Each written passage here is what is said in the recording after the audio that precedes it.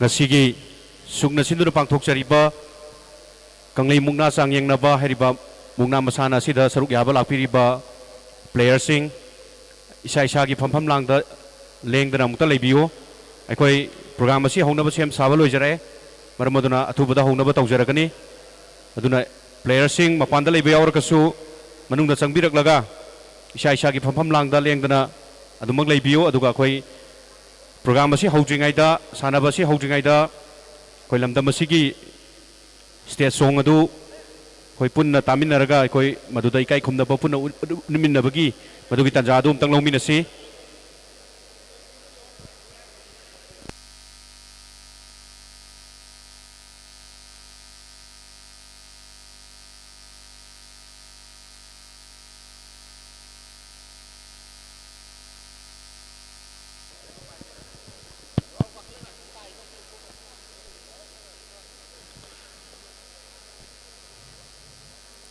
Punumakpu All Manipur Mungna Association gi Maikadagi Technical Official oina laksariba ngasigi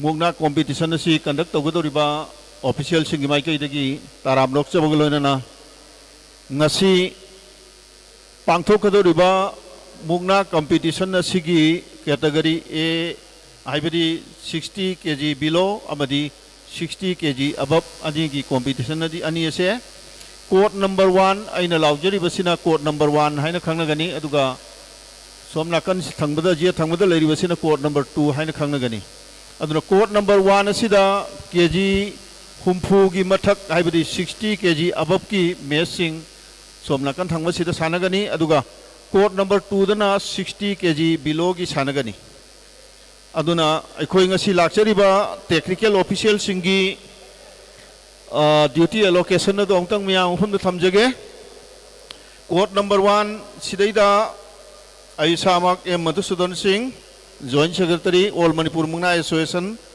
mathangda l tampha singh s arjit singh m gambhir singh I chandramohan singh m jiban kumar singh ch rajen singh El Paka Singh Hairiba official Nepal asina court number 1 aina lejeriba side sida conduct obigani aduga court number 2 65 kg below gi nakal sida conduct obigadaba official singna I Bor Babu Singh koigi joint secretary all Manipur Mungna association gi mana lead toraga TI Sudoy Chan Singh S Norendra Singh N Bokul Singh L Lokendra Singh KS Gunamani Singh Ais Nenin Singh Hairiba official Tare Rasina court number 2 ki site koigi lengbiro adu court number 1 da legadaba official singjo sida dum lebiro court number 2 gi su asomna kan thangba site somda lengsan biraga koigi messing asi conduct taw hauna na wi damukta da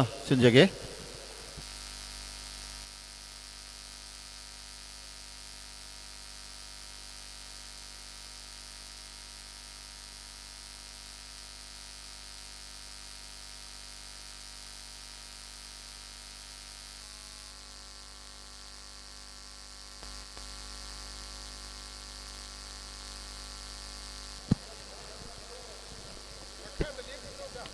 Sanaroi Singh amadi Sanaroi Singh gi loina birakliba parents sing stage song sakpas di akhoi punamak lepminaraga ikai khumnabu unminasi haiba wafam senjalang jeriba singi maikai dagi lakpiriba khuding maki mafam dan nolokna ningsing jari haunaba tawras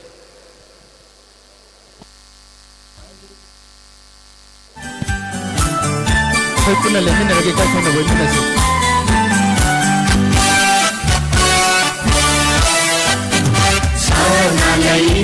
Manipur, Manipur, Saunalaiba Manipur, Manipur, Poloi Nangi Manipur, Manipur, Poloi Nangi Manipur, Manipur, Lai Janungi Mani, Naraki Raina, Lai Janungi Mani, Naraki Raina, picked up now, Mama Chowbini, picked up now, Mama Chowbini.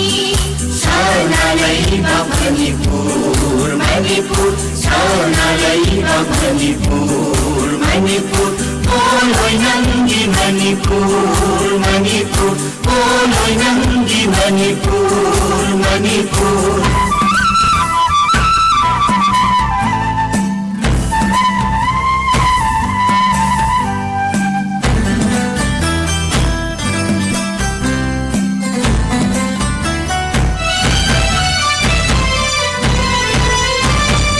Inungbungdagi haurakpi Jinglona palon kharibi Inungbungdagi haurakpi Jinglona palon kharibi Sanglen kijo seti chanbi haibi Sanglen kijo seti chanbi haibi Jitnalim na maguliri Jitnalim na maguliri Sana laiba Manipur Manipur Sana laiba Manipur Manipur Poloy namgi Manipur Manipur Poloy namgi Manipur Manipur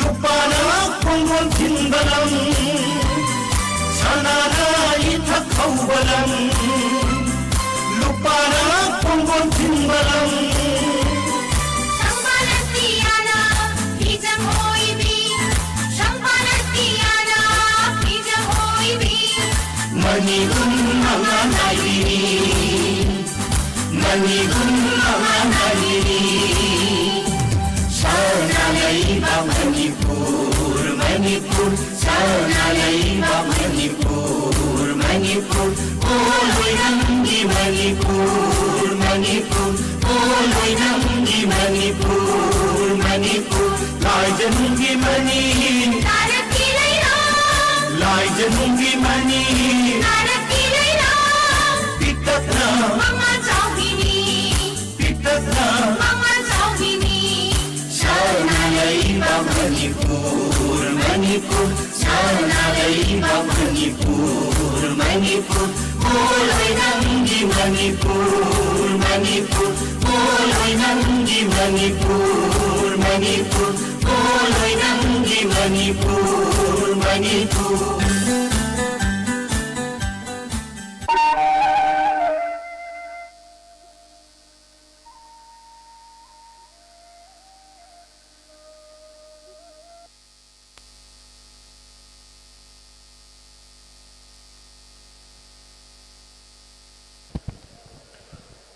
ngasi yaifaraba thangja numit megi tang kuntra numit asida students union of Kangleipak sukna sinjaduna pangthokjariba Kanglei mukna changyeng naba hariba competition asi koi Dr. Kamal Indoor Stadium Manipur University ki campus ta leiba sida pangthokjariba si haunanaba aikoi All Manipur Mukna Association ki official singi mafamda sinajaragani haudringagi mamangda Suki Maikaidagi ngasi lakpiriba player singi mafamda karigumba kharadang khanganjage madudi aikoina sanariba masana asi aikoigi yelongaidagi leraklaba aikoigi inat ki oiba masana ni maramaduna sanaroi singna amaga competition tongnaba matamda amaga thoi hen tanaba matamda aikoi yeknaba amaga agumna tawbugi mahutta ꯌꯥꯝꯅ ꯅꯨꯡꯁꯤꯅꯅ ꯅꯨꯡꯁꯤ ꯆꯥꯟꯅꯕꯒꯤ ꯑꯃꯒꯤ ꯑꯗꯨꯒ ꯑꯩꯈꯣꯏ ꯃꯥꯏ ꯄꯥꯛꯇꯕ ꯌꯥꯗꯦ ꯍꯥꯏꯕꯒꯤ ꯃꯗꯨꯒꯤ ꯄꯥꯟꯗꯝ ꯑꯗꯨꯗ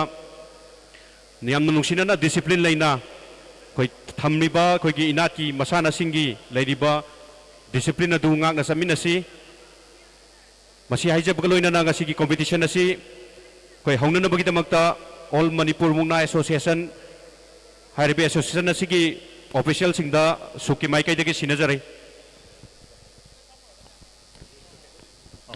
ꯊꯥꯒꯠꯆꯔꯤ ꯑꯩꯈꯣꯏ ꯂꯦꯡꯕꯤꯔꯛꯏꯕ ꯃꯔꯨꯑꯣꯏꯅ ꯃꯨꯛꯅꯥꯔꯣꯏꯁꯤꯡ ꯑꯗꯨꯒ ꯃꯨꯛꯅꯥꯔꯣꯏꯁꯤꯡꯒꯤ ꯄꯦꯔꯦꯟꯁꯁꯤꯡ ꯂꯣꯏꯅꯅ ꯉꯁꯤꯒꯤ ꯑꯁꯤꯒꯨꯝꯂꯕ ꯌꯥꯝꯅ ꯅꯨꯡꯉꯥꯏꯔꯕ ꯃꯨꯛꯅꯥꯒꯤ ꯀꯨꯝꯍꯩ ꯑꯁꯤꯗ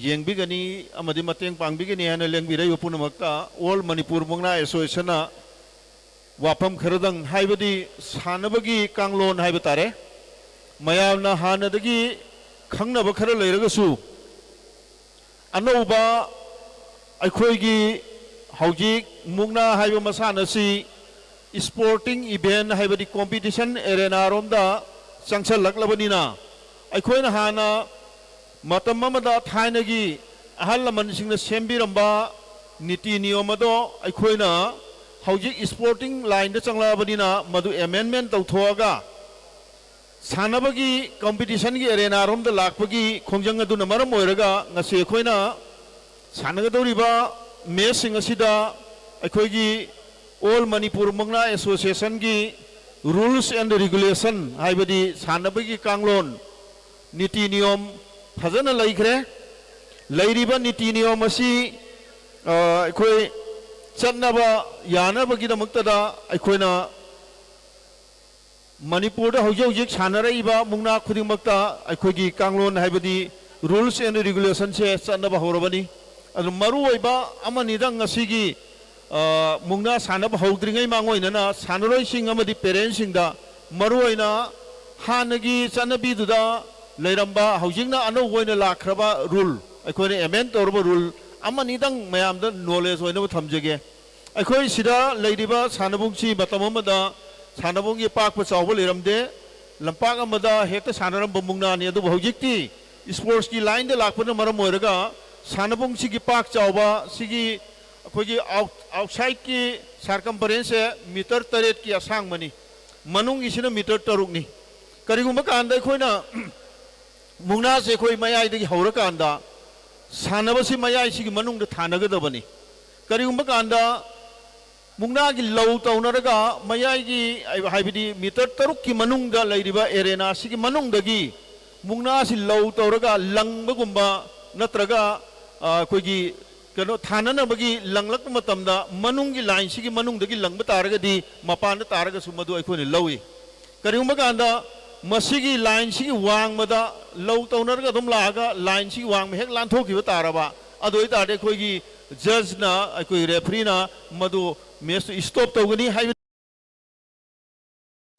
ꯕꯥꯎꯟꯗꯔꯤꯁꯤ ꯋꯥꯡꯃꯗ ꯃꯨꯛꯅꯥ ꯂꯧ ꯇꯧꯕ ꯌꯥꯗꯦ ꯑꯗꯨꯒ ꯃꯄꯥꯟꯗ ꯊꯥꯅꯕ ꯌꯥꯗꯦ ꯍꯥꯏꯕꯗꯨꯅꯤ ꯑꯗꯨꯒ ꯁꯤꯅ ꯅꯝꯕꯔ 1 ꯂꯩꯔꯦ ꯑꯗꯨꯒ ꯑꯃꯅ ꯑꯩꯈꯣꯏꯒꯤ ꯃꯨꯛꯅꯥꯒꯤ ꯍꯥꯟꯅ ꯃꯇꯝ ꯂꯦꯞꯇꯅ ꯊꯣꯏꯅꯗ꯭ꯔꯤꯉꯩ ꯁꯥꯟꯅꯔꯝꯕꯗꯣ ꯍꯧꯖꯤꯛꯇꯤ ꯑꯗꯨ ꯅꯠꯇ꯭ꯔꯦ ꯍꯧꯖꯤꯛ ꯃꯨꯛꯅꯥꯒꯤ ꯃꯇꯝꯁꯦ ꯑꯄꯤꯕ ꯃꯇꯝ ꯃꯤꯅꯤꯠ 5ꯅꯤ ꯃꯨꯛꯅꯥ ꯃꯦꯠꯁ ꯑꯃꯒꯤ ꯆꯞ ꯆꯥꯕ ꯑꯩꯈꯣꯏꯅ ꯗ꯭ꯌꯨꯔꯦꯁꯟ ꯄꯤꯔꯤꯕꯁꯦ ꯃꯤꯅꯤꯠ 5ꯅꯤ ꯀꯔꯤꯒꯨꯝꯕ ꯃꯇꯝꯗ ꯃꯨꯛꯅꯥꯁꯤ ꯊꯥꯅꯕ ꯉꯝꯗꯗꯅ ꯃꯤꯅꯤꯠ 5ꯁꯤ ꯍꯦꯟꯗꯣꯛꯄ ꯇꯥꯔꯕ ꯑꯩꯈꯣꯏꯅ ꯑꯦꯛꯁꯇ꯭ꯔꯥ ꯇꯥꯏꯝ ꯍꯥꯏꯗꯅ ꯃꯤꯅꯤꯠ 3 ꯑꯃ ꯍꯥꯞꯄꯤ ꯍꯥꯞꯂꯤꯕ ꯃꯤꯅꯤꯠ 3ꯁꯦ ꯃꯁꯤ ꯀꯔꯝꯍꯥꯏꯅ ꯇꯧꯒꯦꯕꯨ ꯑꯩꯈꯣꯏꯒꯤ ꯔꯨꯜꯗ ꯍꯧꯖꯤꯛ ꯇꯧꯔꯤꯕꯁꯦ ꯃꯁꯤ ꯇꯉꯥꯏ ꯐꯗꯅ ꯊꯥꯅꯗꯕ ꯌꯥꯗꯕ ꯃꯨꯛꯅꯥꯁꯤ ꯊꯥꯅꯗꯕ ꯌꯥꯗꯕꯅꯤ나 ꯍꯥꯏꯔꯤꯕ ꯃꯤꯅꯤꯠ 3ꯁꯤꯒꯤ ꯃꯅꯨꯡꯗ ꯊꯥꯅꯅꯕꯒꯤ ꯃꯔꯝꯁꯦ ꯑꯩꯈꯣꯏꯅ ꯄꯤꯔꯤꯕꯁꯦ ꯃꯤꯅꯤꯠ 3 ꯍꯦꯛ ꯁꯨꯕꯒ ꯑꯩꯈꯣꯏꯒꯤ ꯃꯥꯅ ꯁꯥꯟꯅꯔꯣꯏ ꯑꯅꯤꯗꯨꯅ ꯃꯤꯅꯤꯠ 3ꯁꯤꯒꯤ ꯃꯅꯨꯡꯗ ꯑꯦꯇꯦꯛ ꯇꯧꯕ ꯍꯧꯅꯒꯅꯦꯕꯀꯣ ꯑꯦꯇꯦꯛ ꯇꯧꯕꯗ ꯑꯦꯇꯦꯛꯇ ꯃꯈꯜ ꯈꯔ ꯂꯩꯔꯤ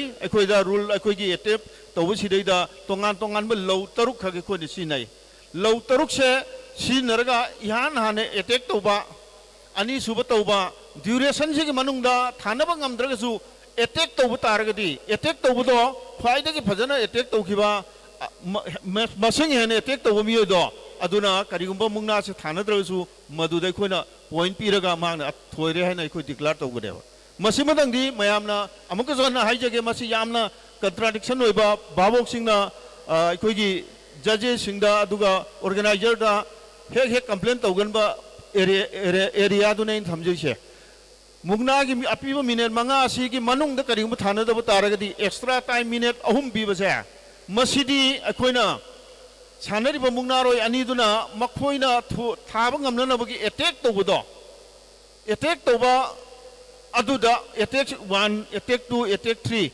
attack number 1 red corner na tawbra adagi attack number 1 si black corner na tawbra haibado mado khoigi scorer da leiriba adagi table da leiriba judge na pirak signal matung ina khone de count orga note tor thamgane ba karigumba mungna se minel hum manung na thana gradi hairbi attack sing do sanararoi but thana udraba करीगुम थानब ngamdraba adoi tari ga sai attack tu da minel ahum du hek loibaga akhoi time keeper na match stop tawgani aduga attack kana ni hena tawki haibu khangla matung da madu gi point do piraga declaration tawgani masimo mayam no knowledge tawbiro haibadi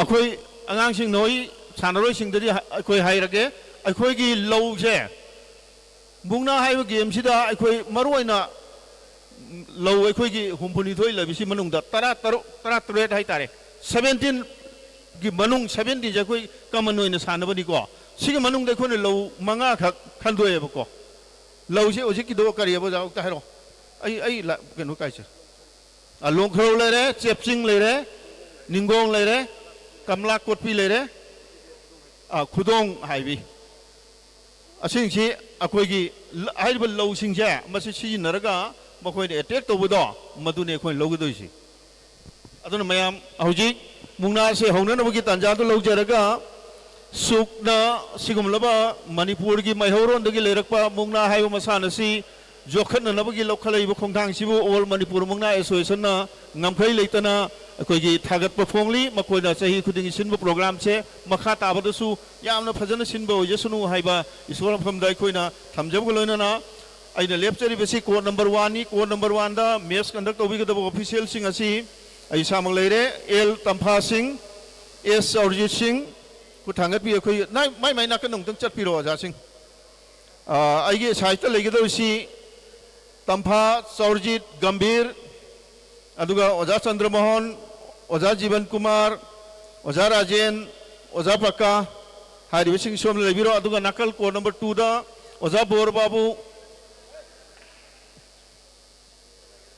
okay ओजा उदयसान ओजा नरेंद्र ओजा बकुल ओजा लोकेंद्र ओजा गुणमणि अमदी ओजा नेनिन हारिबा ओजा सिंह सिना कोई code number 2 दा conduct तोबिगनी अदुना हौजी code number 1 की 60 kg above की सानरोई सिंह आई ममिंग अंतंग थमजगे 60 kg above की सानरोई पुन्न हुमफु मंगानी 65 players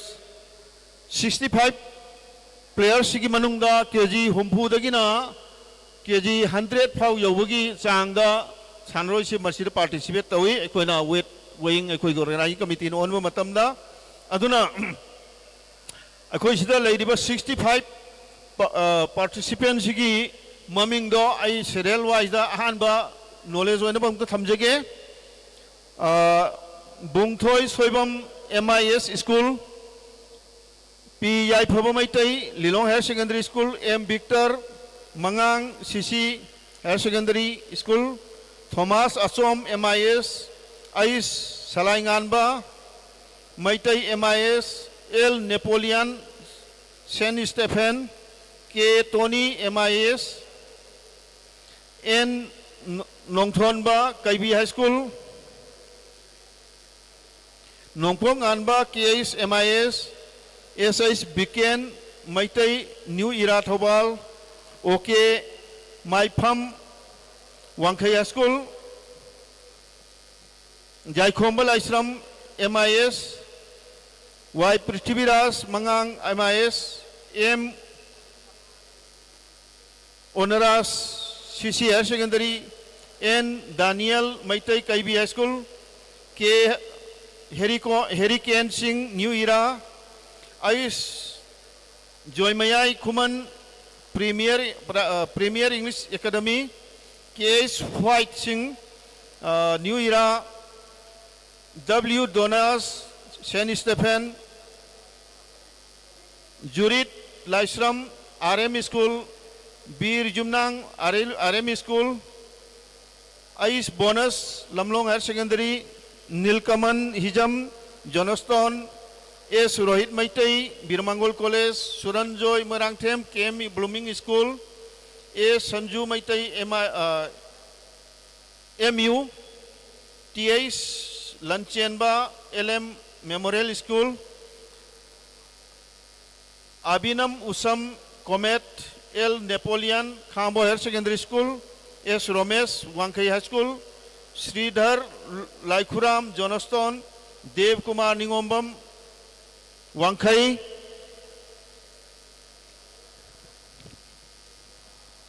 Drog Kurajam Wangkai, O Henthoiba Singh New Era, P. Garrison RM, K.S. Johan Pioneer Academy, L. Sanat Matum CC, K.S. Surchandra RM, Victor Sanasam New Era, W. Boicha Oinam High School, Suraj Texam New Era, W. Chaurjit Singh Comet, Pensiko Kanguzam Konjengbam Nambol College, N. Thoithoiba RM, K. Langamba Maitai Johnston, Denden Nongaitem Comet, M. Ramesh Chandra Mangol Nganbi College, Mangal Ningthaujam RM, N. Birjit Singh Wangkai High School, N. Dhanasyam Eastern Ideal School, Y. Hemba Moirangcha Comet, S. Ganba Ithai Public School, T.H. Ningthemba Maitai Prabhavati College, Lenin Kumar Maibam New Era, N. Rojit Maitai Johnston, T.H. Manimatum New Era, Usam Kremlin Singh Comet, K.H. Malem Nganba Maitai New Era, L. Lanthoiba Maitai RM, Marem Malem Chim Maring Comet, K. Thoithoi Mangol Nganbi College, Wangamba Ilangbam Comet, N. Johnsana KM School, W. Sanaton Kumbi College, L. Wilson Singh Kumbi College. Hariba Sanroi Humbumanga se koigi code number 1 koigi 65 kg above ki Sanroi Singh. Adro code number 2 gi Oza Singh, code number 2 gi ongtang hawino ning Singh jari.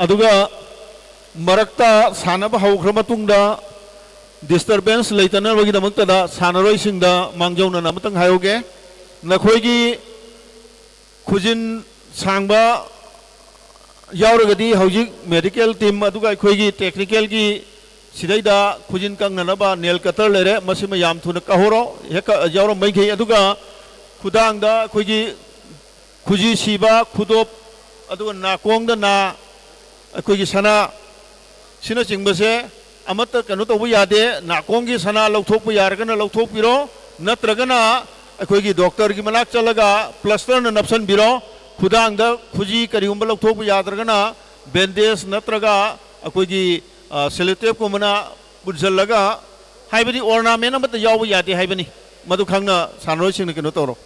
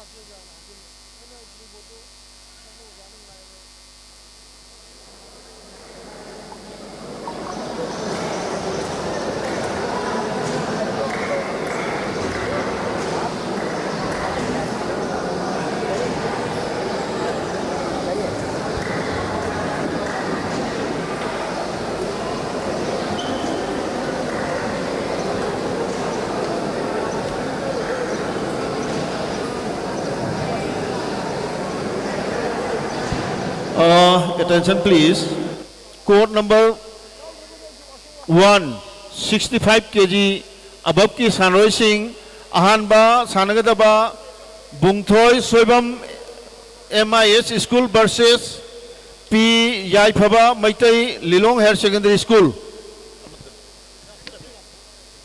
अदुना अहानबदा आइना हेक अहानबा कौरिबा मियोइसिना red corner हाइबदी अंगांग मचू की किची सेटकदबा red corner की अंगांग मचू की ची सेटकदबा सिंगसे इहान हान कौथोरक खुदिंगमक रेड कॉर्नर द लेगनी अदुगा अनी सुबदा कौथोरकपुदुना ब्लैक कॉर्नर द लेगदबा अदुना अहानबगी मेसी खोगी थोइदोइदोना खोगी स्टूडेंट यूनियन कांगलाइपा की सुक की ngasiगी ऑर्गेनाइजिंग कमिटी की माइकेदगी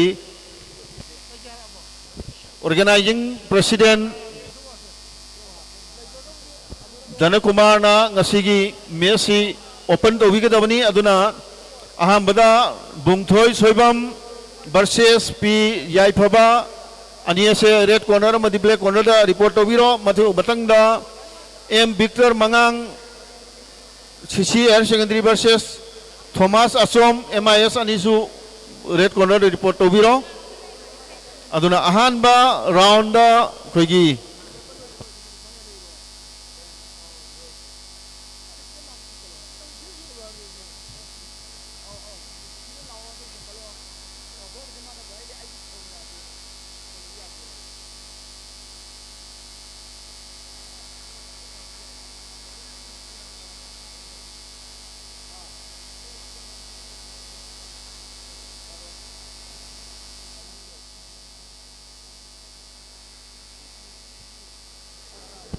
अदुना अखोई ngasiगी अहानबा मेस असि हौदनबगी तांजादु लौजरगे एल तंफा सिंह अमदी ओजा चौरजित अनीना सेंटर रेफरी ओइने संगबिरो अदुगा ओजा चंद्रमोहन अमदी गंभीरना किसी अहानबगी राउंड से उंतंग पाइबिनो निक्सी अदुगा ऑफिशियल सिंह लोइनमक लाइनअप उंतंग तौबिरो अदुगा प्लेयर अनीसु हमने ड्रेस तो लगा लाइनअप तो विरो ngasiगी ओपनिंग कनो से अखोगी ngasiगी ऑर्गेनाइजिंग कमिटी की चेयरमैन ना ओपन तो भी गनी मरमदना प्लेयर अखोगी जजेस सिंह लाइनअप तो लेबिरो तक चपिरो अखोगी कोड नंबर 2 की सो ओजा सिंह ओपन तो भी आना ना बगी ओजा सिंह से लाइनअप उतंग तो भी ना बगी सिंह जरी सेम टाइम दे अखोगी मैच ओपन तो उसी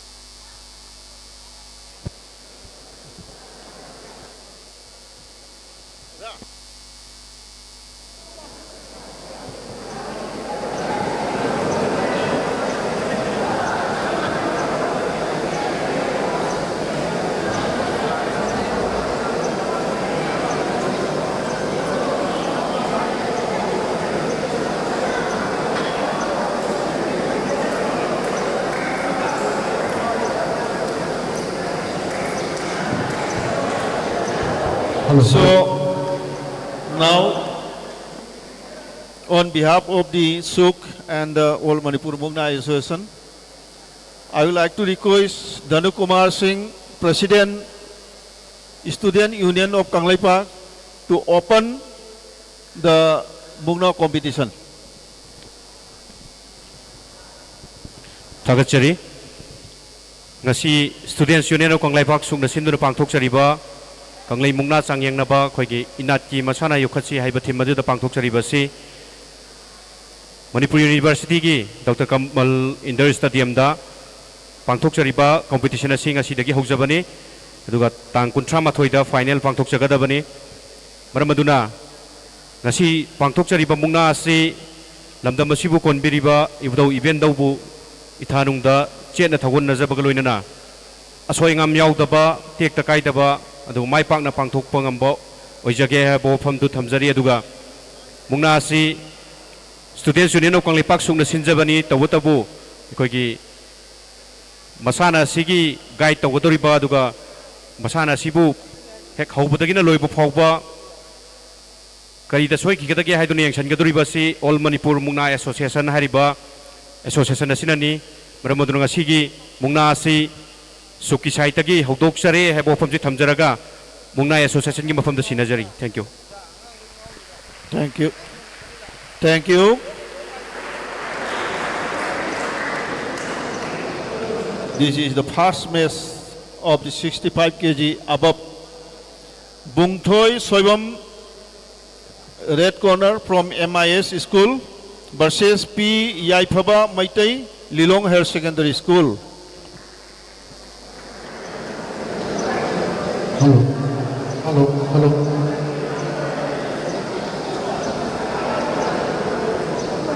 Hello, hello.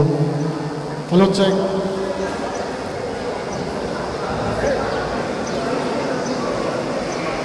Court number 2, below 60 kg.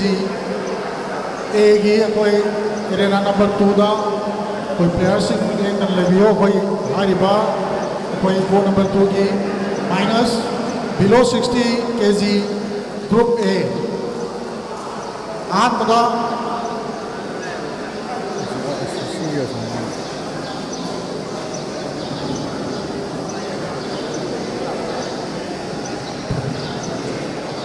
Hojik court number 1 gi Bungthoi Soibam Amadi P. Yaipaba Bungthoi Soibam red corner versus P. Yaipaba black corner. Asing matangda M. Victor Mangang CC Higher Secondary School versus Thomas Asom MIS. Sangsalaga naksana aikoigi kichi setfam da leibiro. Aduga magi matangda mung sanagadabana Ais Salainganba Maitai MIS versus El Napoleon Saint Stephen. Hairiba group of Humsi Ahan Bagi Nongtang ready to Udana, Kuigi Kichi Setpiriba, Ozasingi Manakta Levino Singjari. court number 2, 60 kg below ge Ahan Babauta Atia Kaithelakpam Millennium Institute. Ahan Bako Wasna Red Ki Kisi Fi Set Kadavanaduna Atia Kaithelakpam Millennium Institute red corner versus Abuzam Citrasan CMR School black corner. Court number 2 below 60 kg group A ge Atia Kaithelakpam Millennium Institute red corner versus Abungton Citrasan Abuzam Citrasan CRM School black corner.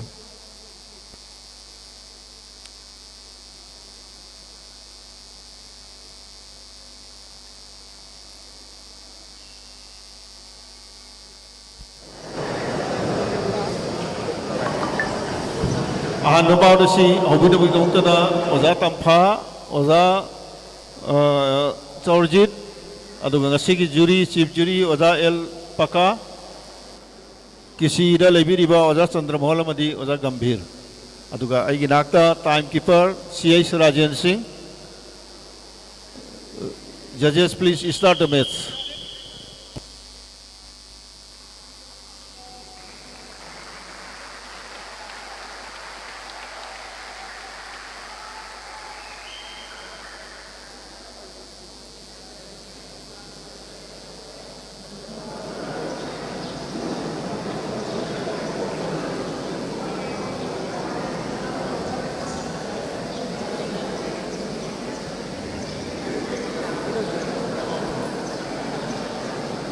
Goal number 2 kai khum nazar bang asigi fast ball ki conduct to bigadawa S Noren Singh center referee amadi N Bokul Singh center referee aduga Ais Lenin Singh chief jury hoina ngasigi irana number 2 ki fast ball ki conduct to bigani oja singh na so hari ball si sathabi anaba amtang irana da changbiyo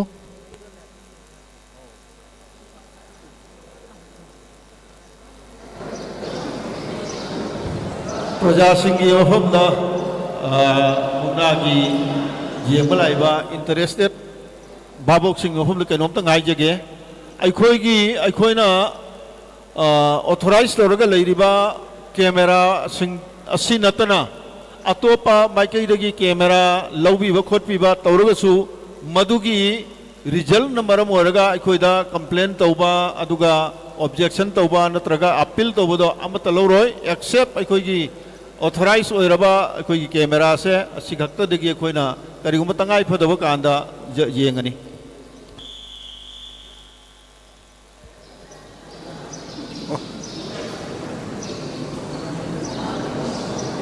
Goal number 2 Atia Kaitel Akpam red pulang na takalo Abuzam Citizen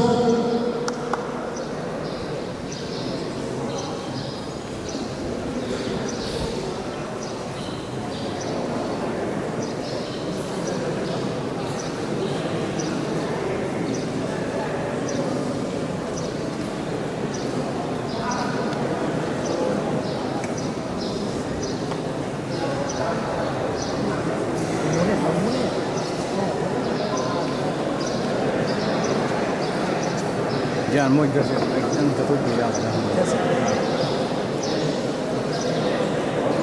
mana fokus boleh lalu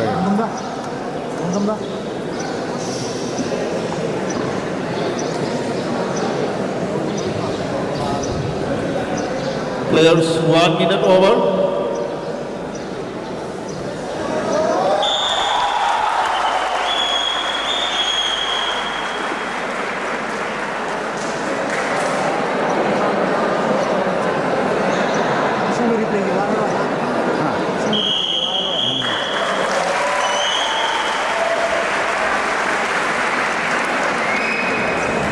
Hauji ahanba mes asibida yaifaba Maitai Lilong Higher Secondary School na bungthoi soibambu minelamaga second taret ki manungda maithi upikre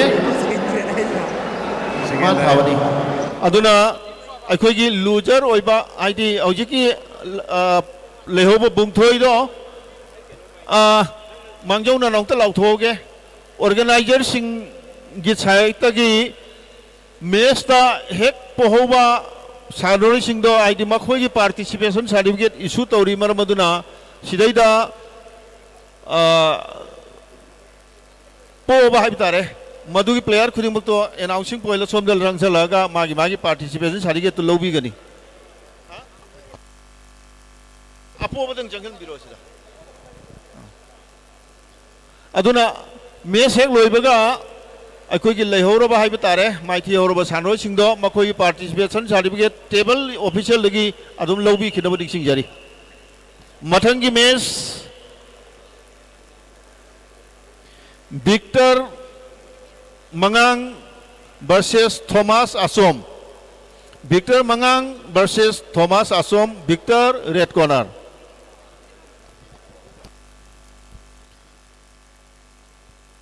Arena number 2 की second bout to sanabagi doba Saugrakpam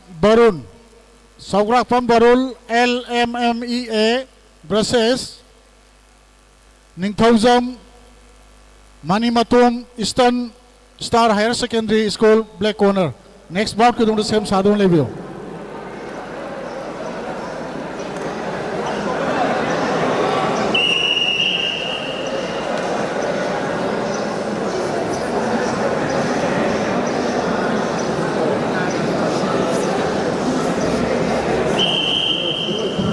Muốn focus taเลย Right. Moi sibudi camera hum ni na.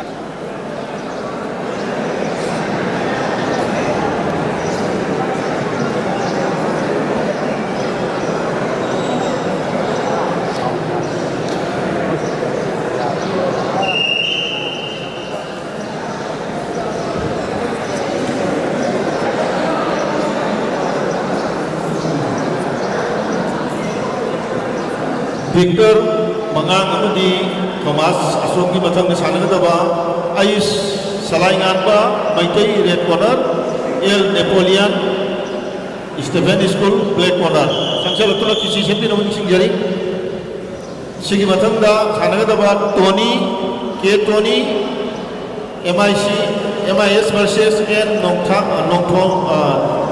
Ningthauremba KB High School Ningthauremba amadi Tony isu Sangsal kisi sepi namun singjari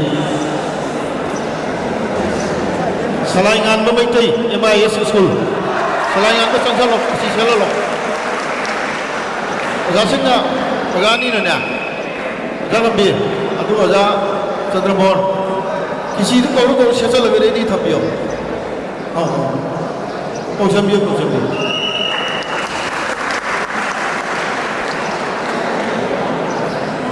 Arena number 2 की first bout की winner हुई क्रबा अतिया एक लाखों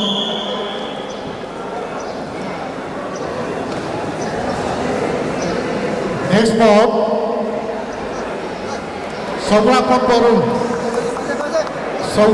Barul LMMEA Sawrakon Barul kho dong thang lo Jambir Kisi si matang ki kisi selo lagi roba Matang itu Sesa lagi Ningthaujam Manimatum Salaingan ba Red Napoleon Black Ningthaujam Manimatum Eastern Star Higher Secondary School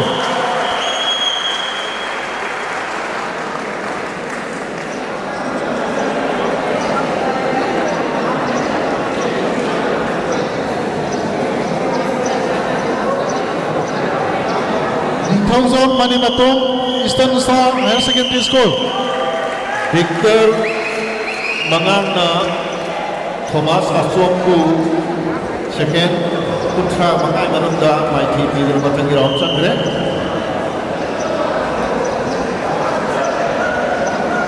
Matangi Mes Salaingan ba Maitei from MIS versus El Napoleon from Saint Stephen School Salaingan ba Red Napoleon Black Makwai ni mathang da setro lebi ka ba K Tony MIS versus N Ningthauremba KB High School K Tony Red Kansalo aduga Ningthauremba Black ni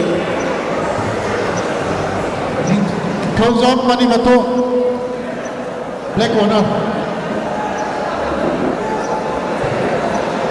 Arena number 2 की third bout to Sanagdova Katrimayom Terison Wangkai Higher Secondary School Red Corner versus Serang Kumar NZ College Black Corner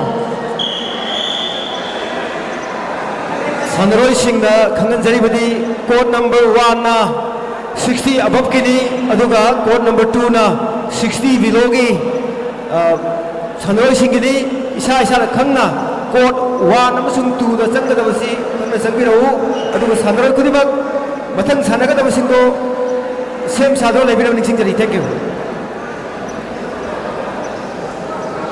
code number 2 da mathang sanagadaba Sanaroi Singdo film ya de saga ning singjari hojik adom ki kisi sedanaba juri na ngai ga leire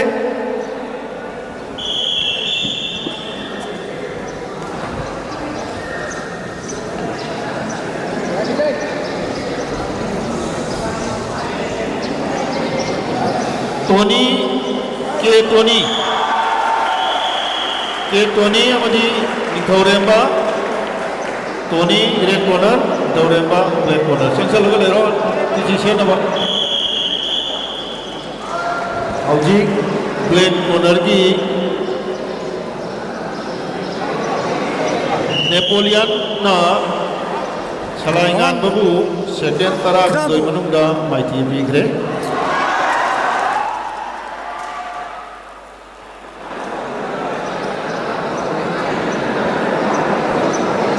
मथंगी ꯍꯧꯖꯤꯛꯀꯤ ꯑꯅꯤꯁꯨꯕ ꯕꯥꯎꯠꯀꯤ winner ꯑꯗꯨ ꯑꯩꯈꯣꯏ black ꯀꯣꯔꯅꯔꯅ ꯂꯧꯈ꯭ꯔꯦ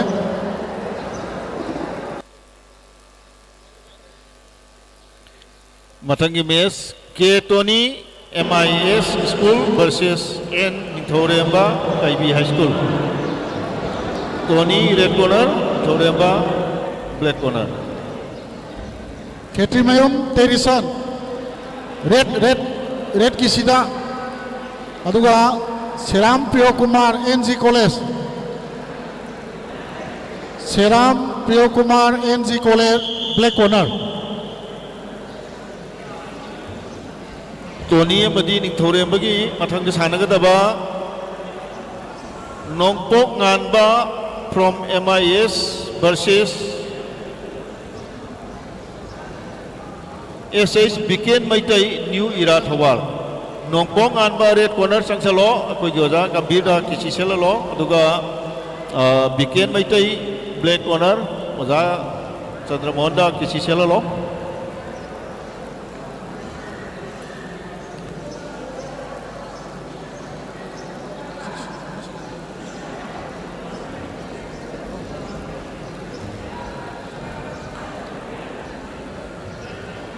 arena number 2 की third बाउटा serum पियो Kumar चुम्ब्रो Phulan थांगलो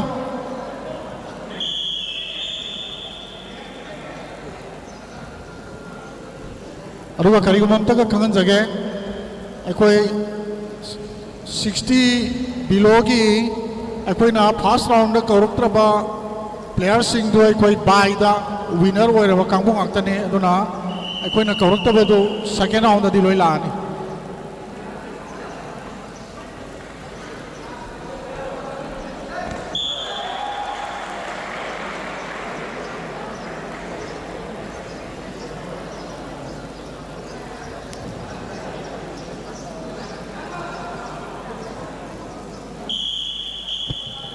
red corner की के टोनी ना सेकेंड कुंथ्रा की मनुंगदा निथौरेंबा KB हाई स्कूल बुमाइकी बीदुना टोनी मथंग राउंड संग्रे मथंग कौथोपचरी नोंपोक गानबा from MIS school versus SH Biken Meitei new era मखोई मथंग सानबी गदबना OK Maipham Wangkhei high school versus Yaikhomba Laishram MIS OK Maipham किसी से नबी तमुक्त रेड कॉर्नर संगलो अदुगा याइखोंबा लाइस्रम MIS बिलबेक कॉर्नर दा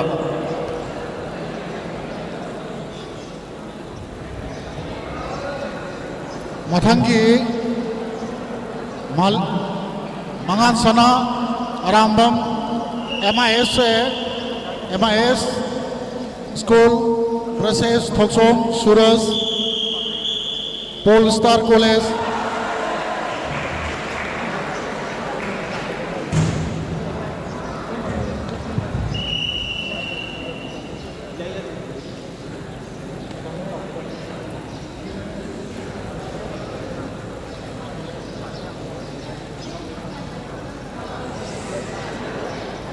four bought Mangan Sana Arambam MIS red corner versus Thoksom Suraj pole star college black corner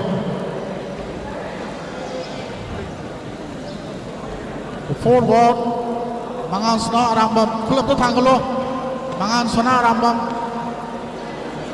Thoksom सूरज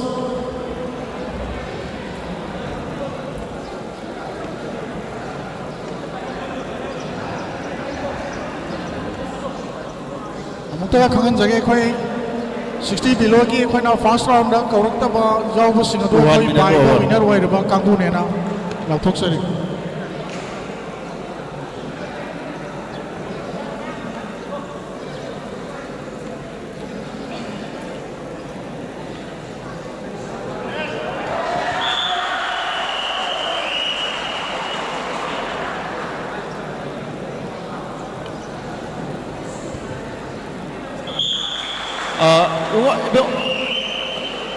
ꯑꯊꯣꯏꯕꯗꯣ ꯑꯣꯖꯥ ꯑꯊꯣꯏꯕꯅ ꯃꯄꯥꯟꯗ ꯊꯣꯡꯗꯣ ꯄꯣꯝꯕꯗꯨꯅ ꯑꯗꯨ ꯊꯝꯕꯤꯌꯨ ꯑꯗꯨꯗꯤ ꯌꯦꯜꯂꯁꯦꯕ ꯃꯌꯥꯏꯗ ꯑꯣꯏꯅ ꯄꯤꯔꯒꯦ ꯕ꯭ꯂꯦꯛ ꯀꯣꯔꯅꯔꯒꯤ ꯕꯤꯀꯦꯟꯅ ꯅꯣꯡꯄꯣꯛ ꯉꯥꯟꯕꯕꯨ ꯃꯥꯏꯊꯤ ꯄꯤꯈ꯭ꯔꯦ ꯃꯊꯪꯗ ꯑꯣꯀꯦ ꯃꯥꯏꯐꯝ ꯋꯥꯡꯈꯩ ꯍꯥꯏ ꯁ꯭ꯀꯨꯜ ꯚꯔꯁꯦꯁ ꯖꯥꯏꯈꯣꯝꯕ ꯂꯥꯏꯁ꯭ꯔꯝ MIS ꯑꯣꯀꯦ ꯃꯥꯏꯐꯝ ꯔꯦꯠ ꯀꯣꯔꯅꯔ ꯃꯈꯣꯏꯒꯤ ꯃꯇꯨꯡꯗ ꯑꯣꯖꯥ ꯑꯩꯈꯣꯏ ꯍꯥꯟꯅ ꯀꯧꯁꯜꯂꯒ ꯁꯦꯠꯂꯒ ꯊꯝꯕꯤꯌꯨ ꯃꯇꯝꯁꯤ ꯌꯥꯝ ꯃꯥꯡꯒꯗꯧꯔꯦ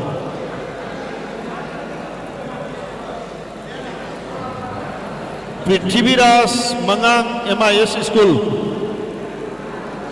versus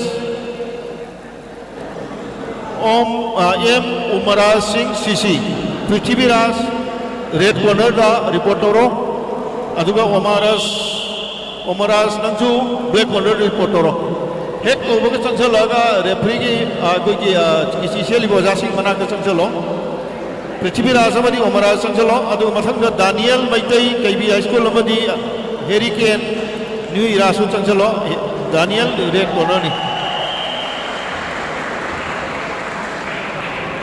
khoi center referee na khoi certificate pi ba do da thambiro adu khoi sidai la pi ja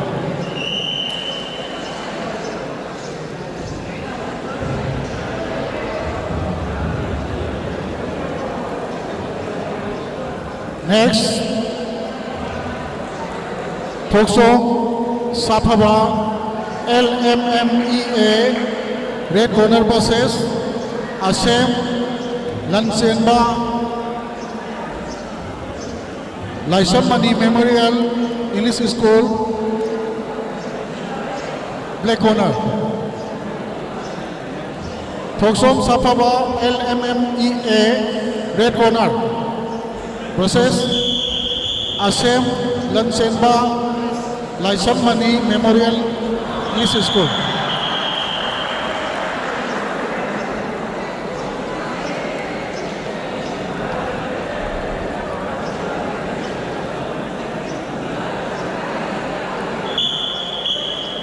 Yaikamba Laisram MIS na Maipak OK Maifambu second mangagi manungda maiti pigre sigi mathangda Y Prithviraj Mangang MIS School versus M Omaraj Singh CC Higher Secondary School. Thoksom Saphaba pulam thanglo Asem Lansenba okay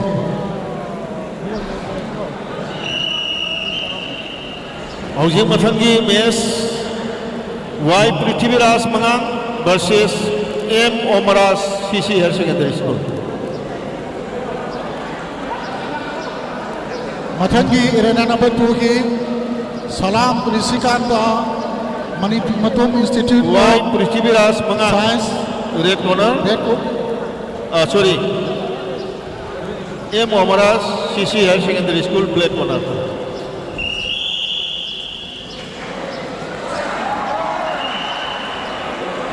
Prithviraj Mangang Sumbrodo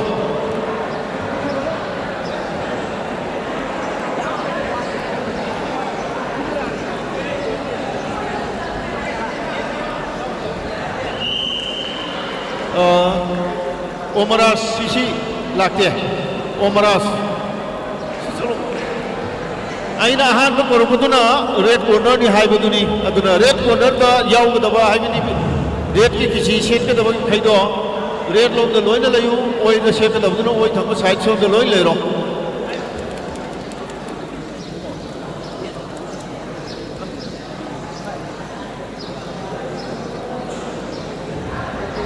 Salam Risikanta, Millennium Institute of Science, red corner versus Thangzam Monis RM School, black corner. Y Prithviraj Mangang, red corner versus M Omaras, black corner. Matang match. Makoi ani ki matung namung sana ka dabana N Daniel Maitai KV High School versus K Hurricane Singh New Era Thawal. Salam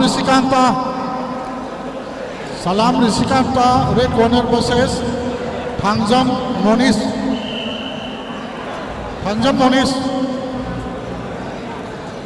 Salam Risikanta, pulang ke tanggal. Okay. Sige matangda same sadon lebio, Laiton Jam Jaipaba, Wangkai Higher Secondary School versus Laisram Vikas Kumbi College. Next bout kita mesti same sadon lebio ni singgani.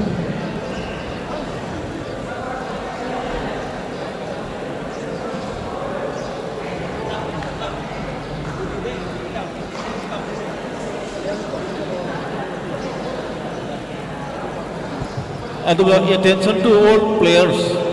Na koi ki body da koi ki perfume da chingba sin naraga lakpa yate perfume tai caption ba yate marmadu na koi phajana tai thuwa ga chalaka da bani.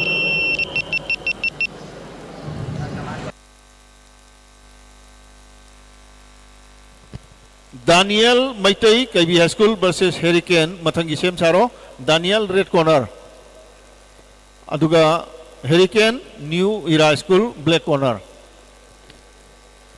Makoi mathang the same sadron legedabana Ice Joymayai Kuman Premier English Academy versus KH White Singh New Era. Joymayai red corner.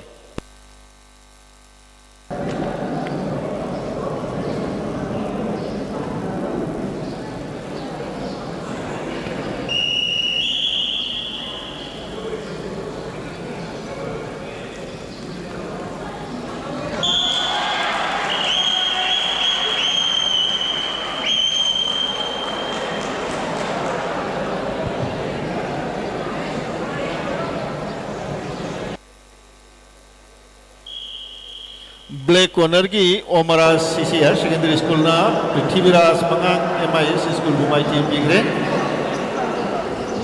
Mathangda N Daniel Maitai KV High School versus K Hurricane Singh New Era. N Daniel red corner. Hurricane black corner. Sige mathangda same sabi ke daba Ice Joymayai Kuman Premier English School versus Case White Singh. Joymaya red corner, white black corner. Chancelo, ani mo chancelo. Ajay Singh Marak report toro. Laiton Jam Jaipaba, red corner versus Laisram Vikas, black corner. Mathang bout kita untuk same sadon lebio. Puraizam Piparel Case white. Pukrabam, Lansemba, Nambo College.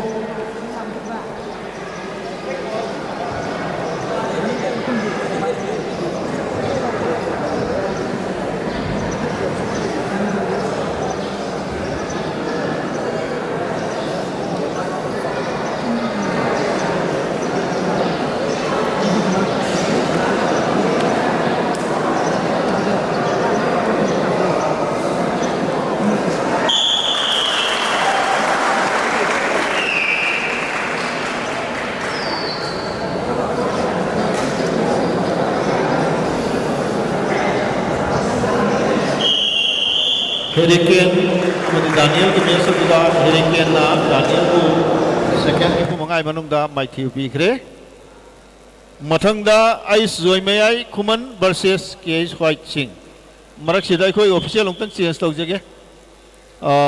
Central referee da Oja Gambhir Madi Jivan Kumar Sangbiu Oja Tampa kisi rom da longtang changsam bina muning singjari Oja irabo kenosu kisi rom da longtang Chandra Mohan kita.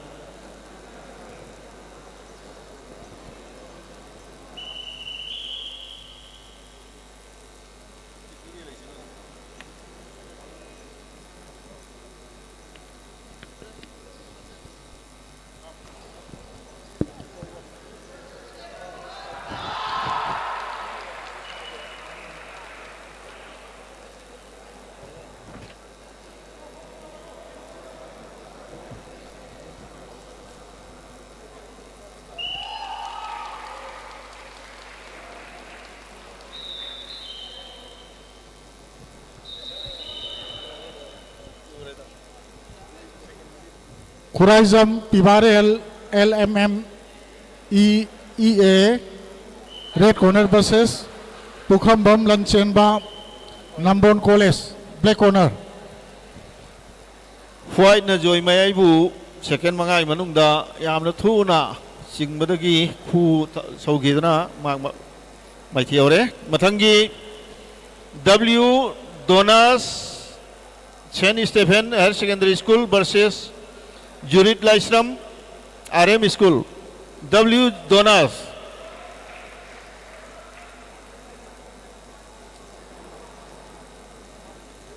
W Donas red corner, Jurid Laisram black corner.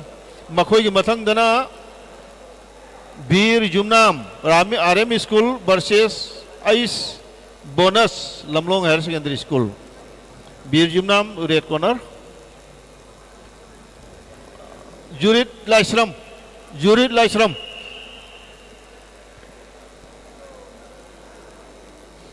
Sige mathang da sanaga da badu su same sadar lairo. Bir Jumnam RM School red corner, Ice Bonus Lamlong Higher Secondary School black corner. Bonus amadi Bir Jumnam changchalo. Code number 1 gini.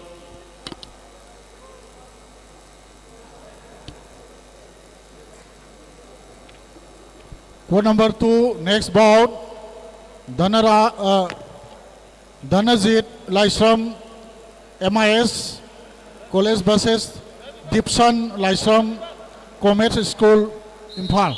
Next bout.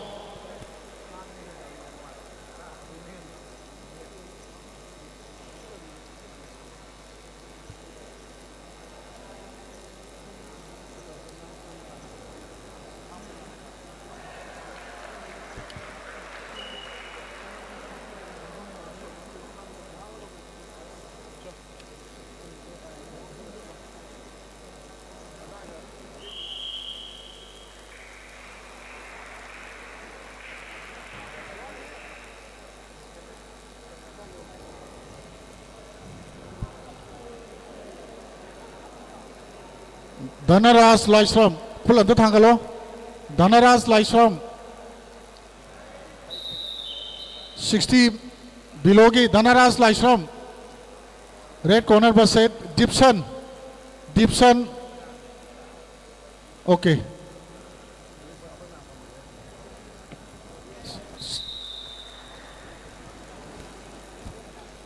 Bir Jumnam amadi bonus ready lero.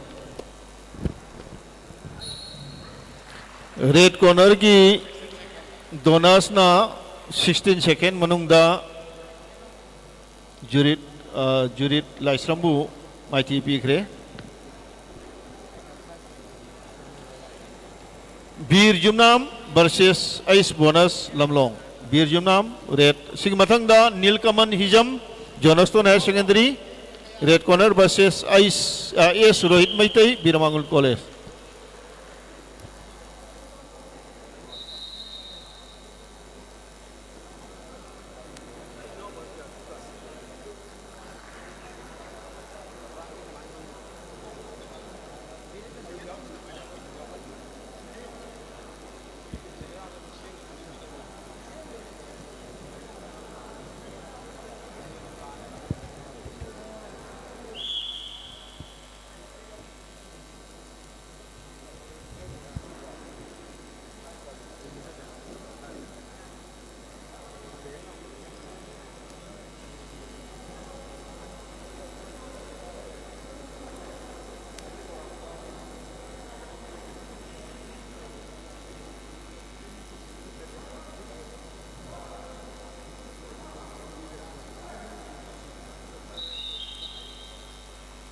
Sige mathangda Nilkaman Hijam Jonaston Higher Secondary versus AS Rohit Maitai Biramangul College.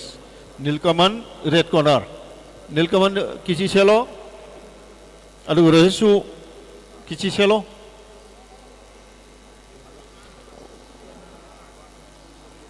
oda kichi selo leri ti to honbio mathangi do ngang sa noi yam thuna oda sing da report toro.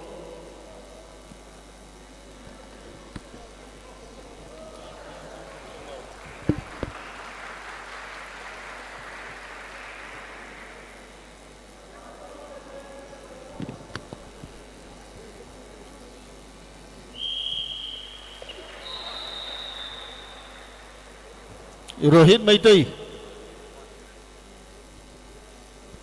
Meitei black corner सोमदा black इधर report तौरो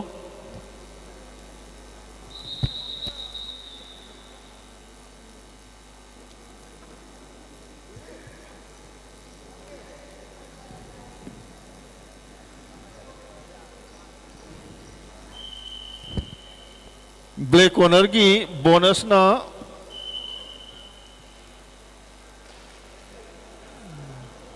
माइथी बीखरे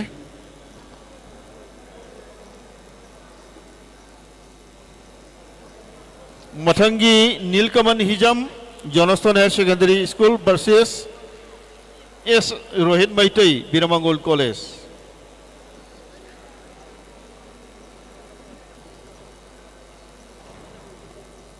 नीलकमल versus Rohit Nilkamal red corner मखोई मथंगदा Suranjoy Moirangthem K M blooming higher secondary school थोबा खांबो versus S Sanju Meitei M U Manipur university सेम झारो Suranjoy Moirangthem red corner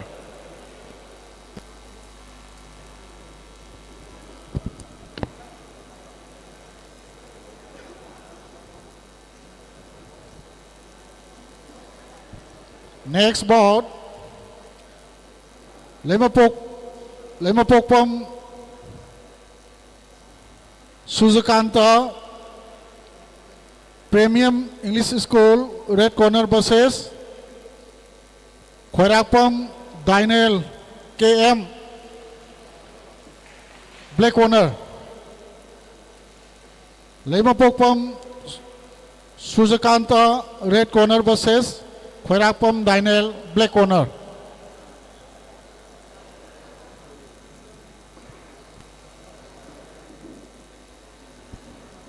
कोई इकाई खुमना जरा बाओ जा चंद्रमोहन सोमदामता इरेना नंबर 2 दम तलाक पियो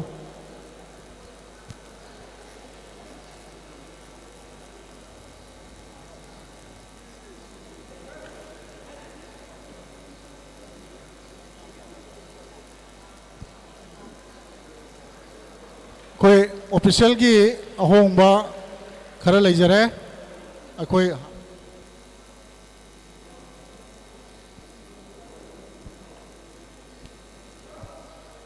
अखोई रेना नंबर 2 की ऑफिशियल रेफी की अहोंबा खरा लेजरे कोई ओजा लोकेंद्रो मदे कोई ओजा चंद्रमोहना मथंगी बाउट से कंडक्ट तौबीगनी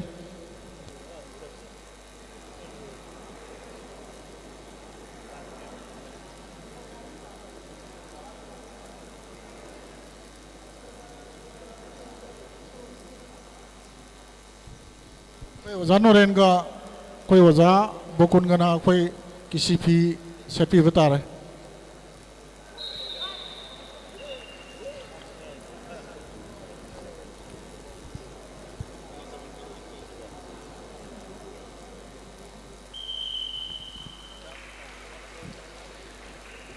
ब्लैक कॉर्नर की रोहित ना सेकेंड कुंतरे की मनुंगदा नीलकमल माइथी पीखरे अरेद ना और नीलकमल हिजमना रोहित पु 27 सेकेंड मनुंग दमाई थी पीखरे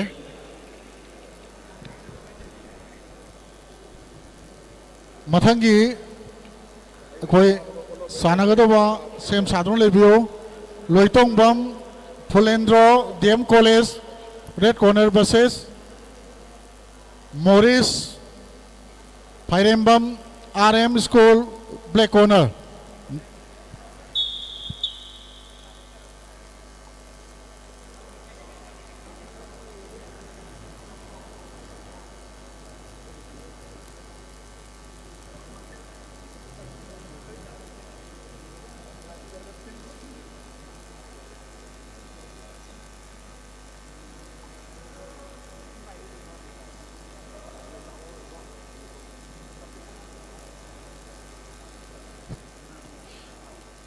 मथंगी Suranjoy Moirangthem K M blooming higher secondary school versus S Sanju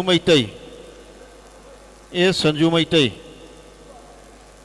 सुरंजोय Moirangthem K M blooming school versus Sanju Maitai MU.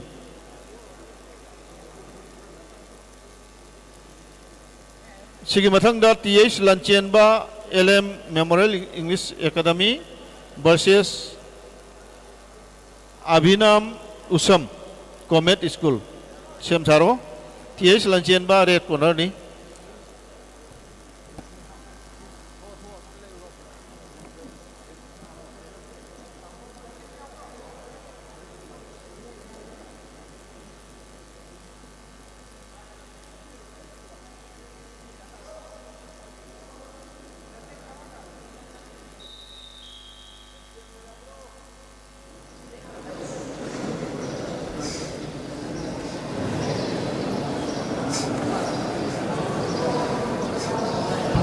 Mathanggi Lanchenba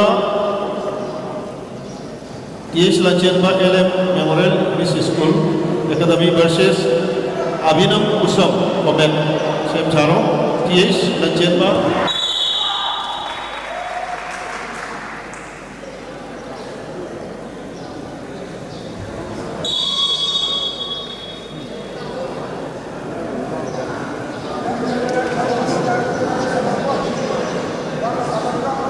Loitong Bang Pulendro Pulendro Takalong versus Morris.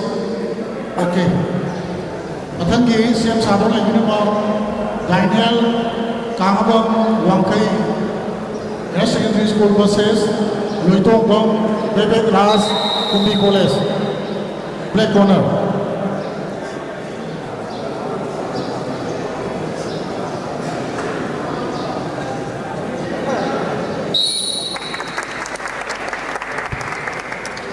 Black corner की संजू मैत्री ना सेकेंड तरह की बंदा चुरंजन मैत्री दिख रहे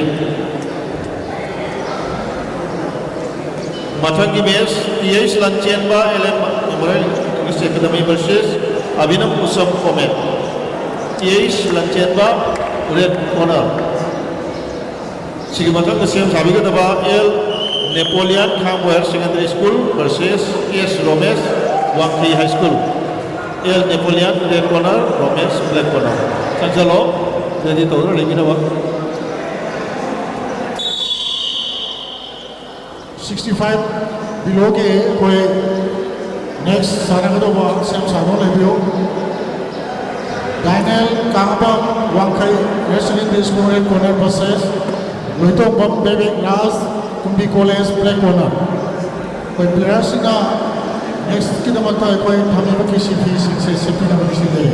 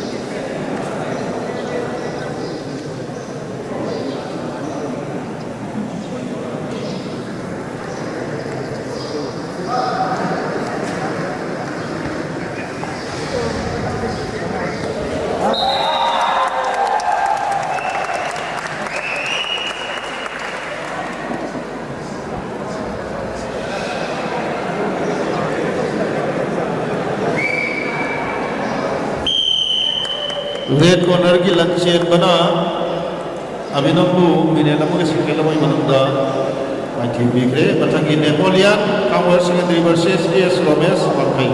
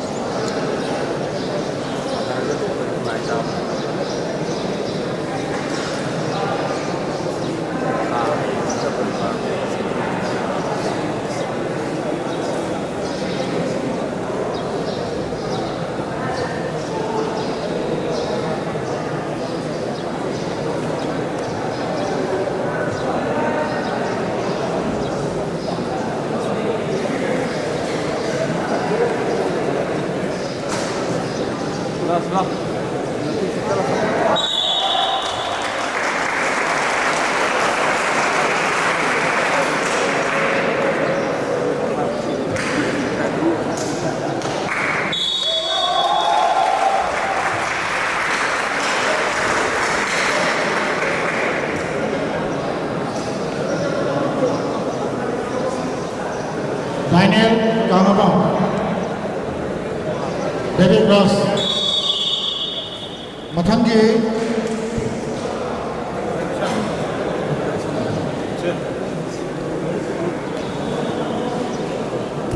Napoleon amadi Romeski lakro Napoleon Howard secondary gi Napoleon nang lo ai nang black corner ro gi to ba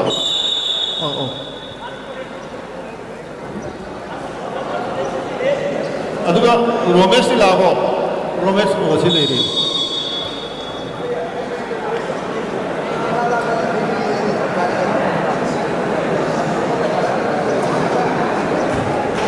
Napoleon red corner ni masigi mathangda Sridhar Kaikhangta, Laikhuram Johnston Higher Secondary School versus Dev Kumar Ningomba Wangkai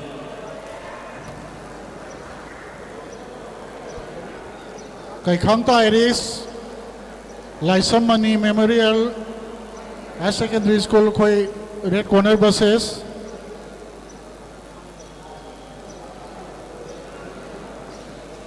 Leninson Wayangbam Comet School black corner.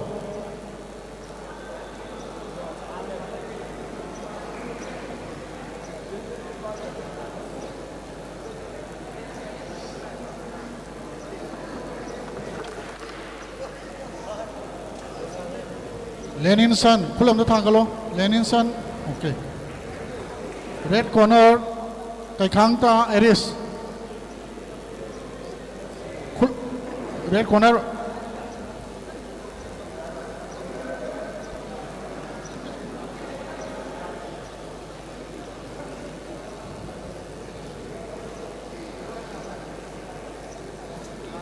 Leninson black. Leninson black. Kaikhangta Iris. Leninson black. Black की किसी से लोग Leninson.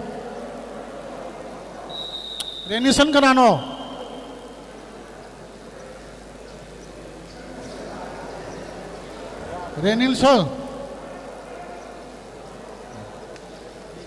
Renilson black corner ले हुआ है बा black की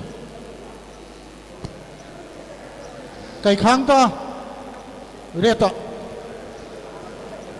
red की सीधे चलो बा Kaikhangta दो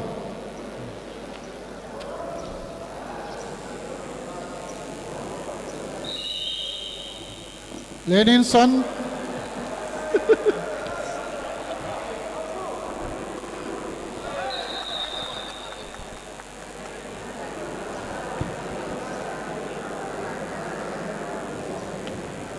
कोई प्लेयर सिंगा कोई आहान बकौबा प्लेयर दुना रेड किसी सेट करने Napoleon red corner na Romesh pu second tarai manung da mai thibi kre mathangi Sridhar Laikhuram Johnston Higher Secondary School amadi Dev Kumar Ningomba मथंग बाउट के दमकता कियाम इनाउ Sana red corner standard college versus Oinam Solomon Comet school black corner next bout के दमकता सेम साधन labio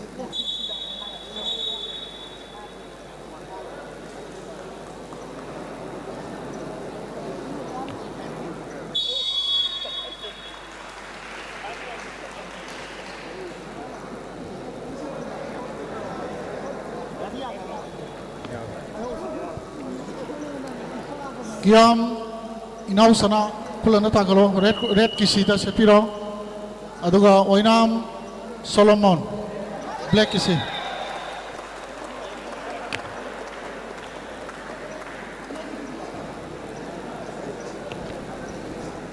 second mari gi manungda red corner Sri Dharna mai thipi gre akhoi technical break oina minute amadang break luxury marak sida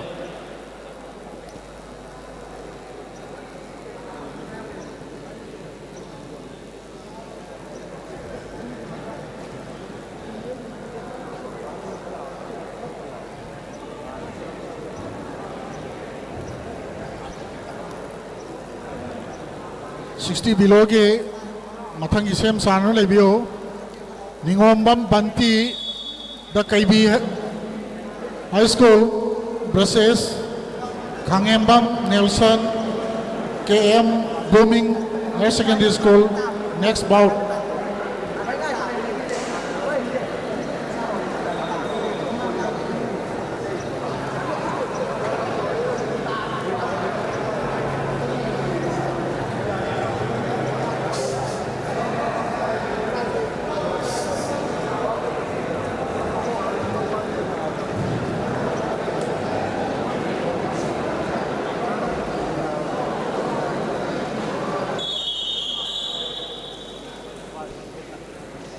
Ningombam Banti pulan na thangalo red corner versus Kangembam Nelson black kisi chalo.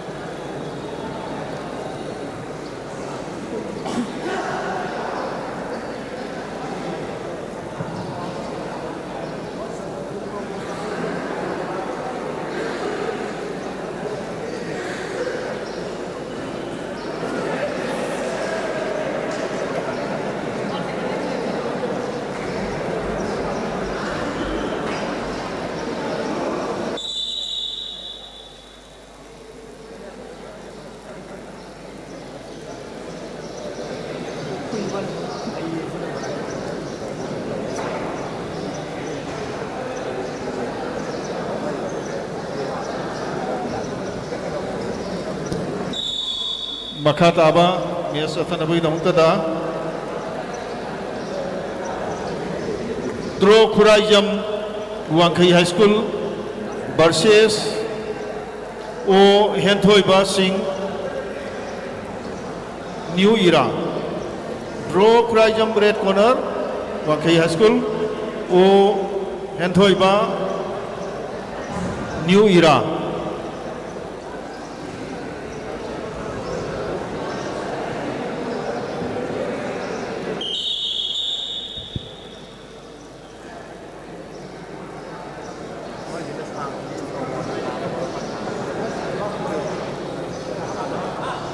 Draw Kurajam red corner aduga O Hentoiba black corner New Era.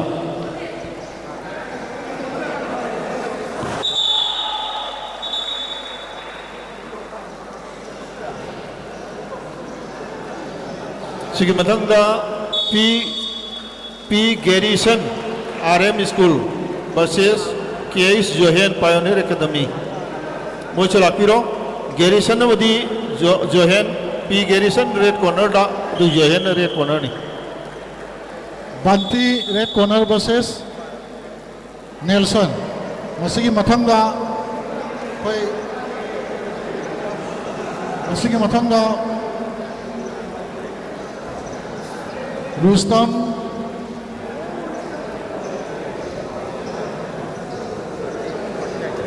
Thaunawjam RM School red corner versus Baskan Nomai Them Moirang Them RM School black corner.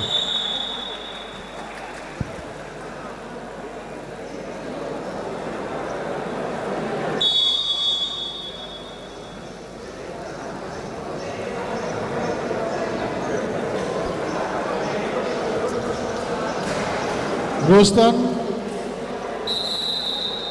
Thaunawjam RM School red corner versus Baskan Moirang Them RM School black corner.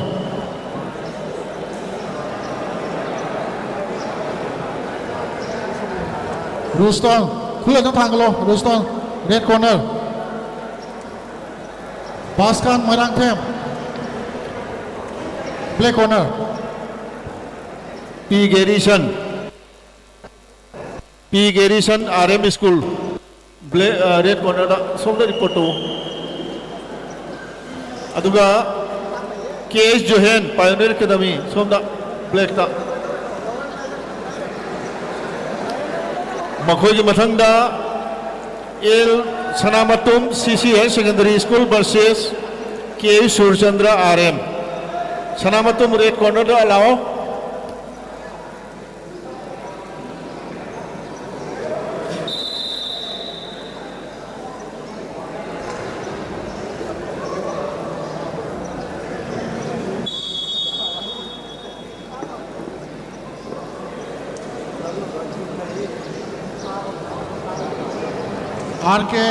RK Winky LMMEA red corner versus Moirang Them Lansenba Nambon College black corner.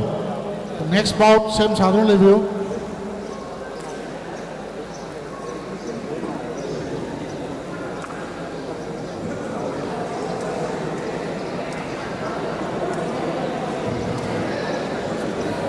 RK Winky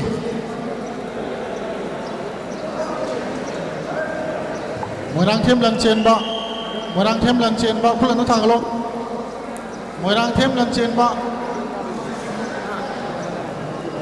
RK Winky red corner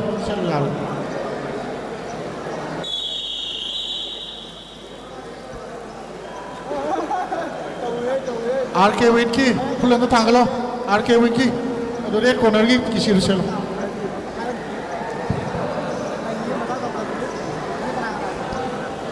1 minute over.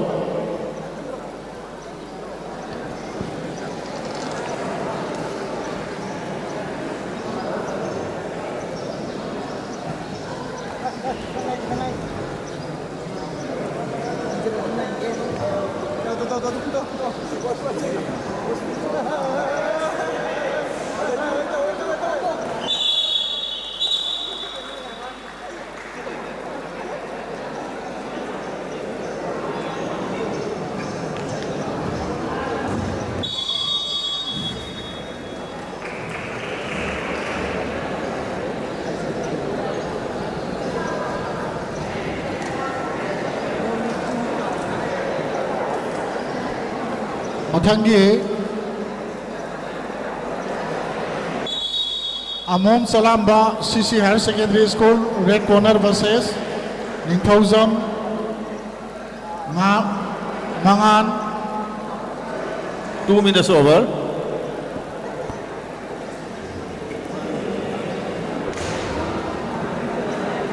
Ningthaujam Mangal black corner Commerce School.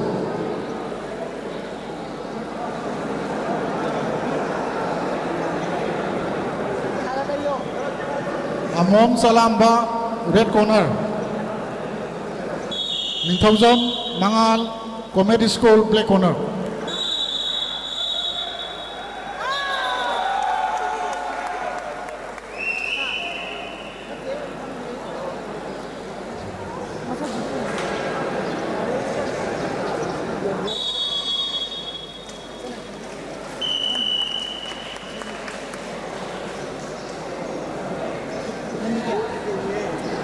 Hentoina Garrison bu minute aniga second tara manungda maji bigre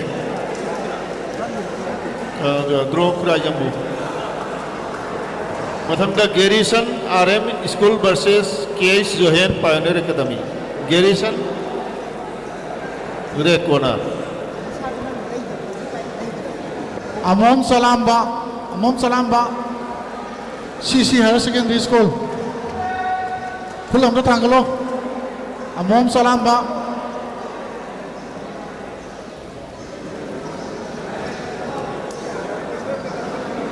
Ningthawjam Mangal. Okay. Next, ako'y Sam Sado Lewu. Amom Johan ba KB Higher Secondary School versus Rakesh Kundong Bang, Prabhavati College, black corner.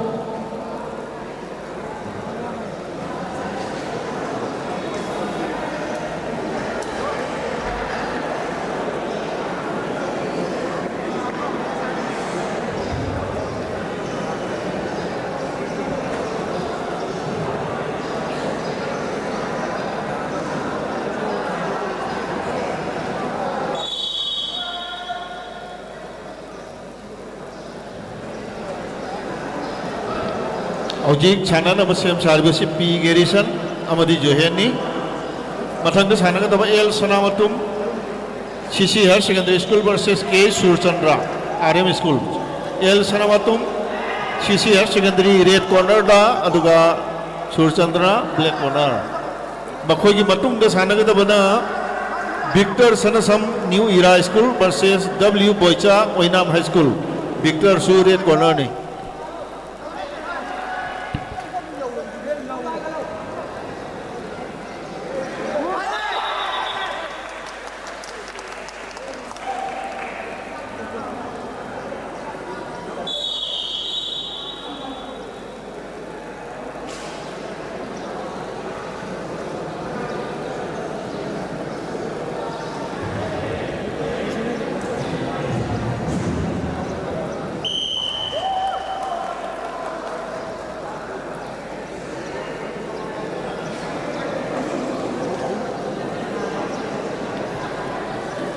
Garrison na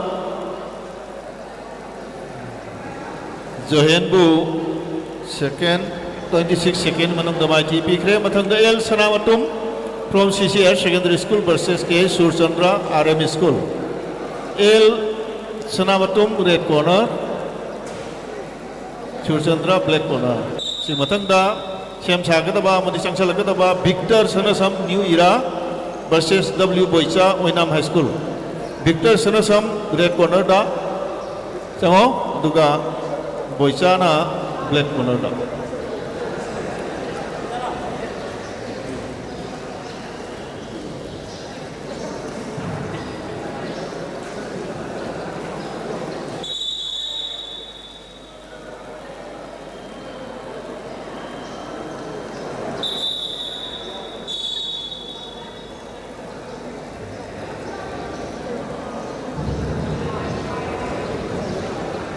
Amom Johan ba red corner versus next bout ki namta Rakesh Kundombam Prabhavati College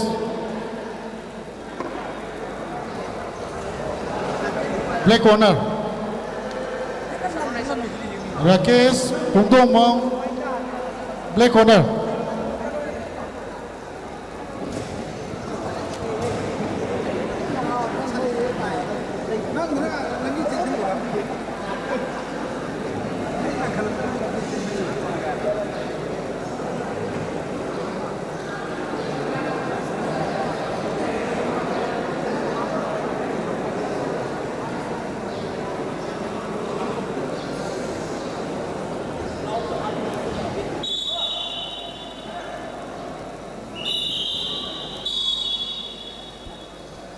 मरथना 60 below की अखोई second round संख्रबा player Singh सेम साधु लेबी अखोई second round लाने दुगा ngasai by the काखिबा प्लेयर सिंह दुसु सेम साधु लेबी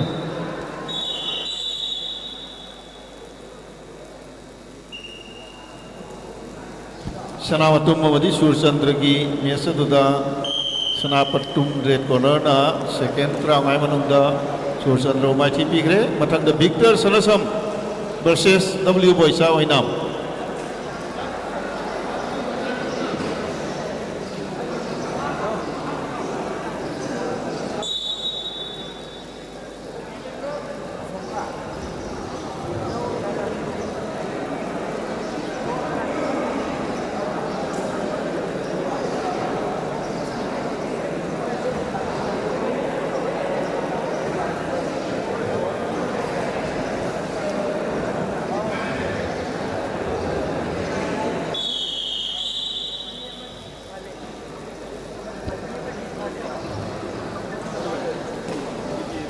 विक्टर सनसम रेड कॉर्नर बोइसा black corner Victor Sanasam red बोइसा रेड ब्लैक मथंग द सूरज टेक्सम new era versus W Sarjit Singh comment school Suraj टेक्सम new era W Sarjit Comet Suraj red corner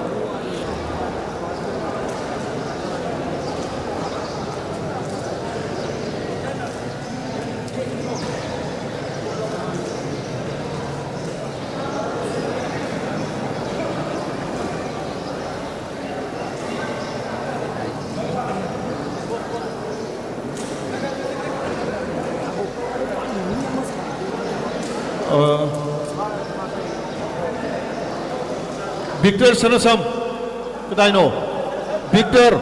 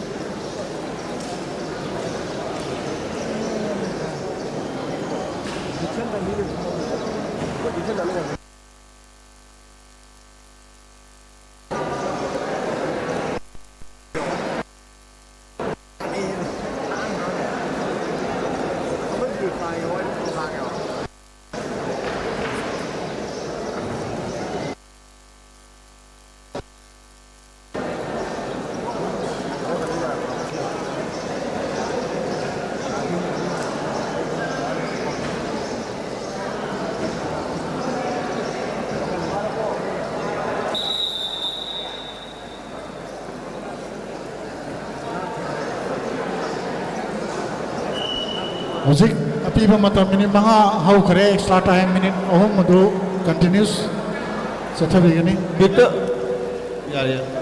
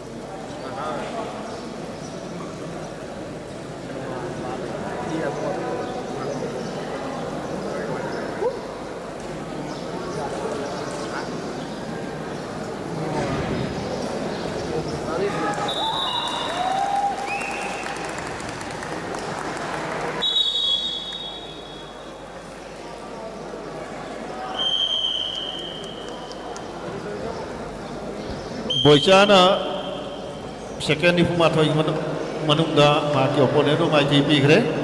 Matanga Sura Stexum New Era versus W. Sarjit Singh Comet. How's minute taruk how kore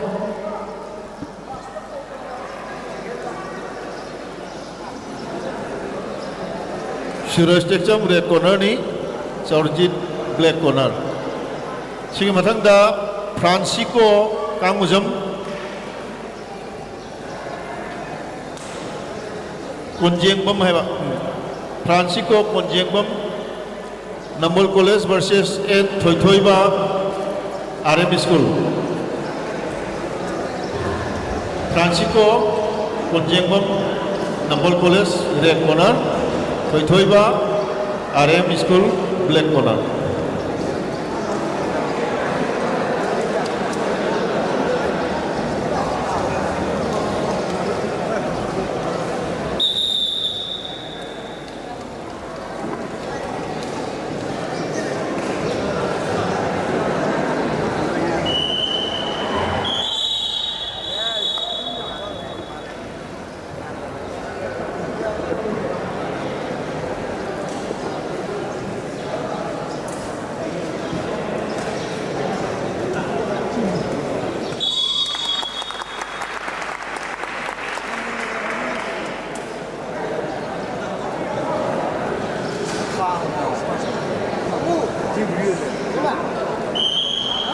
Amam Zohenma red corner versus Rakesh Kundongbam.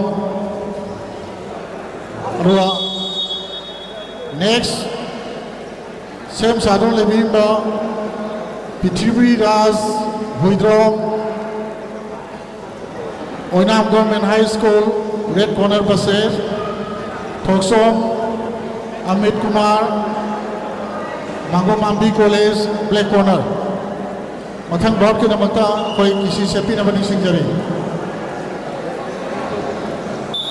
P3B Raz Huidrom Oinam College Oinam Government High School Higher Secondary School versus Thoksom Amit Kumar black corner.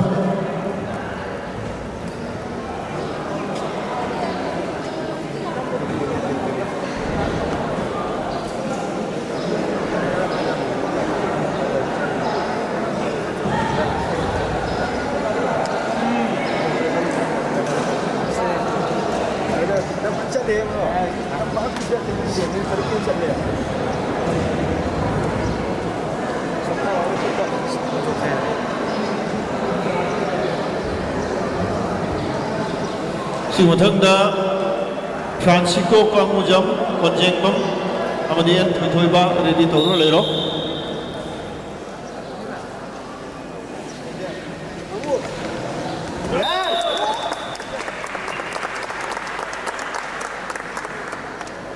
Prithvi Raz Huidrom red corner. Prithvi Raz Huidrom red corner versus Sarjitna Surajbu second Nifumathoi Manunda ITP Gre. Thoksom Amit Kumar black corner. Mathangda Francisco Konjengbam Nambol College versus N Thoithoiba RM.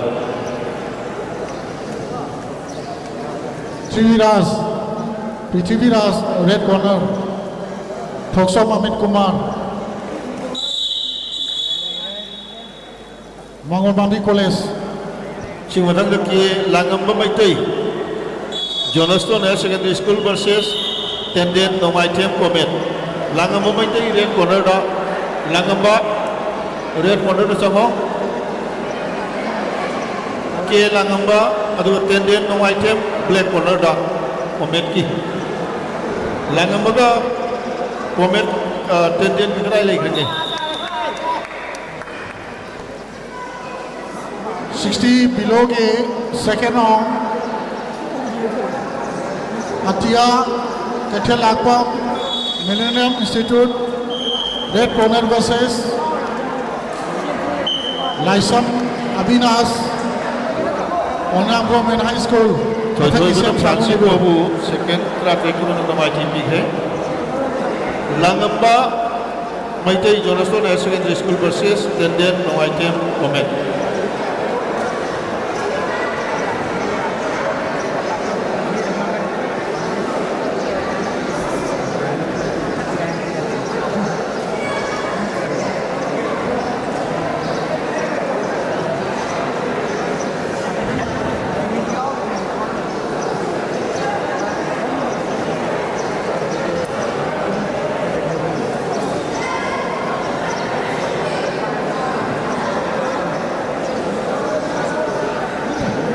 Tondon Langamba Madi Tondon Hagadawani.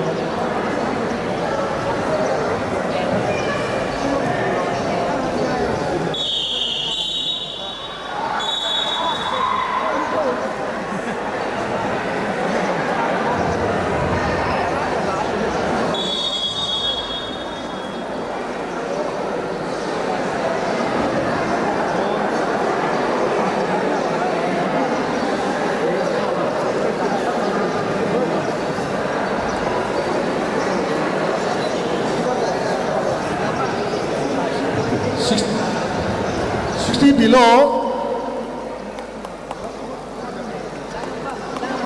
60 below second round Atia Katelakpong red corner Atia Kulapatanglo Abuzam Citrasan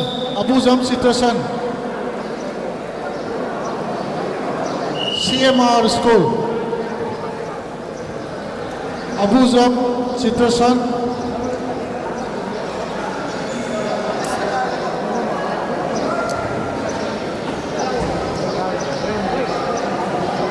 Sorry. Laisam Abinas Oinam Government High School Oinam Laisam Abinas Kulanatang Alola second round 60 below Laisam Abinas Oinam Government High School.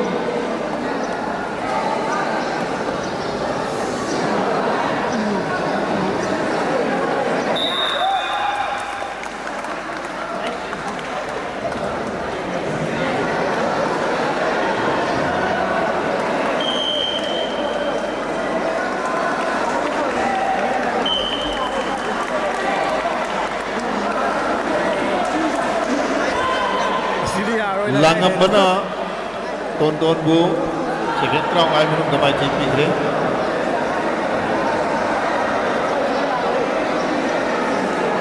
60 below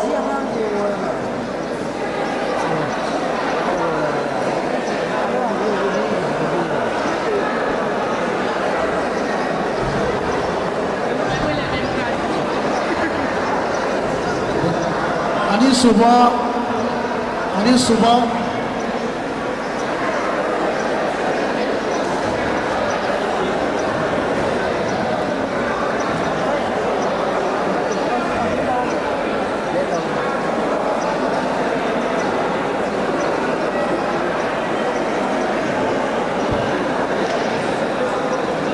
Mathanga Ramesh Chandra Mangolwan B College versus Mangal Ningthaujam RM School. Ramesh Chandra from Mangolwan B College versus Mangal Ningthaujam RM School. Mathangi.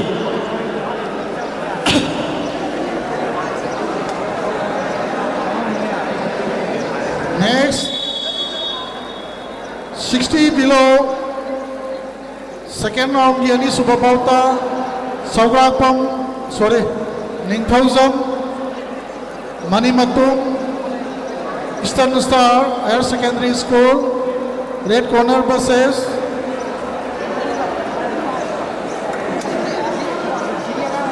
Moirangthem Surjit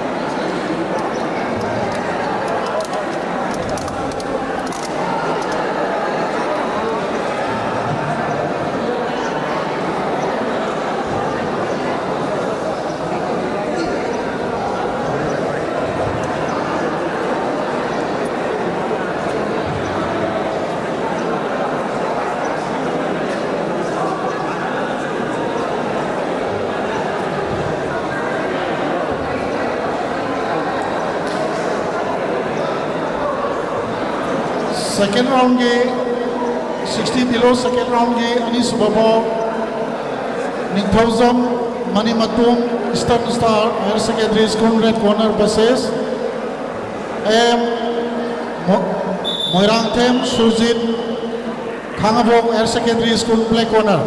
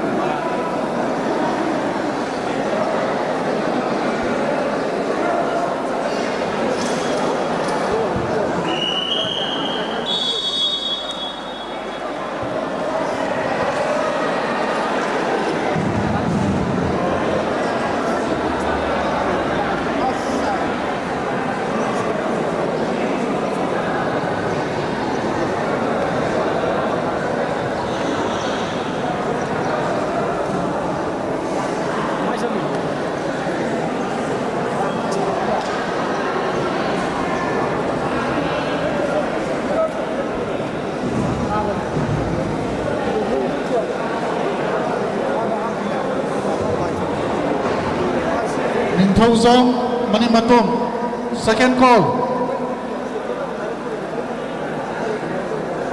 Moirangthem Surjit Sige mathangda N Birjit Maitai Wangkhai High School versus N Dhanasyam Eastern Ideal School. 1 minute over. Ningthauzam Manimatum pulang thang red corner versus Moirangthem Surjit black corner. N Birjit Wangkhai High School ki red corner. N Dhanasyam Eastern Ideal High School black corner. Dhanasyam amuba kichi khetsom resalo Birjit na angang ba kichi sepamda.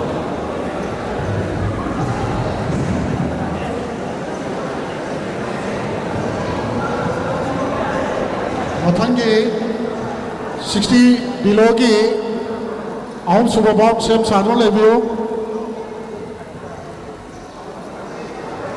Seram Pio Kumar NG College red corner versus Thaunawzam Manimatum JASS black corner. 2 minutes over.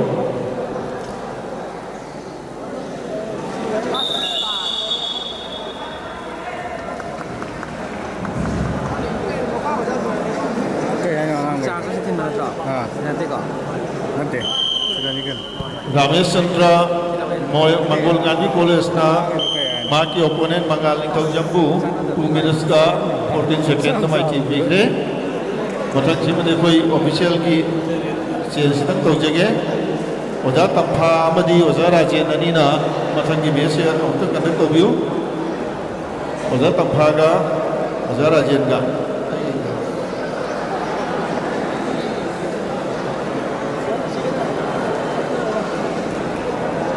gambir kichi rom long pasang bi kichi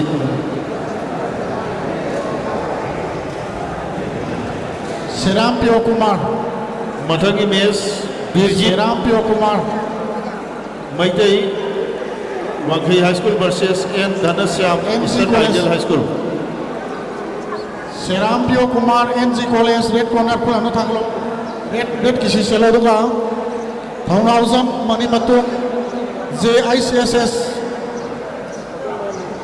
Thaunawzam Manimatum 60 below second round. Thaunawzam Manimatum black.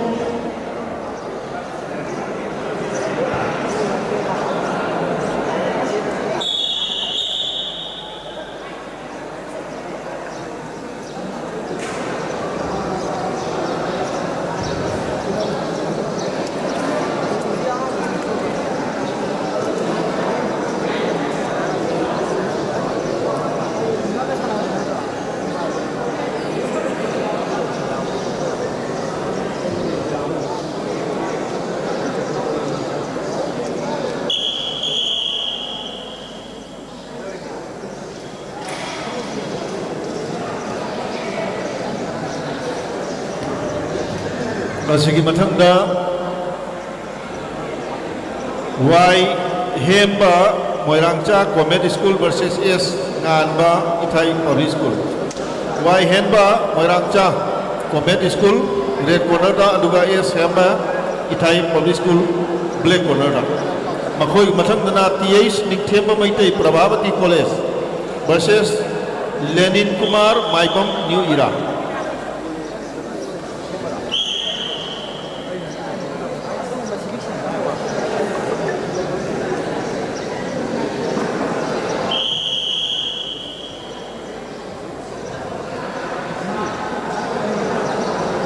Second मंगा की मनुष्य दानश्याम black corner ना बीरजितु माइथी पीखे Y Henba मोइरांगचा Comet school versus S गानबा मथंगी Y Henba red corner S गानबा ब्लैक कॉर्नर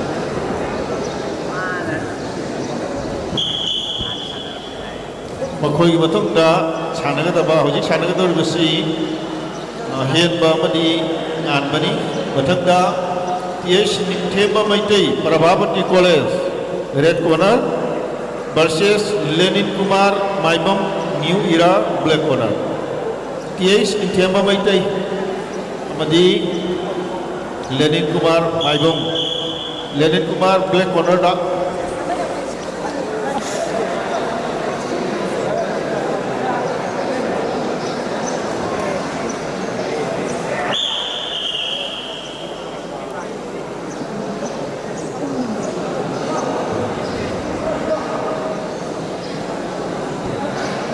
गानबामदी हेनबगी मेस अदुदा यामना थुना सेकेंड ट्राइन थोई मनुंगदा गानबना माइथी पीखरे हेनबबु मथंगदा T H Nithemba Meitei Prabhavati college versus Lenin Kumar Maibam new era कुवा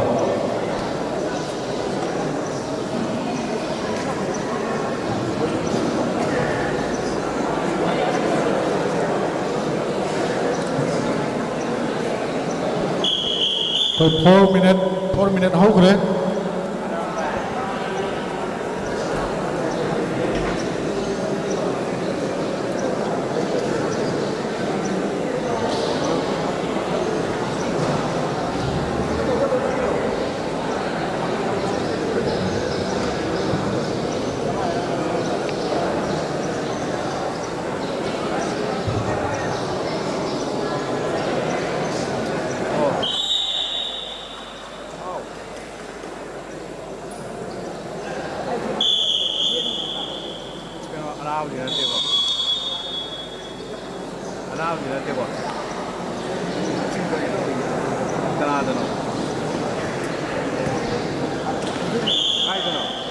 serum Priyo Kumar red corner versus Phounaojam मणिमतु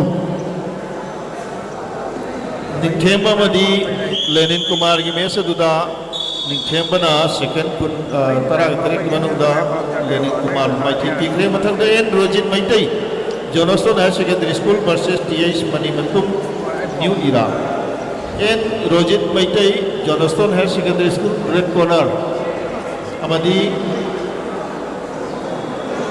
TH मणिमतु new era school black corner मथंगी 60 below second round Thoksom Suraj pole star college red corner Thoksom Suraj pole star college red corner versus Sairem Thoihenba R M school black corner किसी भी से same साधना कोई next बार के दम तो ले बियो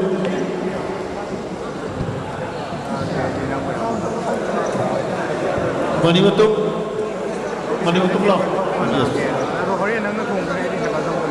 mathangda makhoi matum da sana ga base sem sabi ga da usam kremlin rojit natro rojit usam kremlin comment school amadi case malem ganba maitai new era sem sabiro chansolo sina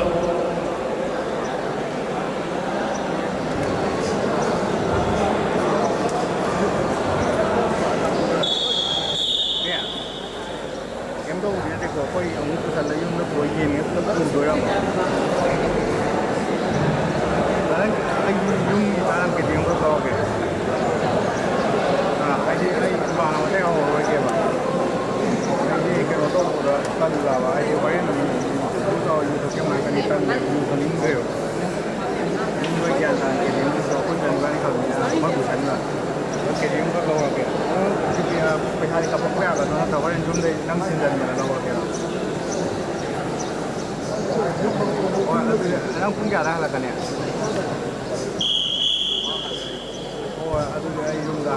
Ojik sana nama sem sarvasi Rojit Maitai Jonaston Higher Secondary School red corner amadi Manimatum New Iragini mathangda sana bi kedaba usam Kremlin from Comet School versus KS Malem Ganbasi Maitai New Era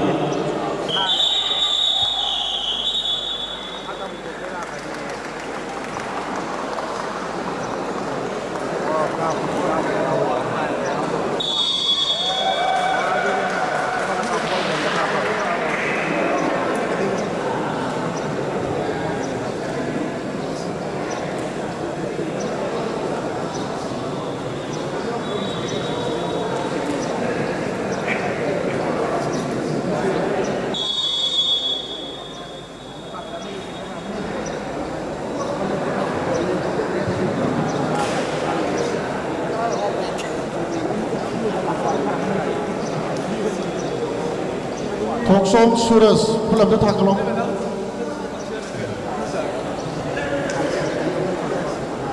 mathangi Ngangbom Manithoiba Kaibi Higher Secondary School versus Malenganba Sorokhaibam Jonaston Higher Secondary School Black Corner mathangi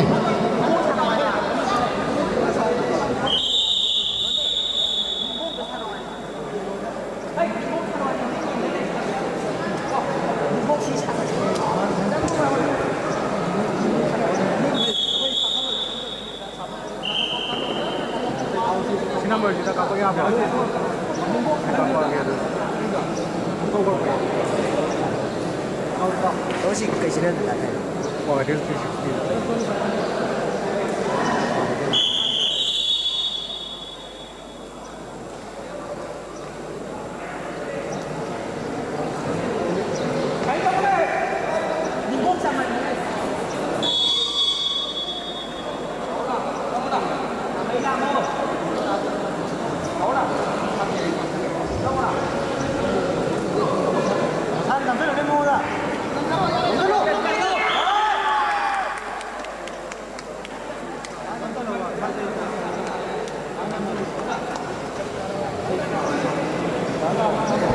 Rojit Maitai na mani matupu minel amuga second kunithoi manung na maiti bigre mathangda usam Kremlin Comet School versus KS Malem Ganba Maitai New Era Kremlin amadi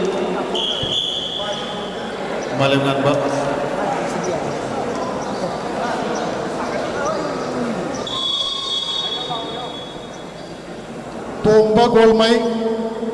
Tomba Golmai red corner versus Oinam Government High School versus Huidrom Karnazit Wangkhai black corner Tomba Golmai red corner versus Huidrom Karnazit black corner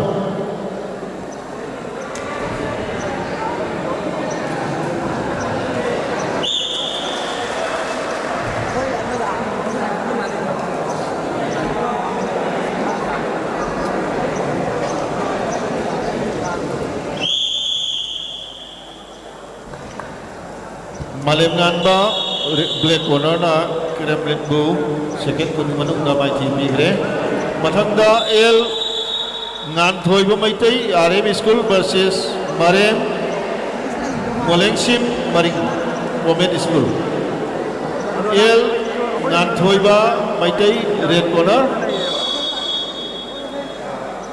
versus Marem Molengsim Maring Women School.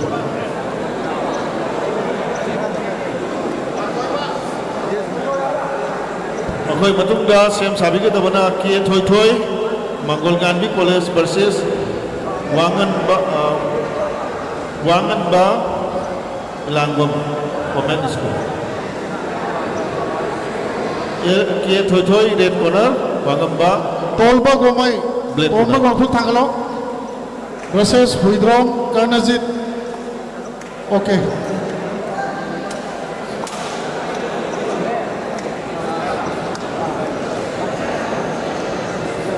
Mathangi Thoksong Saphaba LMMEA versus Red Corner versus Sagol Sam Kirtis New Era High School.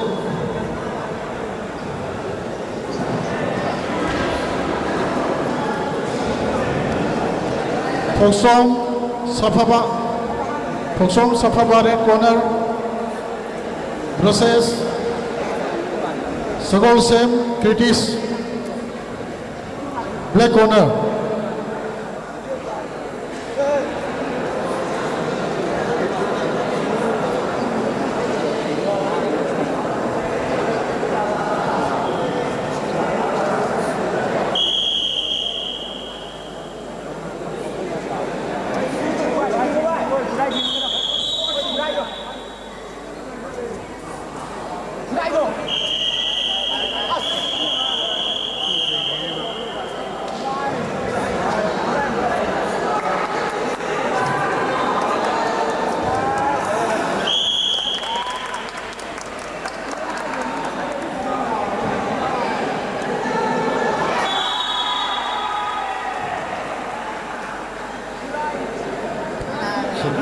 Hojik itu second round doi manungda Ngan Thoiba Bu Maremna Singbada Pool Sokire Duna Maremna Thoikire K Thoi Thoi Manggol Gandhi College versus Wangan Ba Langbam Women School.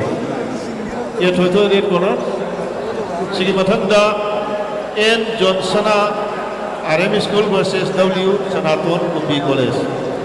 N Johnsona RM School versus W Sanaton Kumbi College. Johnsona Red Corner ni Thoksong Saphaba Pulang na Thangalo versus Sagol Sam Kirtis. Okay. Mathangi Sem Sana Bakhangale Abinas Lepapokpong Oinam Gomel High School Red Corner versus Kelis Laimeo Wangkai Higher Secondary School Black Corner.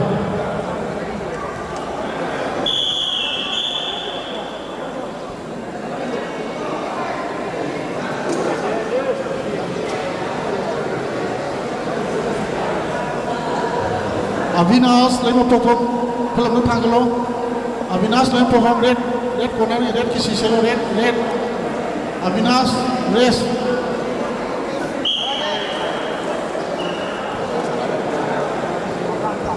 Avinas Lepapokpong Red Kisi Selo Red Kisi Red Corner ki Thoi Thoi na Manggol Wangam Babu second kuni Thoi manungda mai team bigre mathangda Johnsona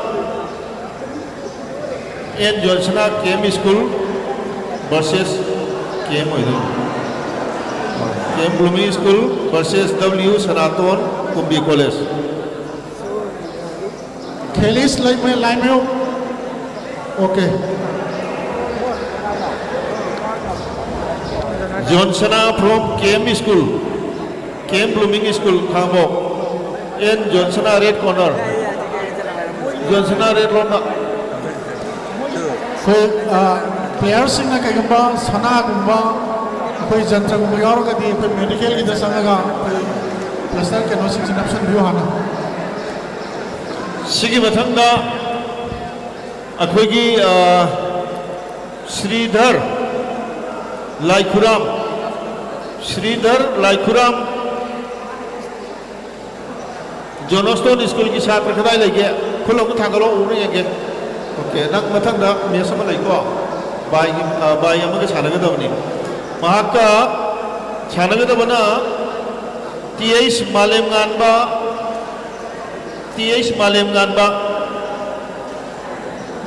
ना black तो चलो अदुगा श्रीधर ना red का TH मालेम गानबा कदाई ले black का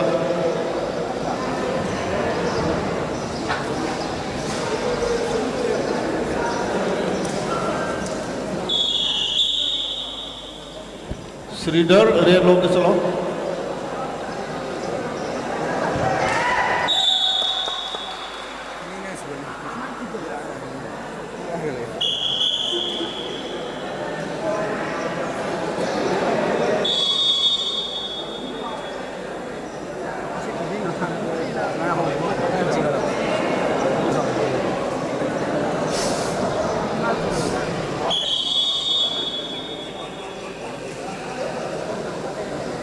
Salam Risikanta.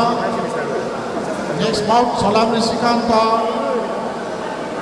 Manimatum Millennium Institute. Red corner versus Thoksong Henthoiba Maitai May High School. Thoksong Henthoiba black, Salam Risikanta red corner.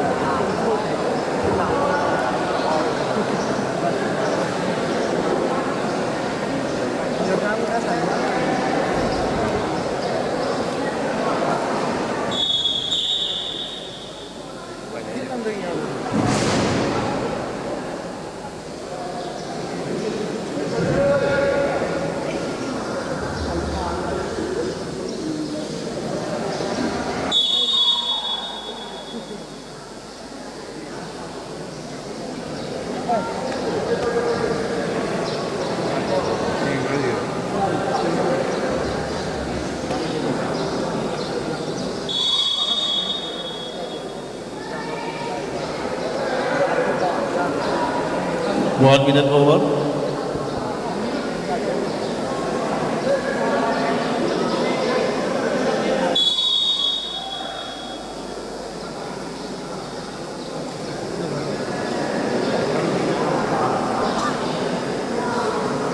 Risikanta red kisi चलो Henthoiba black Matangi Loitongbam Yaipaba red corner Wangkai Higher Secondary School versus Ilangbam Ozit Maitai black corner.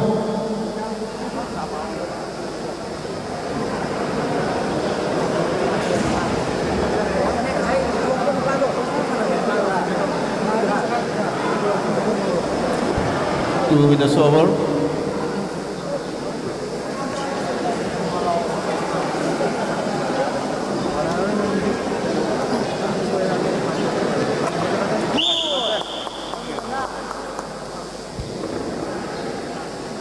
Johnson amadi Sanatoni Mesa Duda Sanatona Minelani Secondary Trend Manungda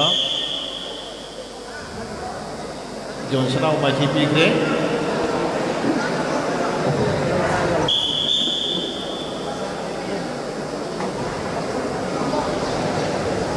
मथंगी मेसिना श्रीधर अमदी मालेम नानबु की मेसनी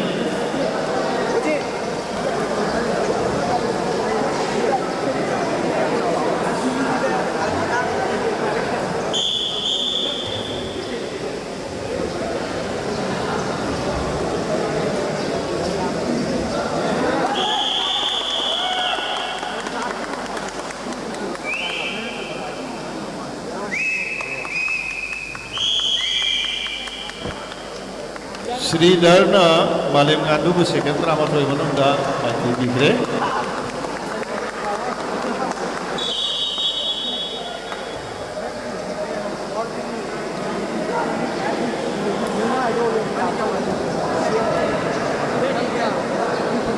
लाइटन जम जाय फाबा red किसी से लो जा ला बम ओजे ब्लैक किसी से अखोई कोड नंबर 1 की फर्स्ट राउंड मतंग असिदा लोइरे अदुना अखोई ngahaktam लंच ब्रेक है बतारे लंच ब्रेक कर लोगे नहीं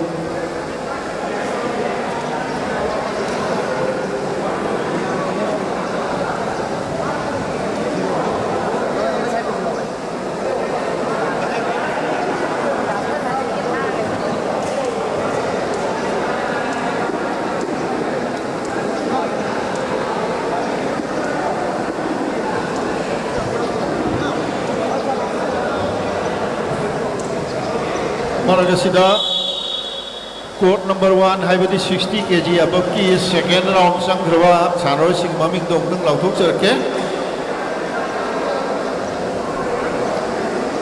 जायफबा P Yaiphaba Meitei Lilong higher secondary M Victor Mangang C C L Napoleon saint Stephen K जोड़ी एमआईसी M I S S S Biken new era जायफबा लाइसरम एमआईएस ओमरा सीसी हायर सेकेंडरी स्कूल हेरी कॉन न्यू इरा केस व्हाइट न्यू इरा डोनास स्टेफेन स्कूल बोनस आइस बोनस लमनों हायर सेकेंडरी स्कूल ए सुरोहित मैतई बिरमगुन कॉलेज ए Sanju Meitei Manipur university Lanchenba THLM memorial school English academy Pukram Napoleon खांबो हायर सेकेंडरी स्कूल श्रीधर लाइकुराम Johnstone higher secondary school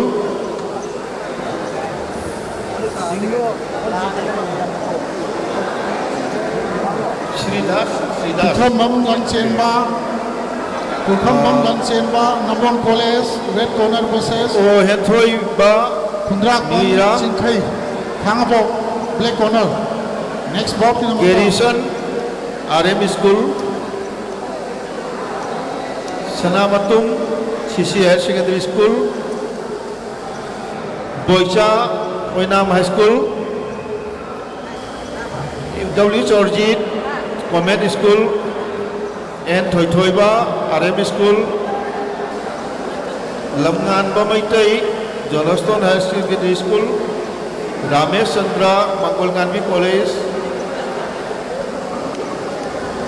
Dhanshyam Lanchenba eastern ideal school Nanba Ithai high school Ithai public school TH Ningthem Meitei Prabhavati college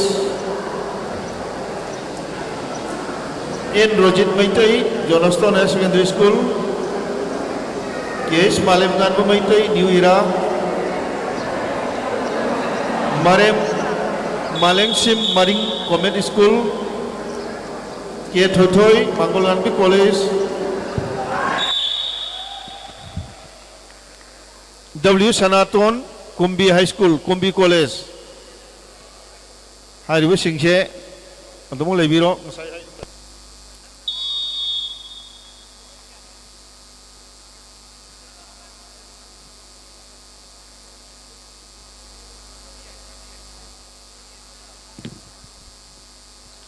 ꯄꯨꯈ꯭ꯔꯝꯕꯝ ꯂꯟꯆꯦꯟꯕ ꯈꯨꯜꯂꯅ ꯊꯥꯡꯒꯠꯂꯣ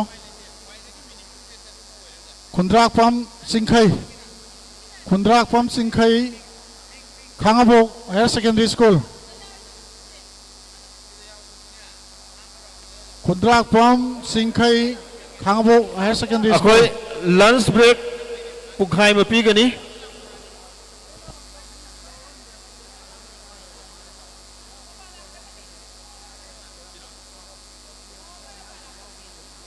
Khundrakpam Chingkhei Khangabok higher secondary school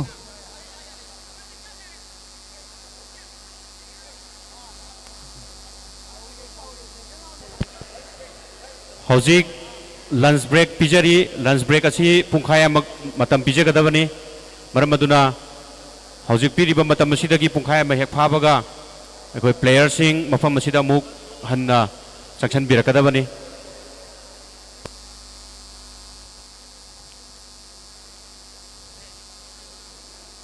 Khundrakpam Chingkhei Khundrakpam ꯆꯤꯡꯈꯩ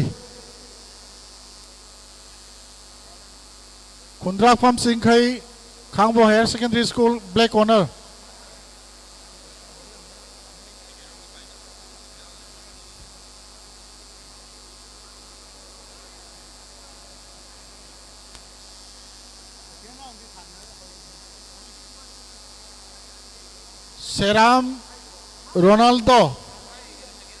Seram Ronaldo Eastern Idol Higher Secondary School red corner versus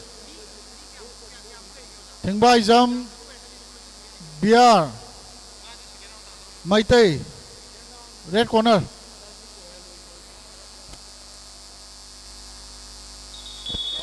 ꯑꯩꯈꯣꯏ ꯑꯉꯥꯡꯁꯤꯡꯒꯤ ꯃꯥꯒꯤ teacher ꯏꯟꯆꯥꯔꯖꯁꯤꯡꯅ ꯍꯧꯖꯤꯛ ꯂꯟꯁ break ꯃꯅꯨꯡ ꯑꯁꯤꯗ ꯃꯥꯒꯤ ꯑꯉꯥꯡꯁꯤꯡ ꯆꯥꯛ ꯄꯤꯖꯅꯤꯡꯕ ꯂꯩꯔꯒꯁꯨ ꯀꯔꯤ ꯔꯤꯐ꯭ꯔꯦꯁꯃꯦꯟ ꯄꯤꯖꯅꯤꯡꯉꯒꯁꯨ ꯑꯗꯨꯝ ꯄꯤꯖꯕꯤꯈꯤꯕ ꯌꯥꯔꯦ ꯍꯧꯖꯤꯛ ꯄꯨꯡꯈꯥꯏ ꯑꯃꯒꯤ ꯃꯇꯝ ꯑꯩꯈꯣꯏꯅ ꯕ꯭ꯔꯦꯛ ꯄꯤꯔꯤ ꯁꯦꯀꯦꯟ round ꯁꯥꯟꯅꯕꯒꯤꯗꯃꯛꯇꯗ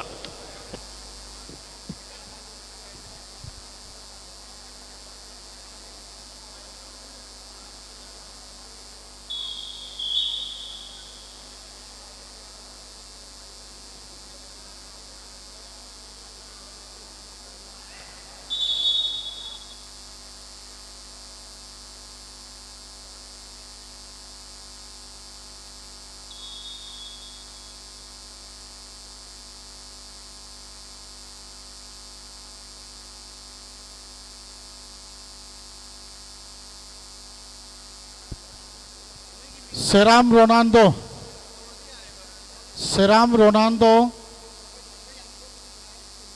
Eastern Idol School red corner versus Thingbaizam Biar Maitai black corner Thingbaizam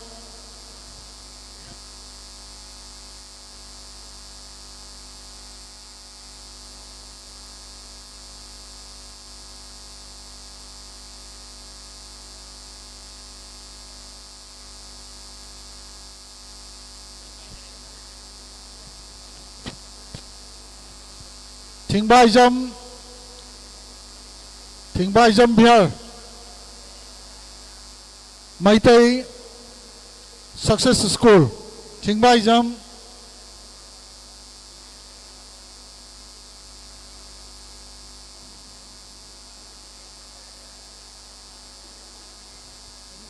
Ra 59 do keno 59 do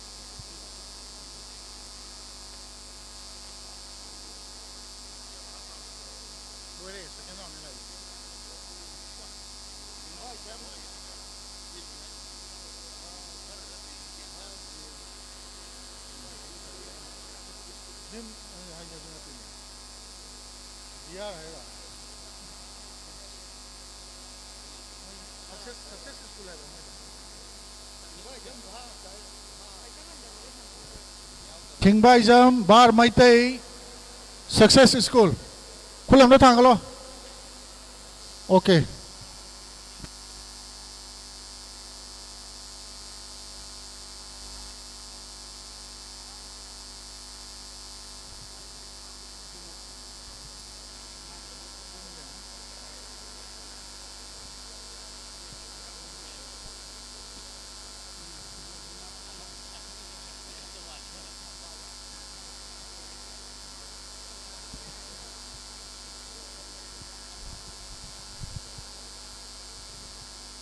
पोसंगबम Romeo success school red corner Posangbam Romeo success school red corner versus Oinam sorry Oinam Thangamba sorry Oinam Thoinao black corner versus Posangbam Romeo red corner Posangbam Romeo और red okay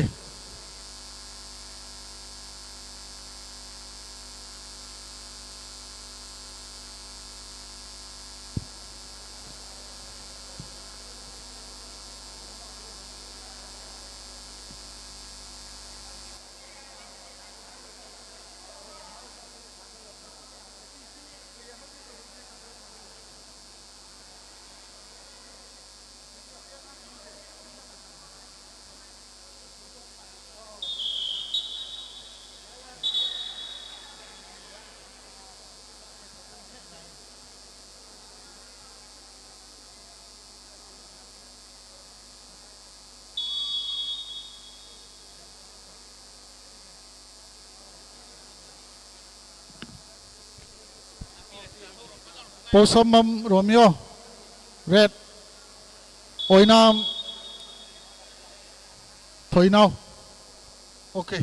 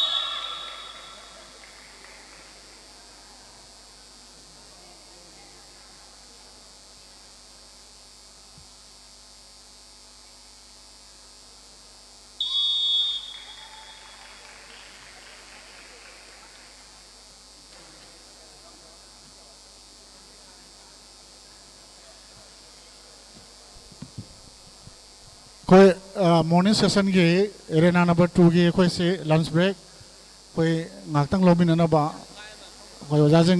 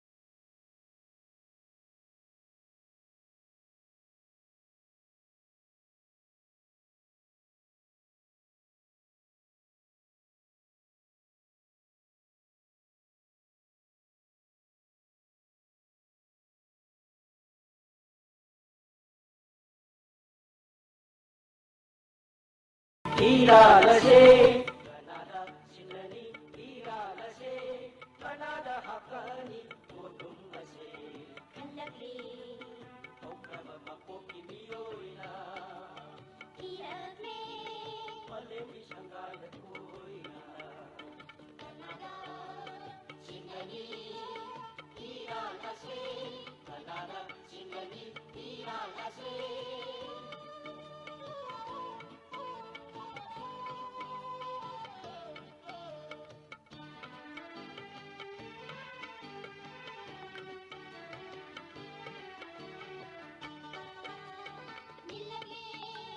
ನಿಲ್ಲಕ್ಕೆ ಮೈಕೈ ಮೈಕೈ ಮರಿದ ನೌರವ ಅನಾನವಾಗಿ ಕೊಂದೆನ ನಿಲ್ಲಕ್ಕೆ ಮೈಕೈ ಮೈಕೈ ಮರಿದ ನೌರವ ಅನಾನವಾಗಿ ಕೊಂದೆನ ꯂꯧꯔꯤꯕ ꯃꯈꯣꯏꯅ ꯑꯩꯈꯣꯏ ꯂꯩꯔꯤ ꯂꯩꯔꯤ ꯀꯥꯎꯒꯅꯨ ꯂꯥꯎꯔꯛꯂꯦ ꯂꯧꯔꯤꯕ ꯃꯈꯣꯏꯅ ꯑꯩꯈꯣই ꯂꯩꯔꯤ ꯀꯥꯎꯒꯅු ꯁꯤꯟꯅꯔꯤ 이랄하세 ꯀꯅꯥꯗ 신내니 이랄하세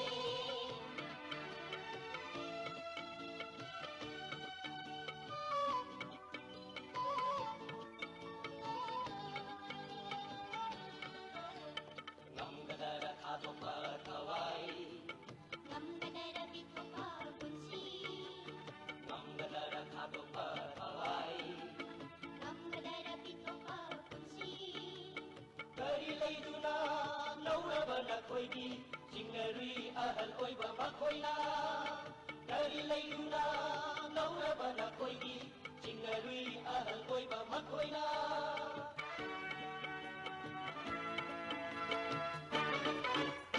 ꯅꯠꯇꯔ ꯑꯩꯈꯣꯏꯒꯤ ꯂꯩꯕꯥꯛꯁꯤꯗ ꯄꯣꯛꯄ ꯅꯠꯇꯔ ꯑꯩꯈꯣꯏꯒꯤ ꯁꯅꯥ ꯂꯩꯕꯥꯛꯁꯤꯒꯤ ꯅꯠꯇꯔ ꯑꯩꯈꯣꯏꯒꯤ ꯂꯩꯕꯥꯛꯁꯤꯗ ꯄꯣꯛꯄ ꯅꯠꯇꯔ ꯑꯩꯈꯣꯏꯒꯤ ꯁꯅꯥ ꯂꯩꯕꯥꯛꯁꯤꯒꯤ ꯂꯥꯎꯔꯛꯂꯦ ꯂꯧꯔꯤꯕ ꯃꯈꯣꯏꯅ ꯑꯩꯈꯣꯏ ꯂꯩꯔꯤ ꯀꯥꯎꯒꯅꯨ ꯂꯥꯎꯔꯛꯂꯦ ꯂꯧꯔꯤꯕ ꯃꯈꯣꯏꯅ ꯑꯩꯈꯣꯏ ꯂꯩꯔꯤ ꯀꯥꯎꯒꯅු ꯀꯅꯥꯗ 신나니 이랄하세 그나다 신나니 이랄하세 그나다 하까니 모둠 하세 갈라게 ꯍꯧꯈ꯭ꯔꯕ ꯃꯄꯣꯛꯀꯤ ꯃꯤꯑꯣꯏꯅ 기할래 ꯃꯥꯂꯦꯝꯒꯤ ꯁꯪꯒꯥꯏꯗ ꯊꯣꯏꯅ 그나다 신나니 이랄하세 그나다 신나니 이랄하세 그나다 신나니 이랄하세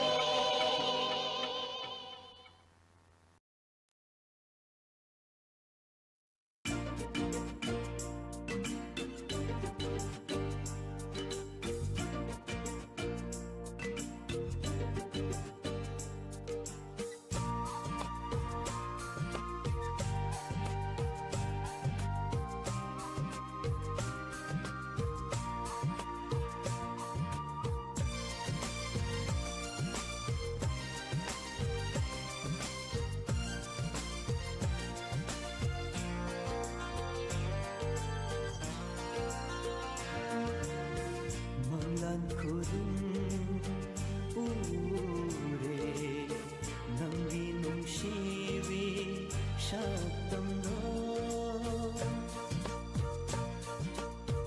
Manglan khudum ure nangi nungsiwi shaktam no nungsi pao kho chanduna Momonokpa minok na minok na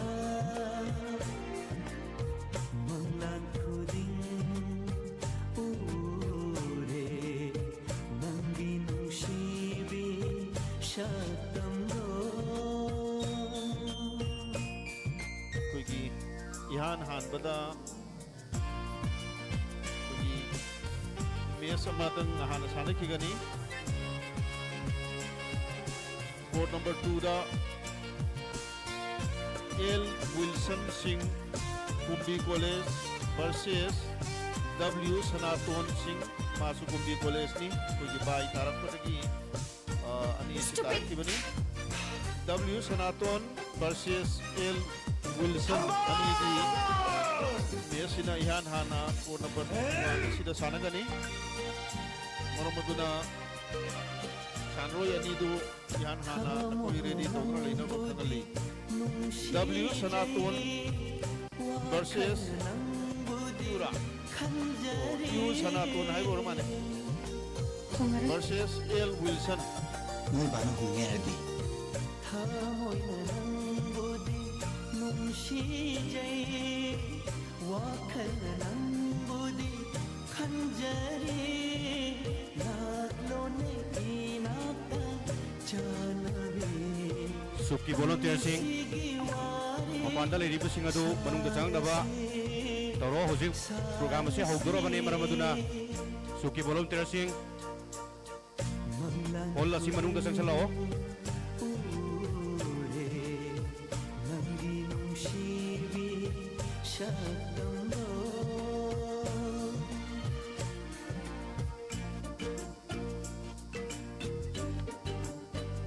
This is second call for the first match in call number 1. L Wilson plan ama leire Singh masi ko na versus panghola ba U Sanaton ko Singh successful oy gani from B College. sa sila U Sanaton will be the red corner wah and the Wilson will be the kaya din ti jana black corner. hajari aba nang yom labdi kaya din wai ga ba nang ay bo kaya ki mati ko hali ba Angan sigi kanang ba gari taho bu jawar gidi amma leire sida saida.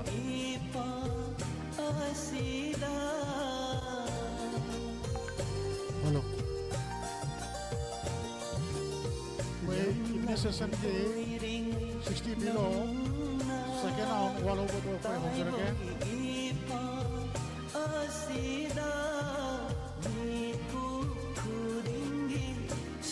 Gibson Lysam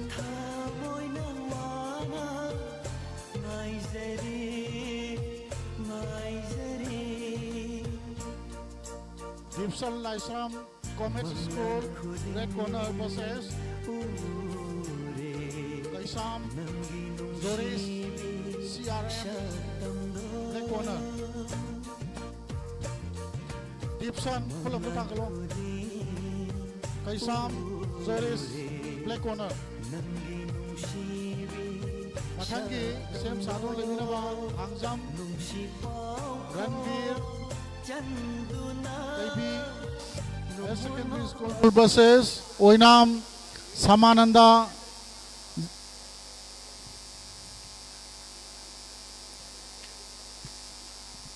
Oinam Samananda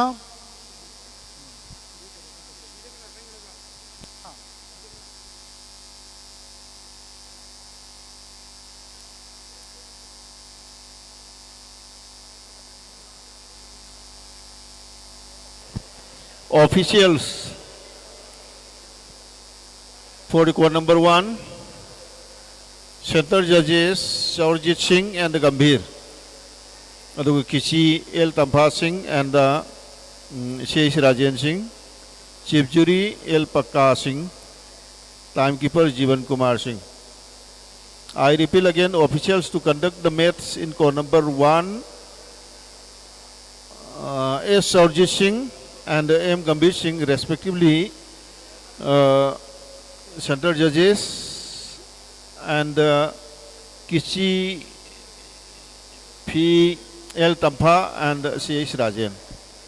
L. Pakka Singh, Chief Jury, M. Jivan Kumar, Timekeeper. Thangzam Ranbir red corner versus Oinam Samananda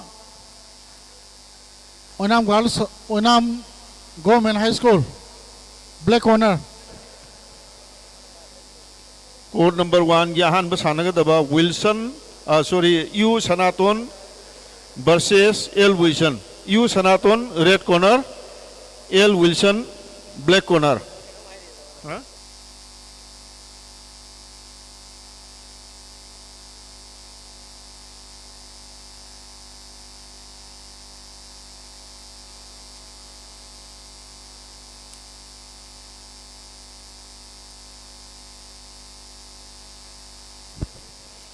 you Sanatan Singh Kumbhi college red corner Sanatan कनानो लाबो Sanatan Kumbhi college की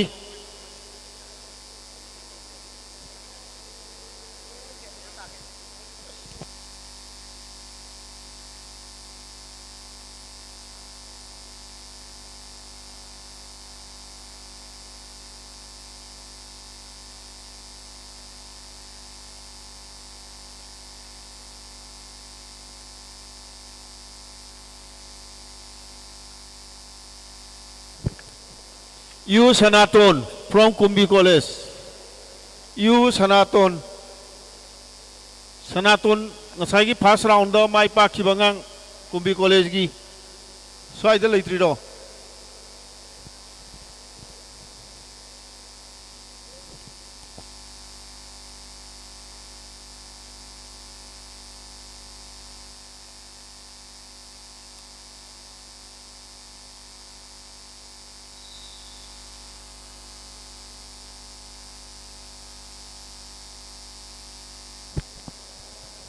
सिगी मथंगदा अखोई सानब हौगदोरिबसी second round की जायफबा P Jaiphaba Meitei Lilong higher secondary versus Victor Mangang CC higher secondary हौजिक अहानबा मेसी केनोना विल्सन सनातन से टर्न अप तौदबन मन मोरगा विल्सन दा ओवर पीरगनी चुमरा नंग विल्सन लो ओके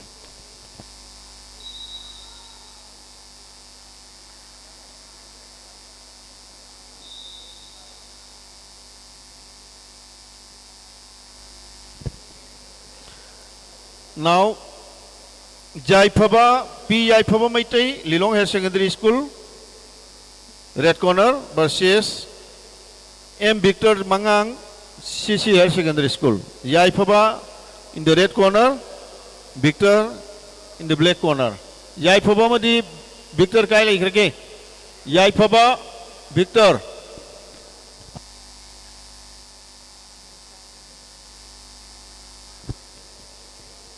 ओजा माई माई टीम इंचार्ज मपान लेकिन लेरगदी अमुतंग कौशलग मनुंग थम्बियो मैच हौरबनीना मरक्ता अखोगी सेकेंड राउंड बाय पीबगी नियम लेते आईडी ओवर पीबगी नियम लेते मरमदुना मखोइदो ग्राउंड रिपोर्ट होनगदबनी सिगी मथंग सानगदबदु सेम साबियो L Napoleon saint Stephen school versus K Tony MIS Napoleon नमदी टोनी सुरेडी तबियो नेपोलियन रेड कॉर्नर दनी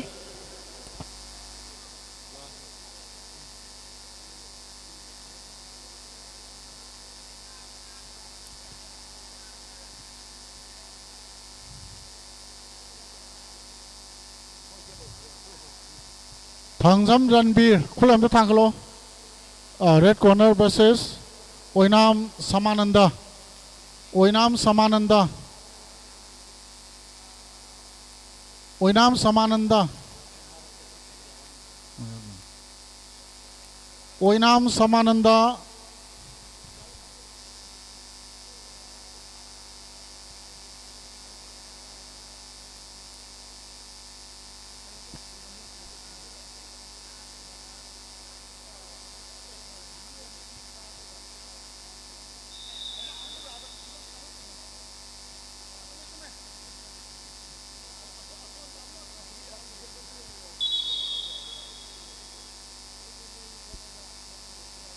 डिप्सन लाइश्राम ओके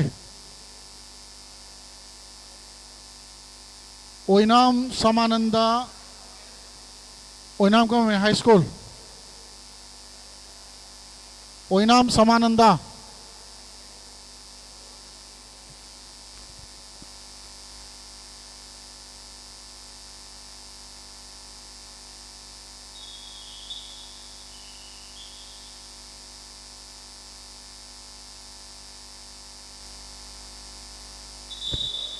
याइफबमदी विक्टर की मैच होखरे मथंग नेपोलियन मदी Tony Napoleon red corner Tony black corner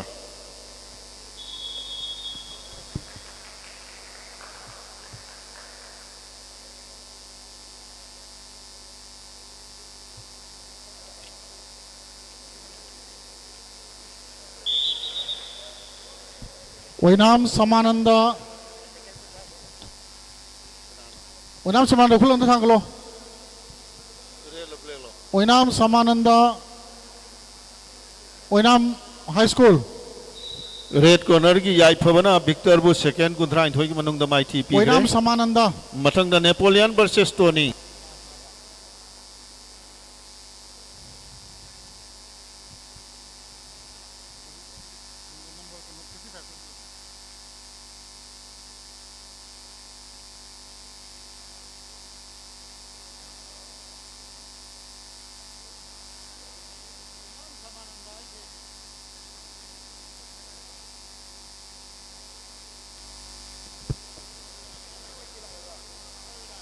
Napoleon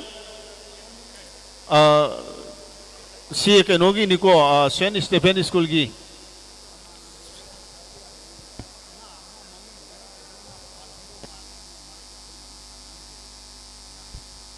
Last call Oinam Samananda 60 below court number 2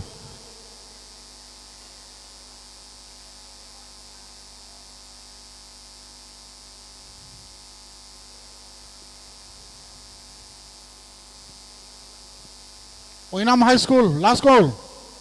Ja.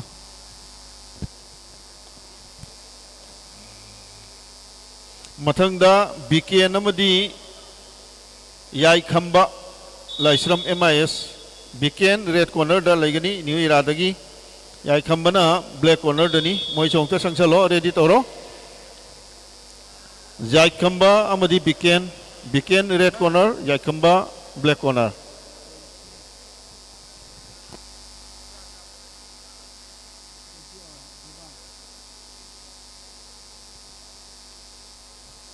Next, Beban Ketrimayom,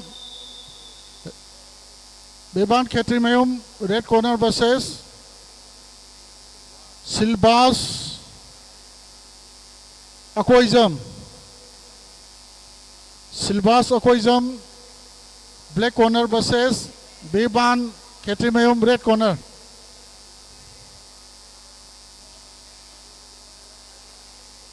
Silbas Kulanta Tanglo.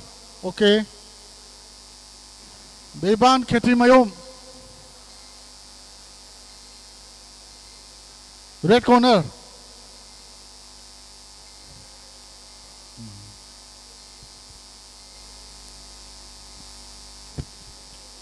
BKN amadi yai khamba Laisram MIS school gi yai khamba kai le dress hello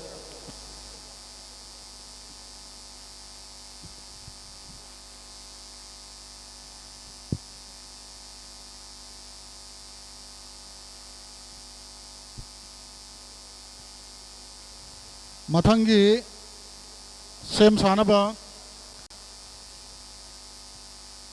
Khwairapam Dainel red corner versus Ngangbam Napoleon RM School black corner.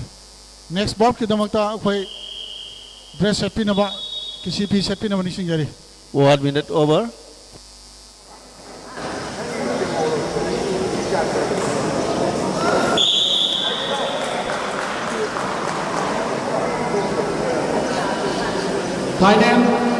Dainel kisi selo dua Ngangbam Napoleon na Tony bu minela mo second trap na ito sa white team hai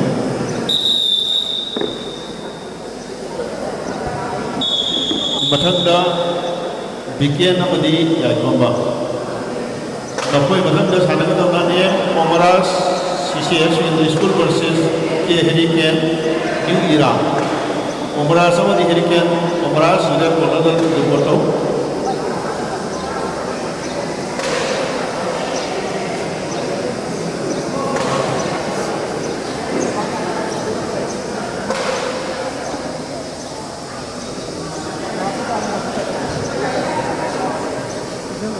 Mathang kita same sabi ko Omaras amadi Hurricane jadi dokter lo isi sila lo Omaras pa ije second.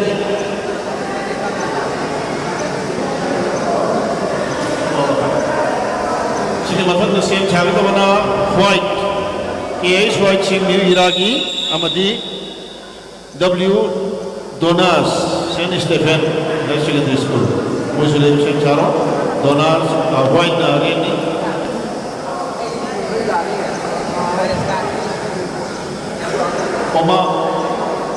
Omaras itu.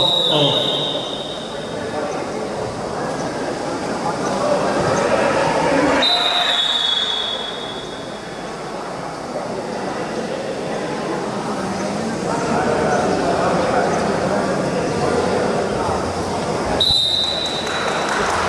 Sebentar tu mereka SS bikin jadi umum macam dikhe, macam Omaras versus Hurricane. Omaras versus Hurricane.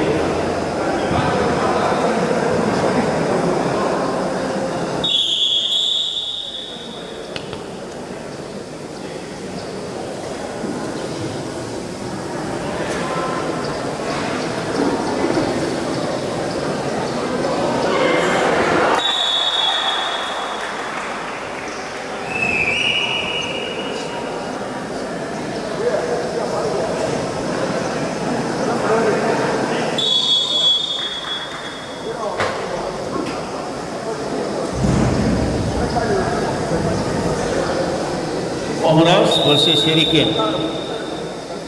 Simultan White and Donas. White and Donas. White red color ni, Donas black color.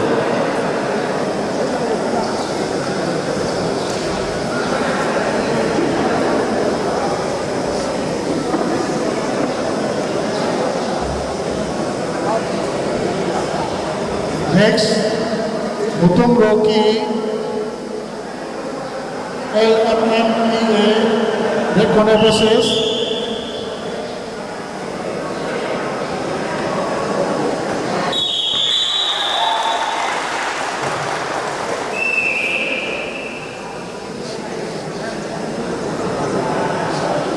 Sanjam Hurricane namanya Luang Bang. Omaras image Black corner. Hurricane second bagai menunggu. Sanjam Luangba Black Corner, Mutum Rocky Red Corner. Next, White red corner versus Donas black corner.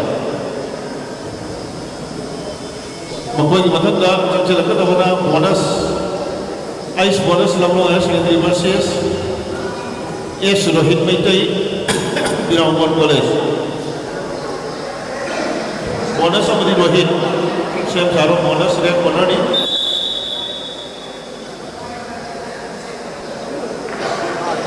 Mutum Rocky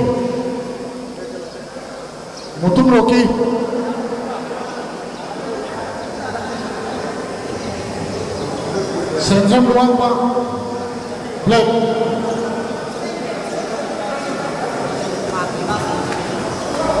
Mutum Rocky LMMEA Red Corner. Bonus sama di Rohit, bonus red corner, Rohit black corner. Mengkoi matung dana S Sanju Maitai Manipur University versus S Lanchemba LM Memorial School. Sanju red corner.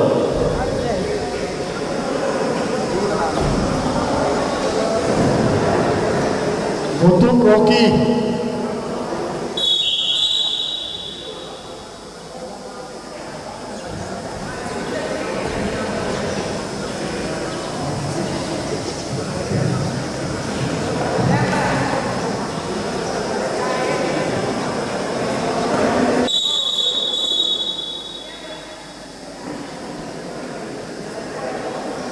Mutum Rocky LMMEA Red Corner. Mutum Rocky next ball. 1 minute over.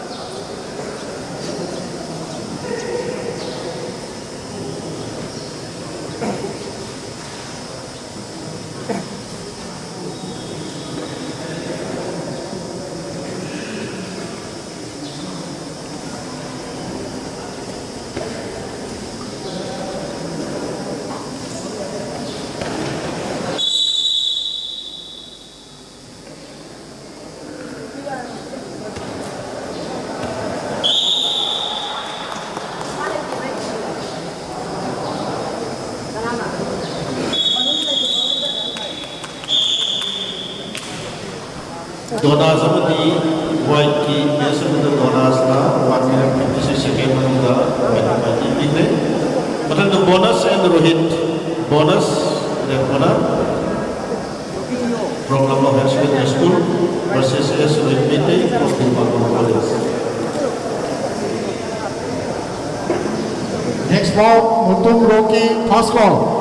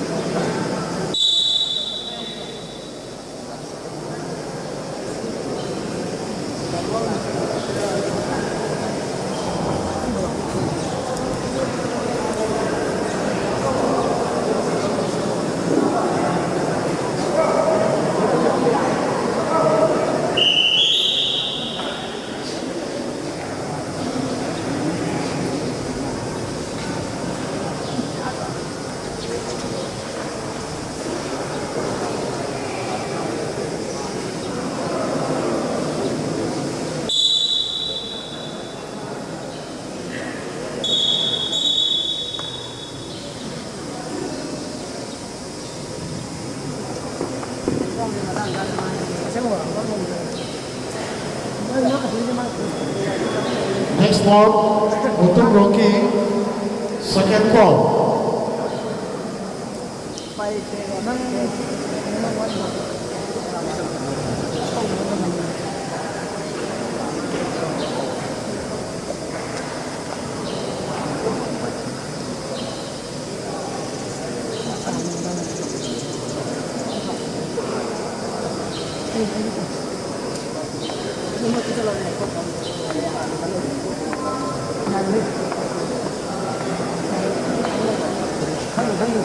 One minute over.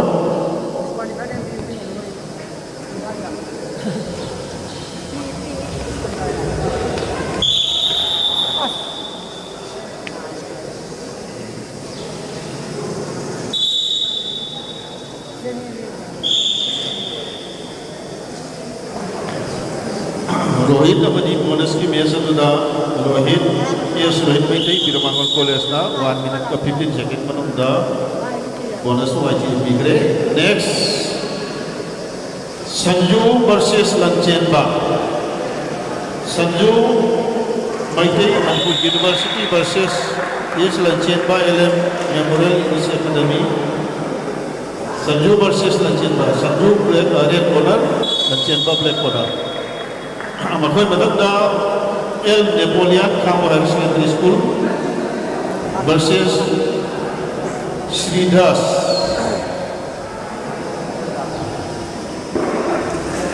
Mutum Rocky.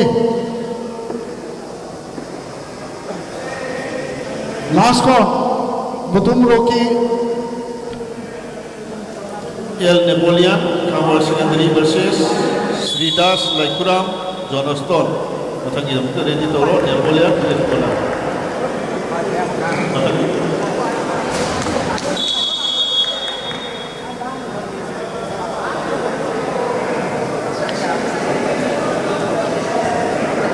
Next, Morris Hyderabad RM School, red corner versus Nizam Abuho,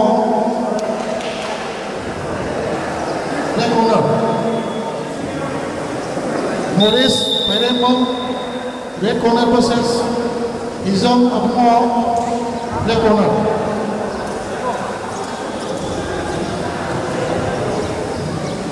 Morris, bola tetap yes.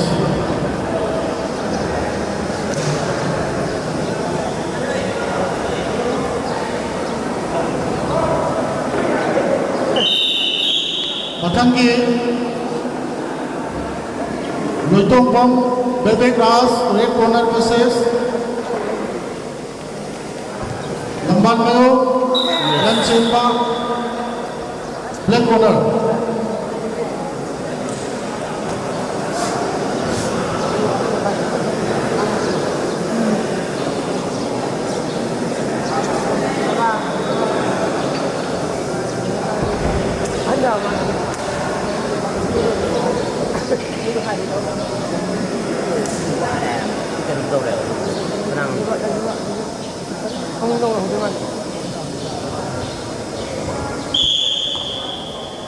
Replay.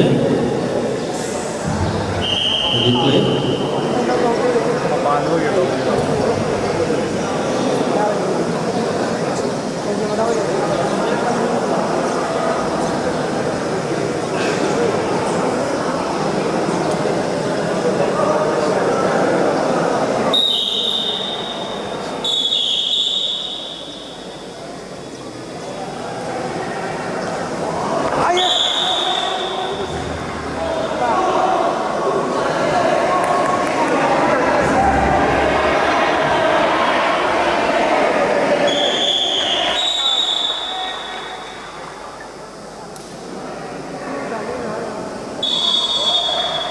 Sanjuba Madi Lanchen to Mesa to the Sanjubana 1 minute 50 seconds of the no mighty victory.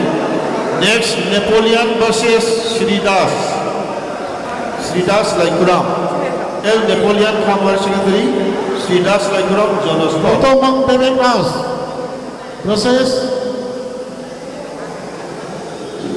Lan Senpa. Okay. Next.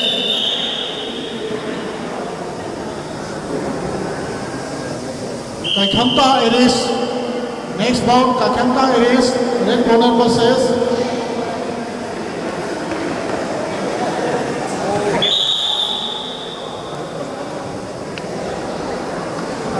Sorojam Zoingamba black corner. Napoleon Madi Sridas ki Mesa to the Napoleon Sikitra Wine of the Suda. Matangi Mesta Hentoiba. Okay. Next की judges of the chance to jage Azat Aphamadi Jiban Kumana Matangi judges with you. Aduga Azadi Nagaka kisi yung to paibiro.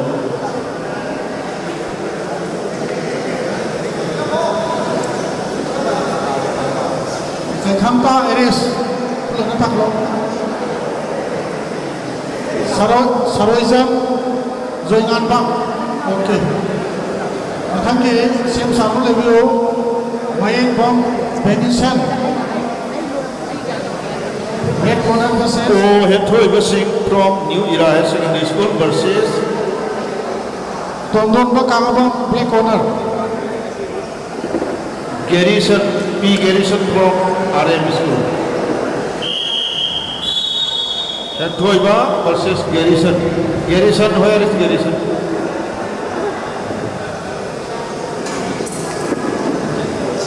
Si Mahindra Chanavita Bana Chanavatum CCR Secretary versus Boicha W. Boicha Wenam High School. Sam Sadra Review, Ahmadu Hentoiba the Garrison Chanavini, and the Sanavatum Mamadi Boicha Saragani and the Matuka W. Chaurjin. Public School Madi and Boiba RM School Sanagani. Mayengpom Benison. Mayengpom Benison.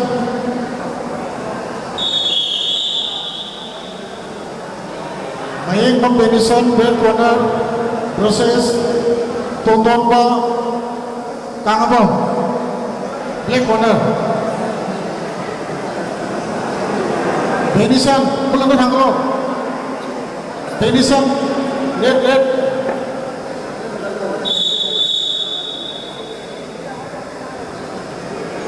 Tondonba pulang ke tanglo. Okay.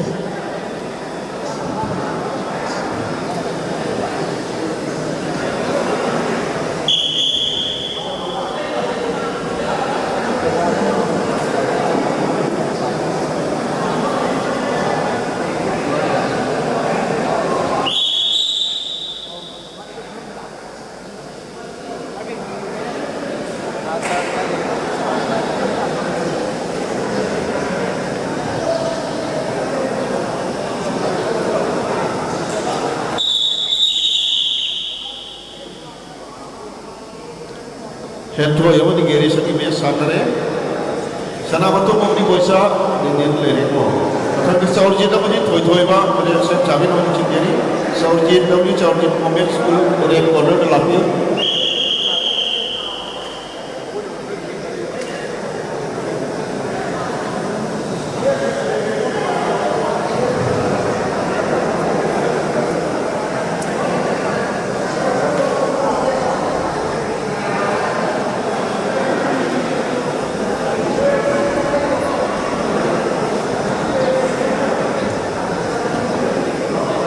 तो सना आना medical सनामतो ममनी बोइसा ओइगे नि सनामतो red corner बोइसा black corner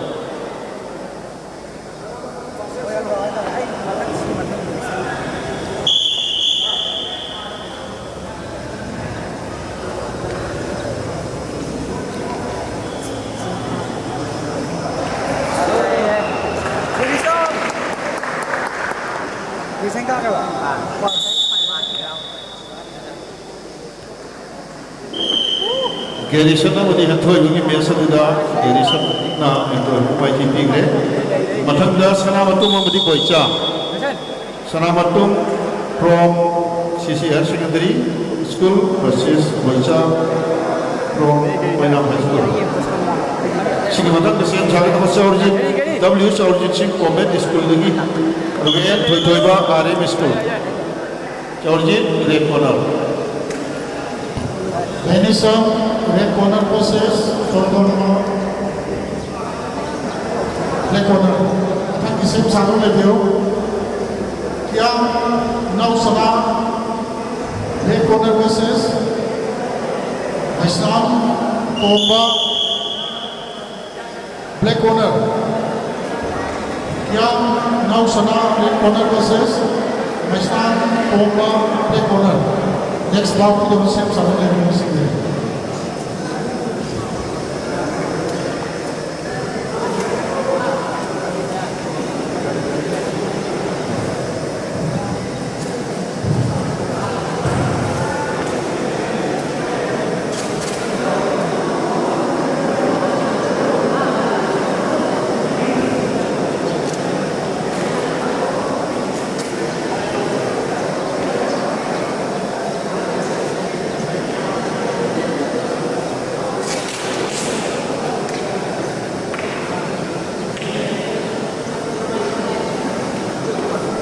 Now Sana, red, Thoithoiba N Thoithoiba Tomba, रिपोर्टरो Tomba, pulang ke tanggal, okay.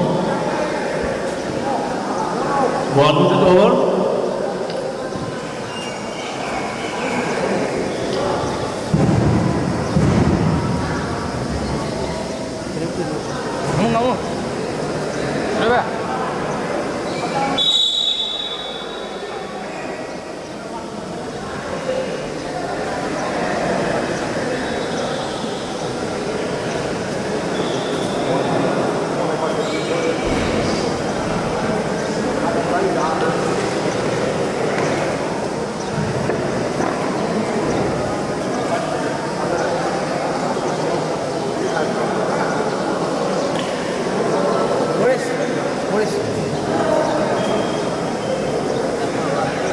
Silo.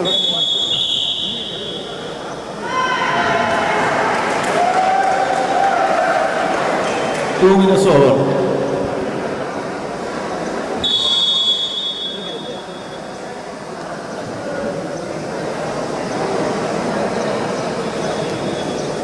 Now Sana, red corner versus Tomba, black corner. Attack the same side of the view. Kaidem, Bomi, KB, High School versus Manba, Nisanthe, RM School, black corner. Next ball.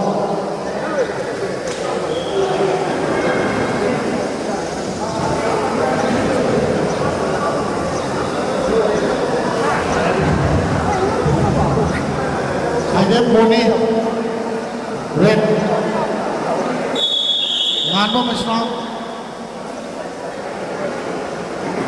Islam, black corner. 3 minutes over.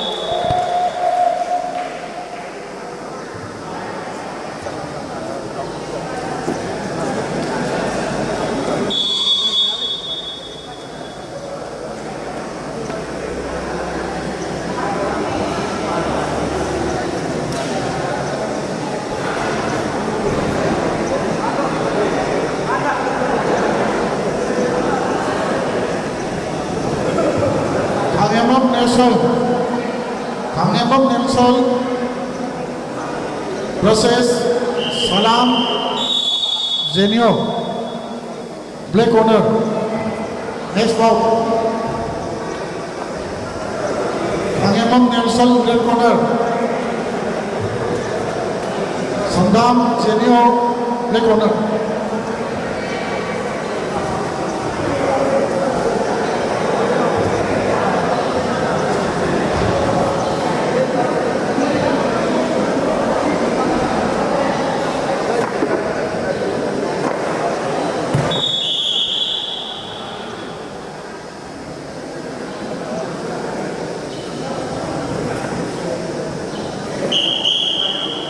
Nelson belum tahu. Oke.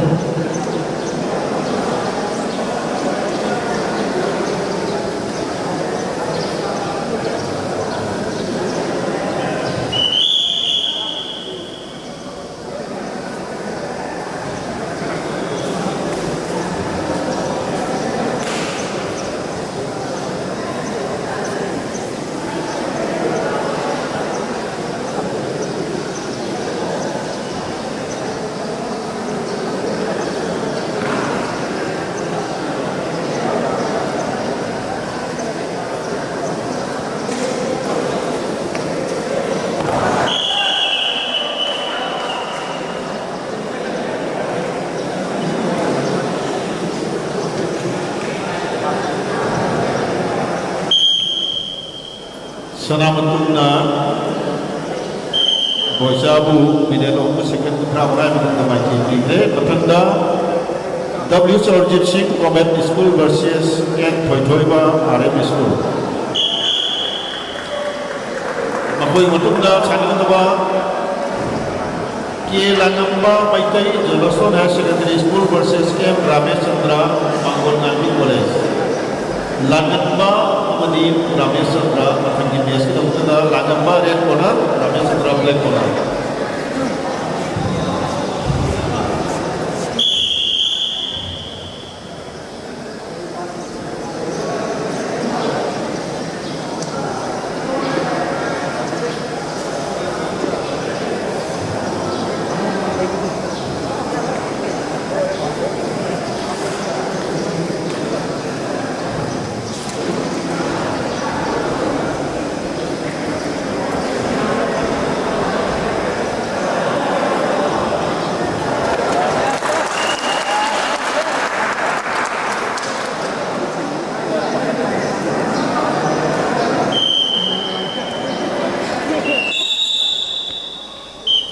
Sorjit amadi thoi bagi mesaduda sorjitna second kutha panihanu ke prothom migre matunda Langamba versus Ramesh Chandra. Langamba from Jolaston High Secondary School, Ramesh Chandra from Mangol Nandi College.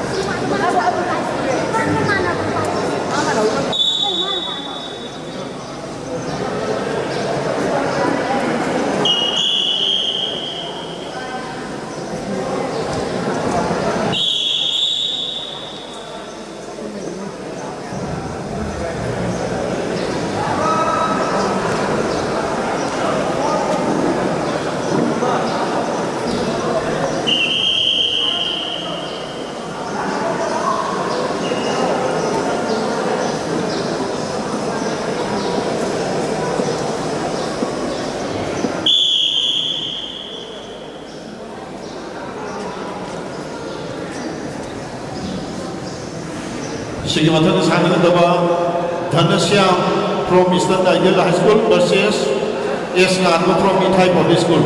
Dhanashyam amadi Nganba, Dhanashyam red corner. Aduga Nganba black corner.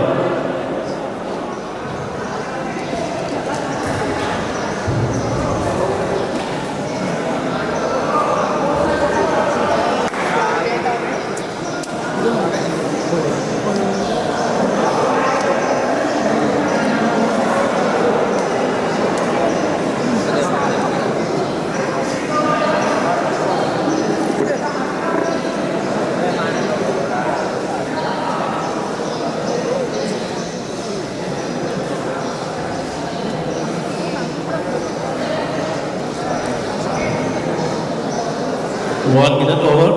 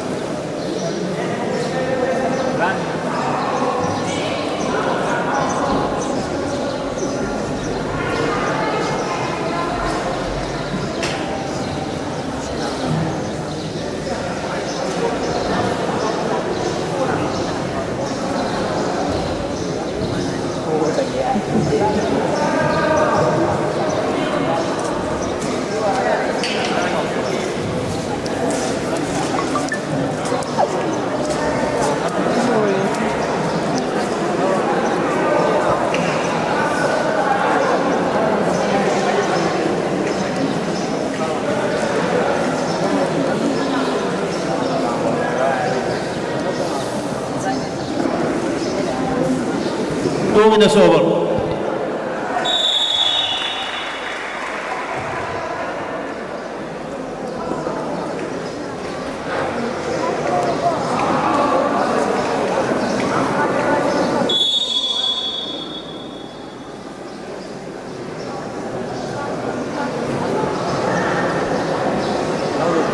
Bhakti versus Nelson versus Zenio.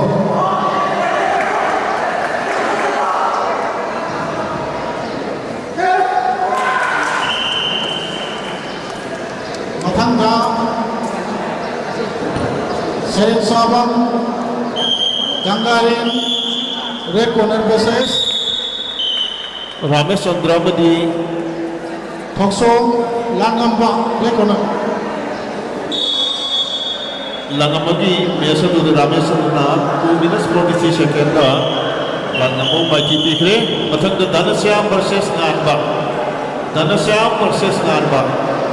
Makoi Mathanga Ningthemba Maitai versus Rojit Maitai Jonathan School.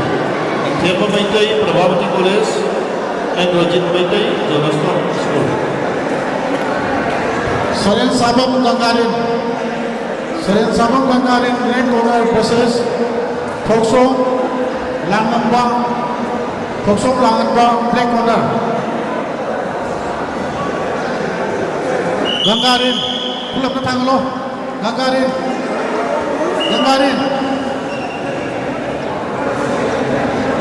Langamba black Gangarin. Okay. Nganba Mudi Dhanashyam Mesadu Nganba na Dhanashyam Busakantara from Maiki.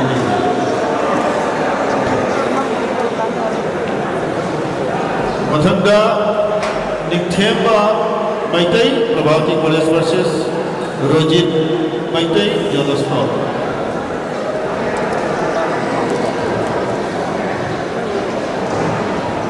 Rustam Thaunamsam red corner versus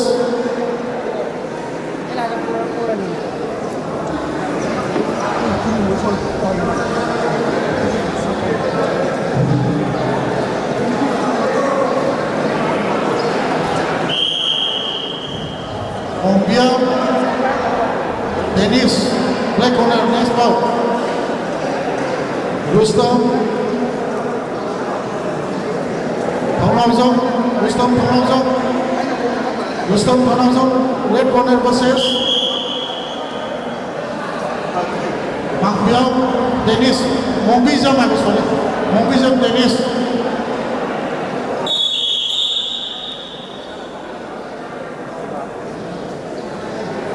Rustam, pulang ke Bangalore. Okay.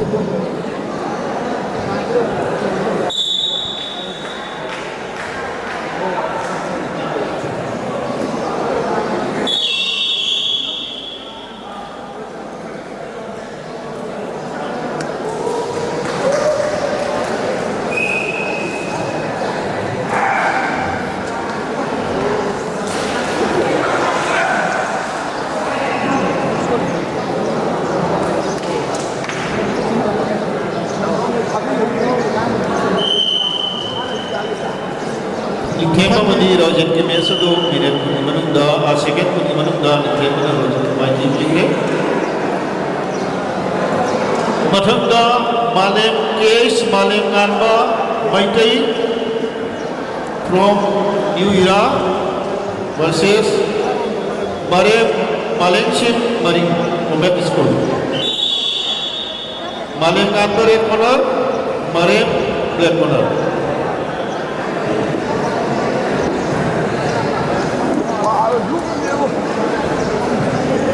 Next bout, Silvas Poison, red corner versus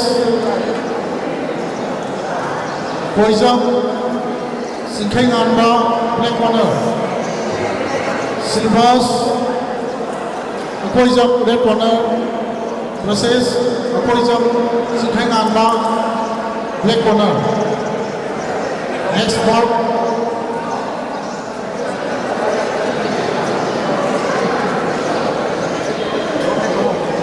Poison Sinkheng Anba.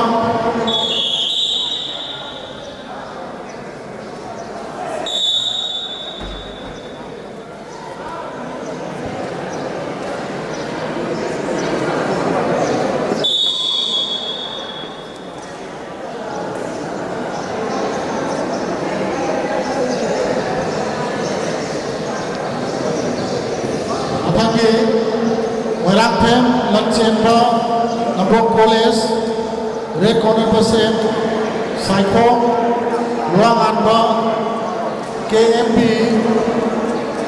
black corner.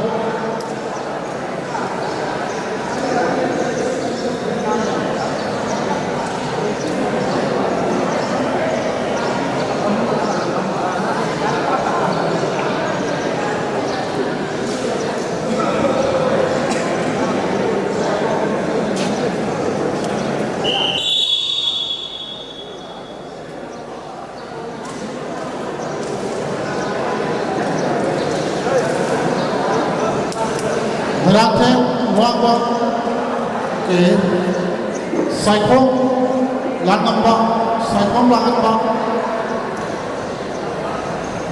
Psycho Langamba, KMB, Psycho Langamba, oh sorry, Langamba, okay, black corner.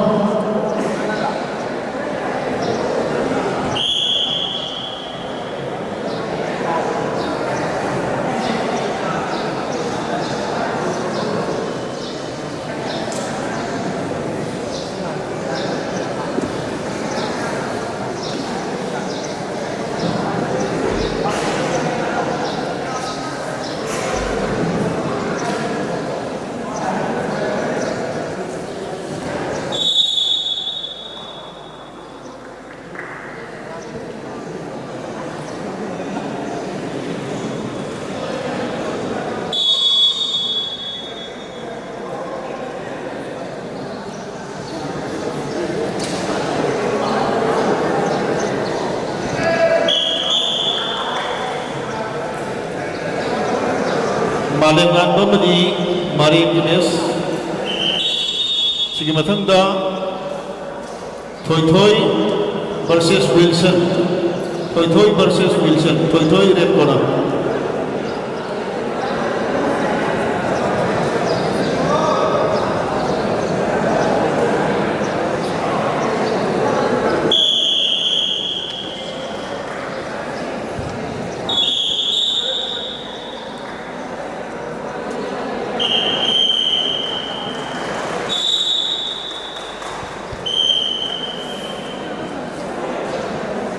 Malem Albana Maremu Sikhen Tarit Manunga Mati Bigre Matui Matanga K Toy Singh Bangulman B College versus L Wilson UB College.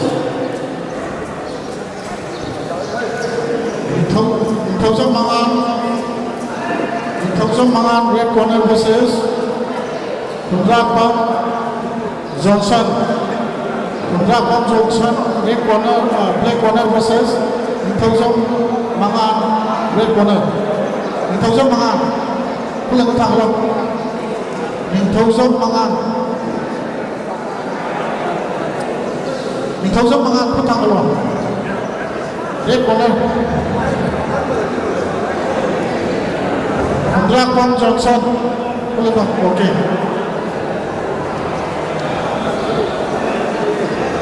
Matang kisem satu lagi. Thoksong Amit Kumar red corner versus A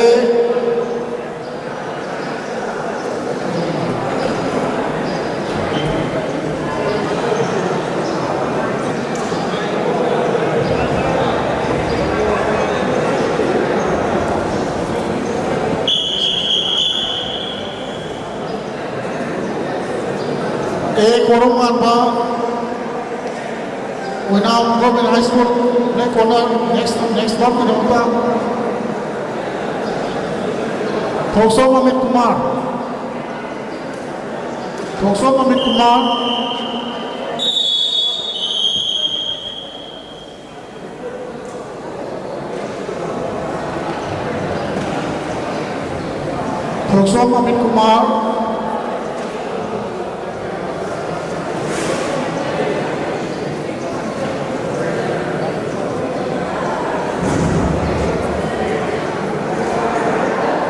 next round Thoksong Amit Kumar Mangon Mabi College versus A Korongan ba Winam Government High School black corner.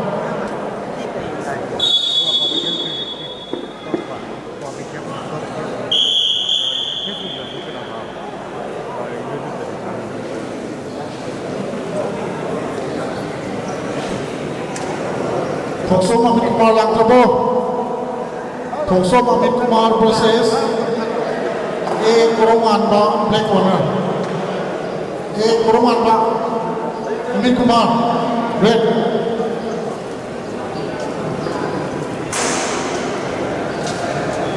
A Korongan ba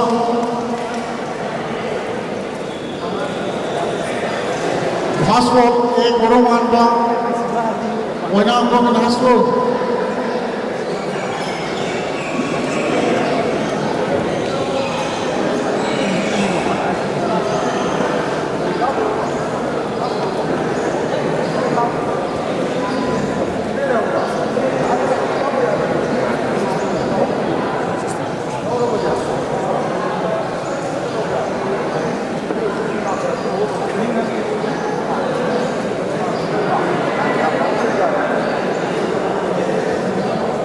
Second call, A Korongan ba Winam Government High School.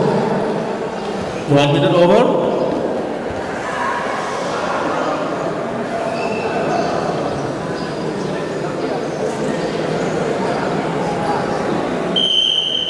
Last one. Toy bu minute namaga sih. Korongan ba the mic Bigre.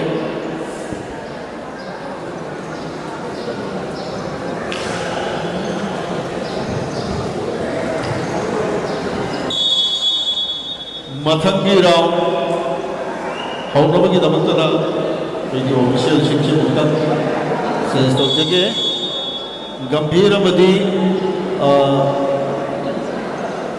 Rajen ꯑꯅꯤꯅ ꯃꯊꯪꯒꯤ ꯔꯥꯎꯟꯁꯤ center referee ꯑꯣꯏꯕꯤꯌꯨ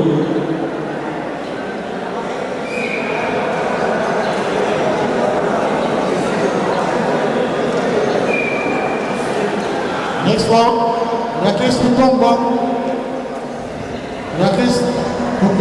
red corner versus Rakesh Pundongbam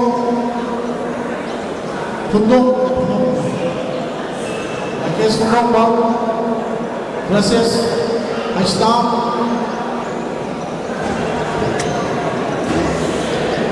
Hojik mathangi round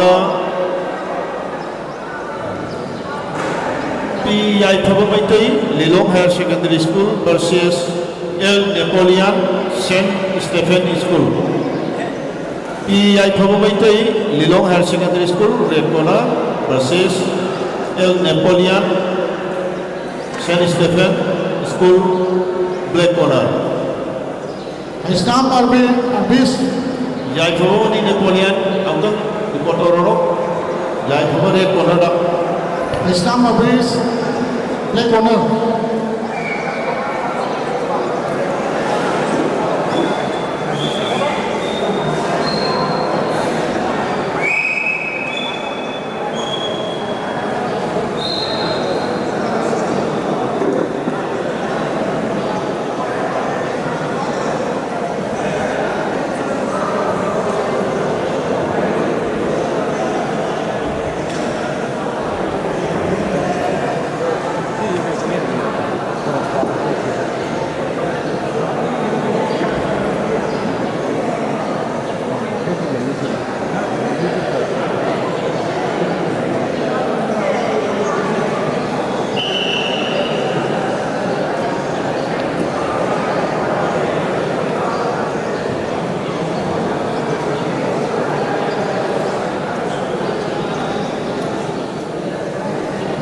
Yaithaba versus Napoleon.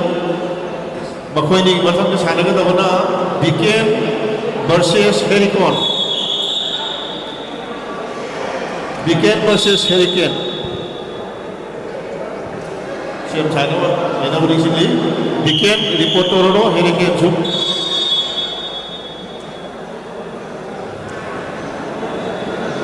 Kumjengpal Nelbis Kumjengpal Nelbis red corner versus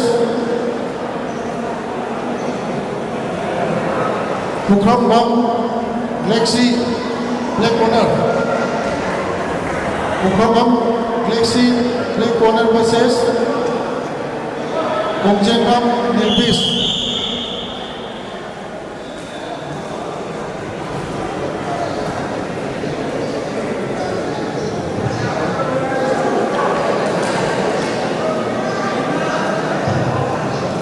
कोई ओजा Chandramohan centre पिसन का कोई ओजा को ना किसी भी से भी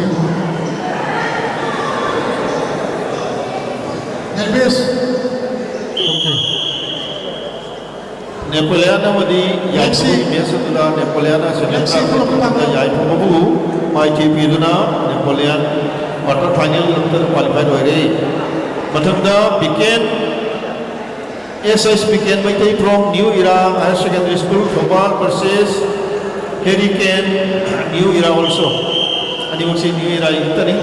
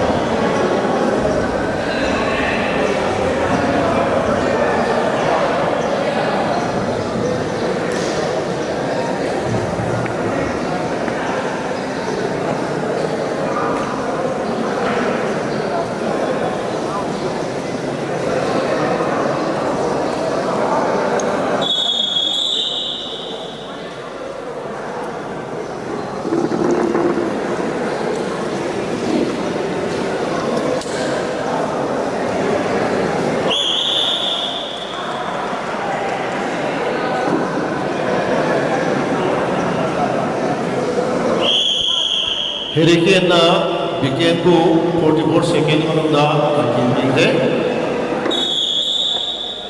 Mathangda Donas W Donas Saint Stephen Higher Secondary School versus S Rohit Maitai Tirumangol College. S. Rohit Maitai, Biramagun College. Donas, red corner, Rohit, black corner.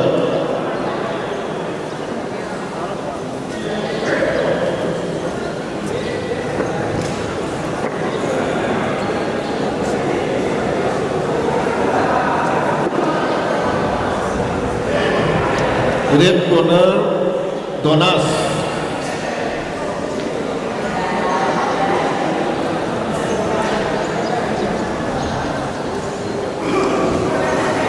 Donas amadi Rohit ki match asing mathangda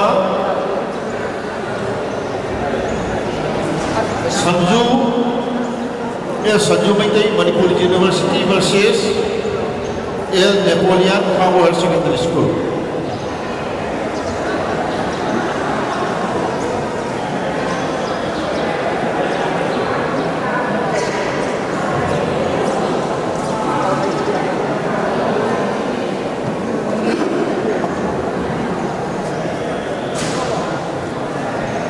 Hello.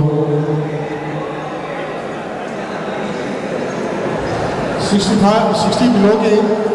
Posangam Romeo. Posangam Romeo sama otista unta.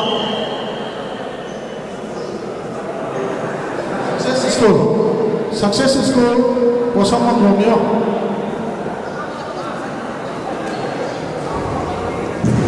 Posangam Romeo. Success is school 60 below.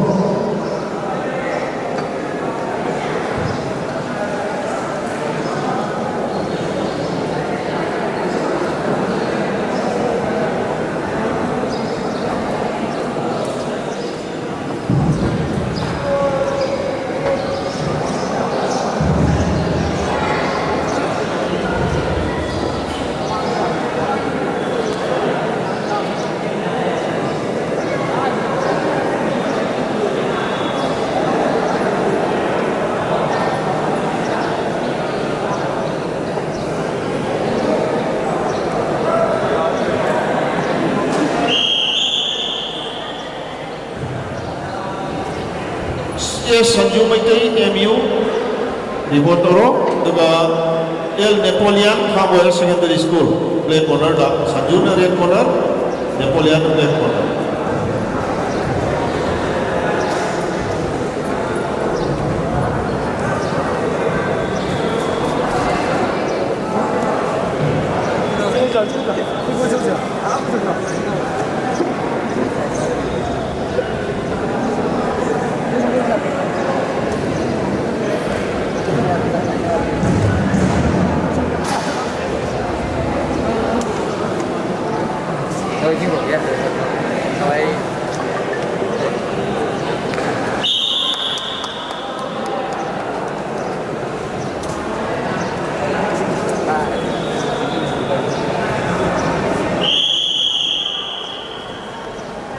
Rohit amadi Donas ki match adu Rohit 49 seconds the Donas wajib bigre Rohit quarter final la qualify kore. Next match Sanju versus Napoleon. Sanju red corner, Napoleon black corner.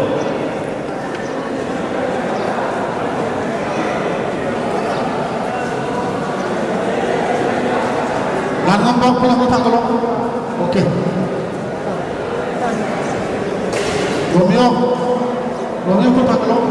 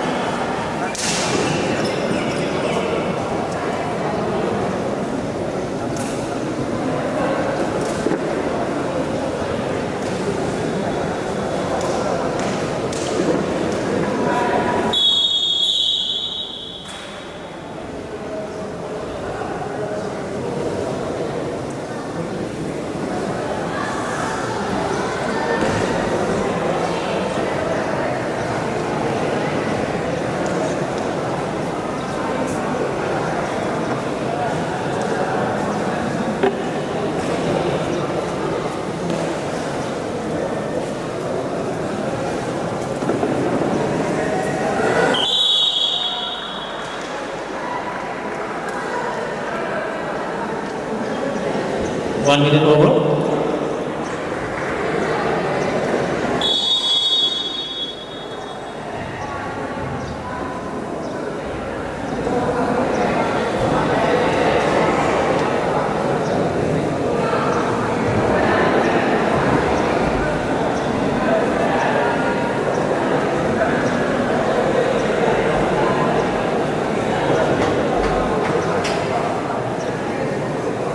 below अखोई pre quarter की अखोई round में मांचरगे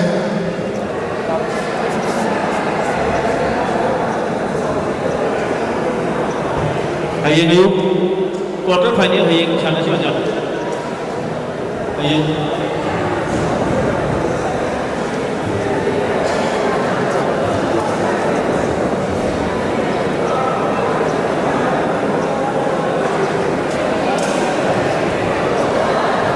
2 minutes over.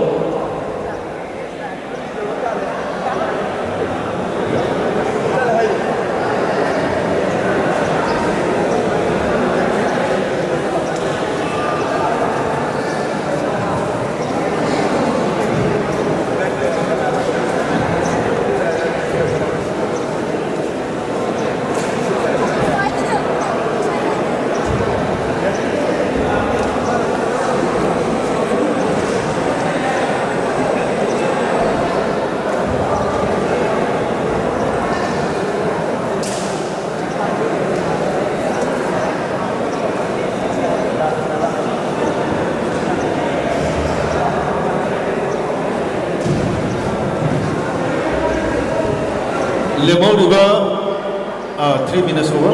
लेमौरुगा match हाइबदी quarter final दगी हयेंग सानगनी ngasi pre quarter final लोइसल मतुंदा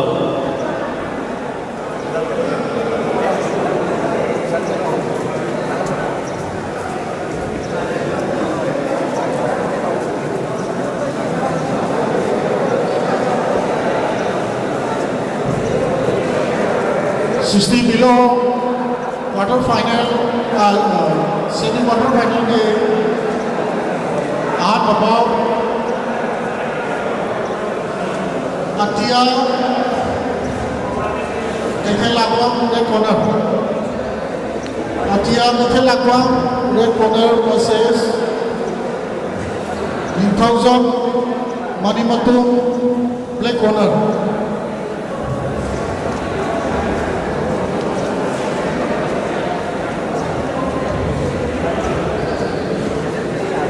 होगा मथन 4 minutes over.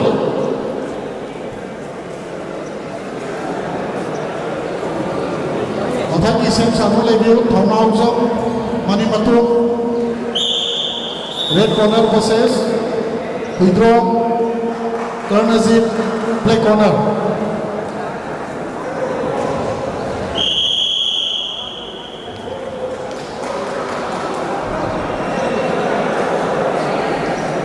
ये संजू मधी नेपोलियन की मैच सुधा ये संजू ना मिले त्रामागी मनुदा नेपोलियन में वाइट इतना संजू क्वार्टर फाइनल में क्वालिफाई हुए sorry Manimatu black black black Thounaojam Manimatu Thounaojam Manimatu मथंगी match Garrison versus Sanawatum P Garrison RM school versus L Sanawatum CC higher secondary school Garrison red corner Sanawatum black corner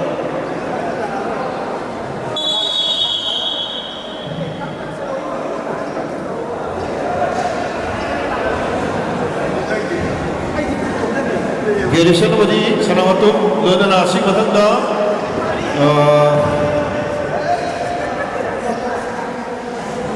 W Chaurjit Singh comment school versus M Ramesh Chandra Mangal Gandhi college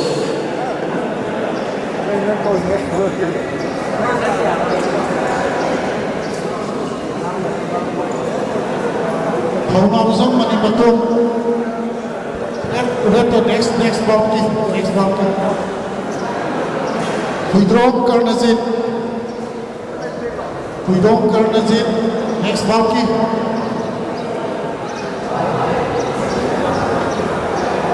Atia, Putang Alo. Nintawzong, Manimatung. Okay, si pass on.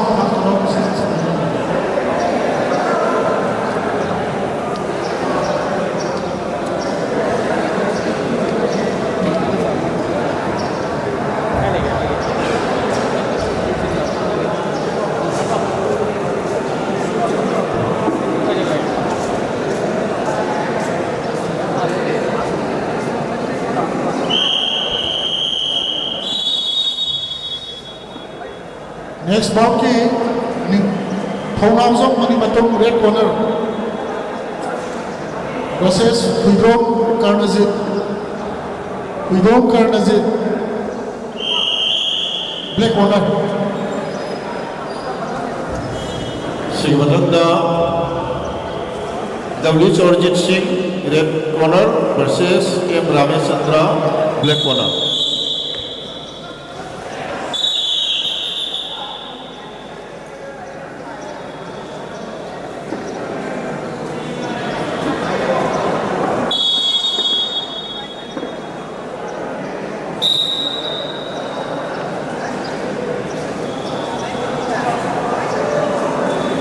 Thongzong Manimatung versus Huidong Karnajit. Sigi Mathangka Sim Sangu Lebio Thoksong Suraj Garrison of the Sanavatum is the 19 second Manunda Garrison Sanavatum Mati Bigre Madanda Saurjit versus Ramesh Chandra. Saurjit red corner, Ramesh Chandra black corner. Thoksong Suraj red corner versus Nangpam Manithoiba black corner. Next ball Nangpam Manithoiba.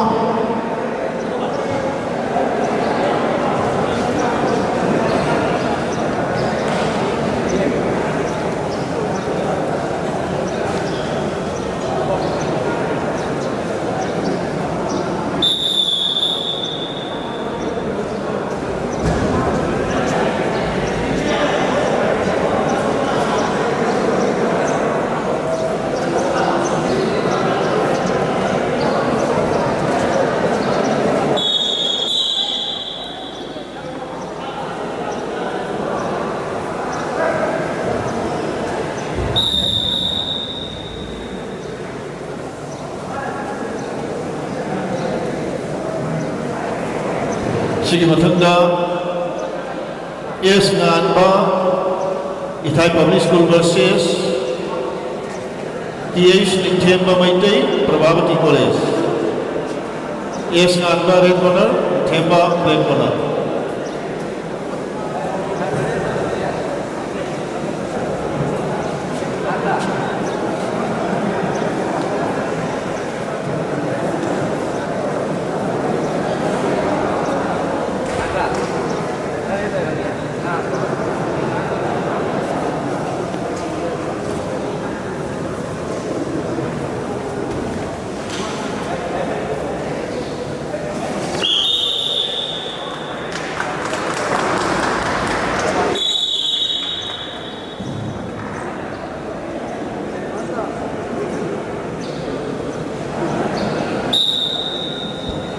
Ramesh Chandra 52 second Manunda Chorjit Mumbai Bigre Ramesh Chandra quarter final की नमुत्तदा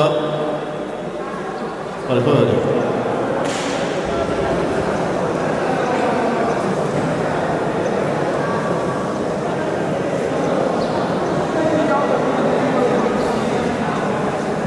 Nganba versus Thoba matang imes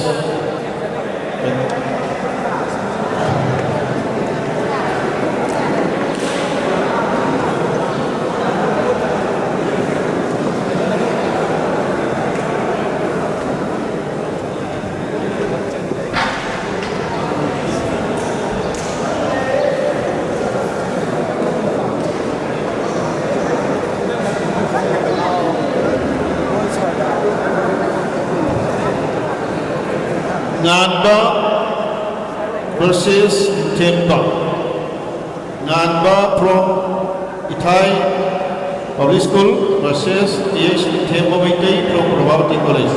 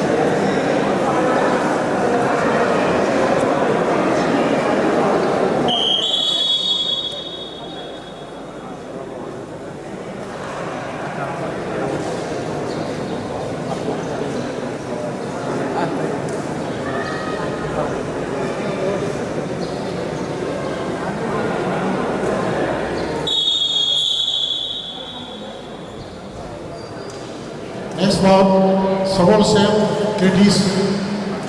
Sahol Sam Kritis, red corner versus Kelis Laimio, black corner.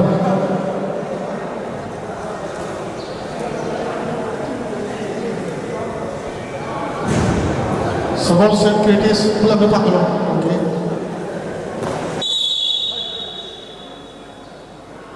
Kelis 1 minute over. Kelis Laimio.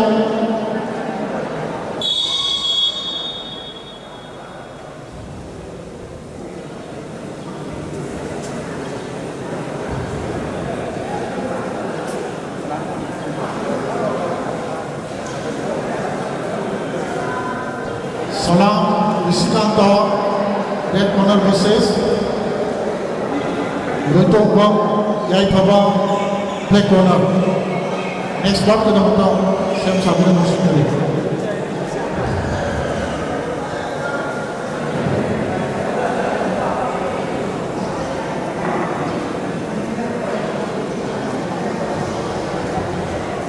Risikanta, Salam Risikanta, red corner versus Lutong Bang Yai Paba, Lutong Bang Yai Paba, black corner.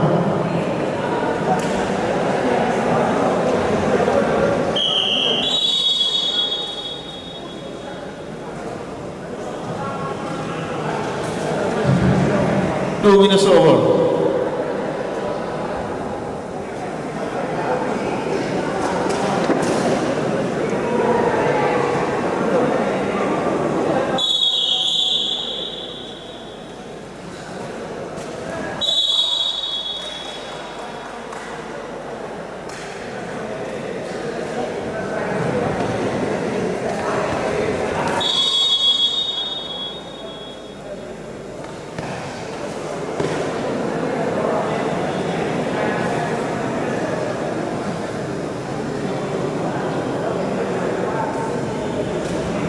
Risikanta Mothang ki Sam Sabira le diyo.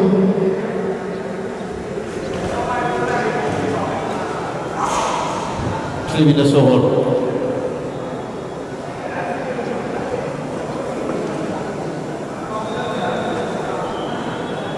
Kontrak pang Singkai. Next bout kita dapat kontrak pang Singkai, red corner versus Seram Ronaldo, black corner.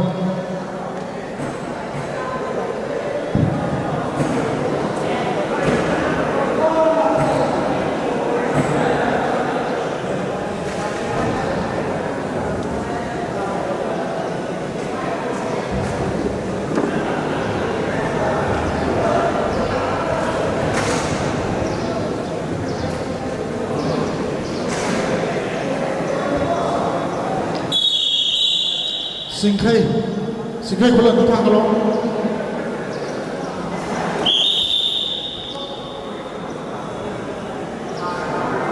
Ronaldo, okay.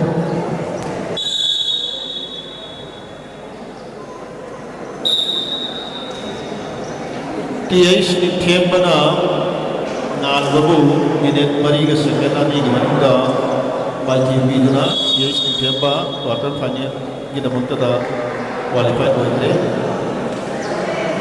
Matanda Malem Nanba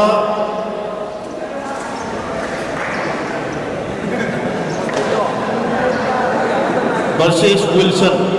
L. Wilson Singh Kumbi College, Black Corner.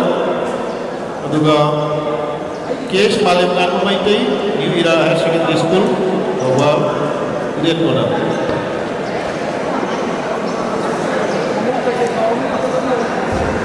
Gibson Lysra. Next round, Gibson Lysra, red corner versus Hangjam Ranbir, black corner. Malem Nanba KH Malem Nanba Maitai, New Era Higher Secondary School. Nang Roni ne, nang Reni ne, nang Reni. Aduga Wilson, L. Wilson Kumbi College.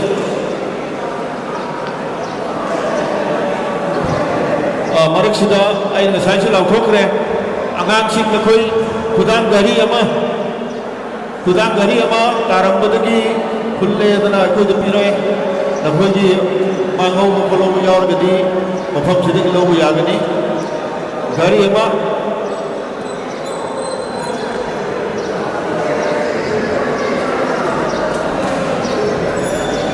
Gibson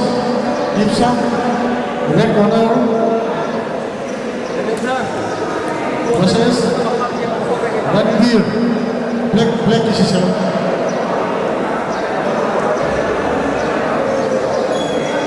Hangjam Ranbir,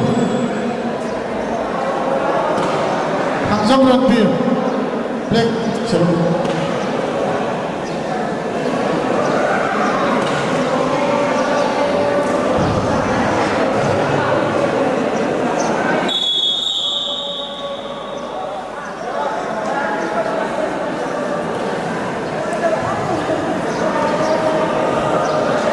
Pre-quarter की अरोइब match ने और ये मालेम नानबा money Wilson ने ना सानक तो रिबसे 60 kg अबब की pre-quarter की अरोइब match और ये तो रिबनी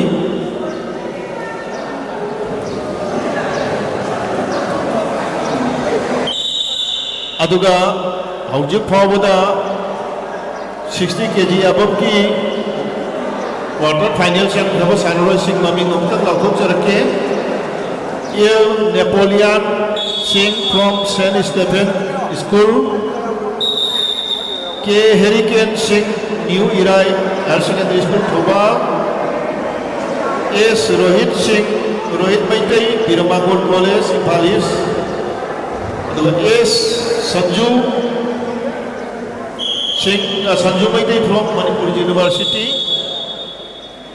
Aduga Garrison P. Garrison RM School, M. Ramesh Chandra, Mangol Gandhi College, TH Nikhemba, Prabhavati College. Aduga hujik channel basi ki athoi gaduna aduga su koyar kada bani. Hangjam Napoleon, red corner versus Sanjram Luangpa, black corner. Next bout. Hangjam Napoleon, red corner versus Sanjram Luangpa. The player, अखोई किसी सेफम का जंत्रा अखोई थमा बयार का देसी किसी सेफम के लोग यानी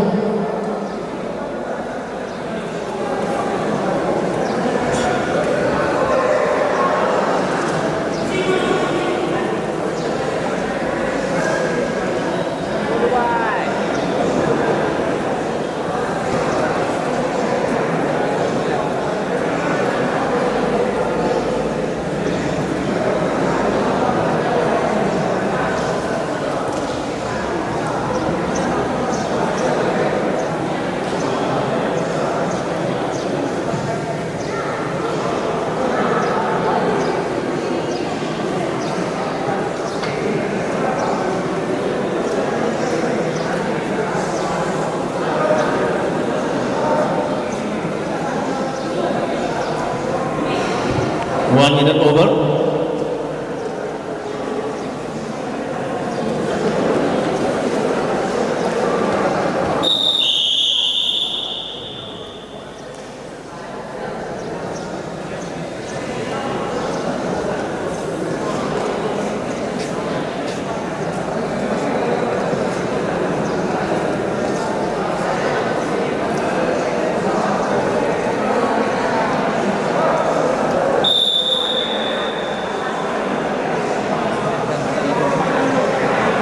Minute over.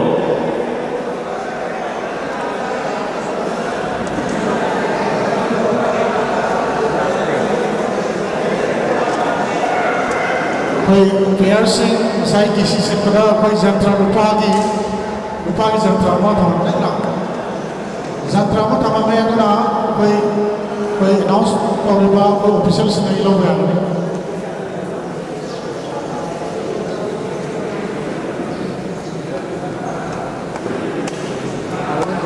last play ne.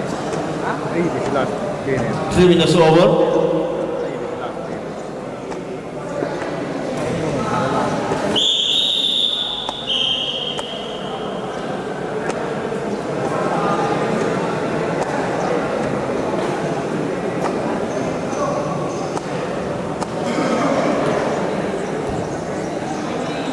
El Wilson amadi malem ngan ba ni gi match aduda aroiba pre quarter final match aduda Wilson na mineba ho second dipani manunda malem ngan ku mai team na Wilson quarter final le to qualify kore le bauriba quarter final match haye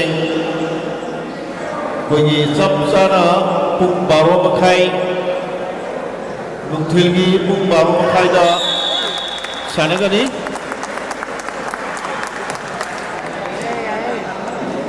Nukthil ki pung 12 makhai chap chana level riba quarter final match si sanagani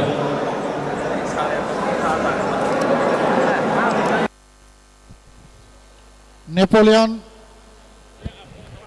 aduna angang singna pung 12 chap chana Muhammad Sid report tawragabani quarter final ki damakta qualify oraba sanroi khudingmak hayengi nukthil pung numi jungba pung 12 phau ki manungda Muhammad Sid report tawgadabani Luang ba Senzam Luang ba Napoleon Senzam Luang ba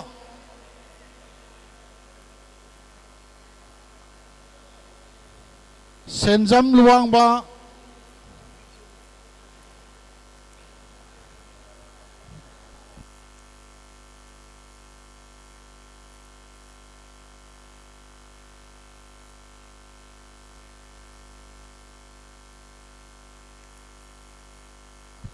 Ngangbam Napoleon versus Senzam Luang ba Pass call Senzam Luang ba horen kaigumba tahu de habagi complain lamata tahu yaro ko second call Senzam Luang ba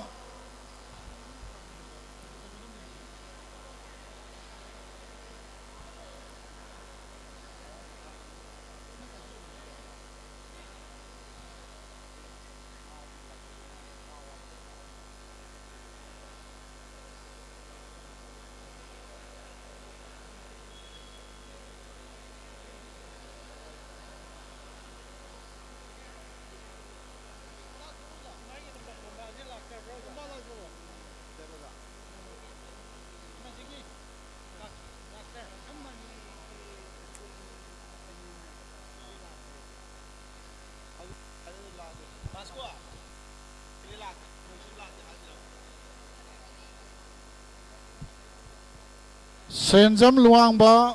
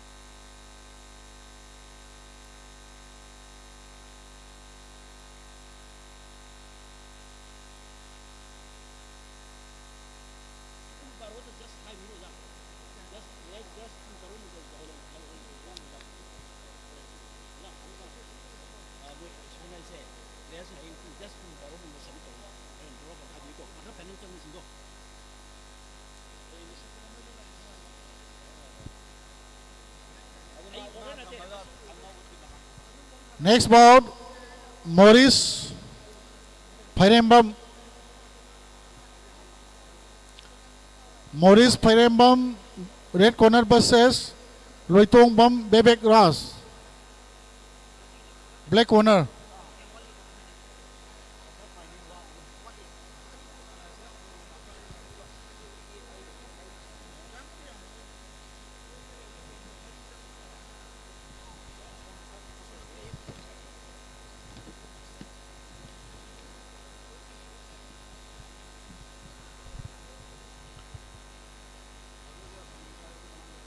Maurice, किसी चलो जा, किसी चेपी रो Maurice तो, Maurice red corner versus Loitongbam Bebek Ras, black corner.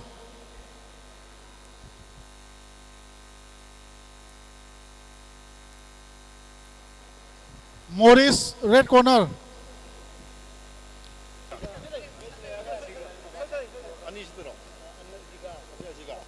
Bebek Ras black corner. Mathangi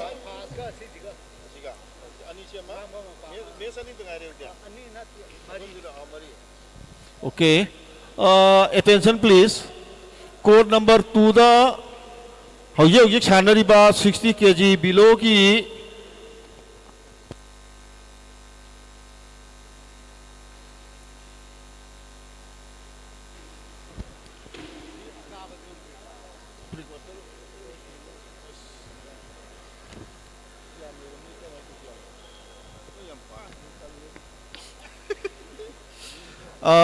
mess खरा अखोई असोम की code number 1 दा शिफ्ट तौरे अदुना हौजिक सानगदोइसी सिगा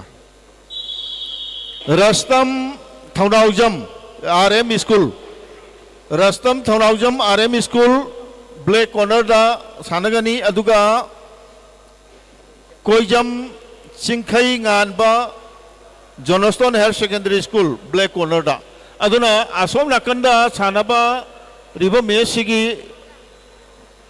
मेस खरा असोम दा हांग रिबो सोम सानगनी लेमोबो मेस हाइतारे Rustam Thounaojam versus Koijam Chingkhei Ganba black corner दा अदुगा रस्तम रेड कॉर्नर दा अदुगा जासिंग अखोई गो जासिंग तरोम चखरा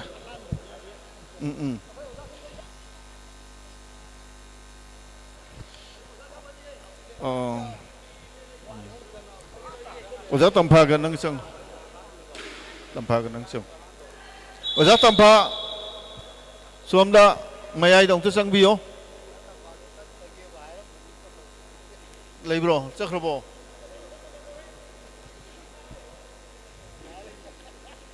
next ओजा तंफा मदी जीवन कुमार कोई की कोड नंबर 1 दा मेस से उंगतंग कंडक्ट तो भी नवनिंग सिंगजरी Soraizam ओजा अतई दी ओजा पका दी Zoengamba अदेगे असोमदा red corner versus Tondonba Kangabam. ओजा इराबो corner. आखरी ओजा चौरजित ओजा चौरजित Soraizam Zoengamba red Tondonba Kangabam Tondonba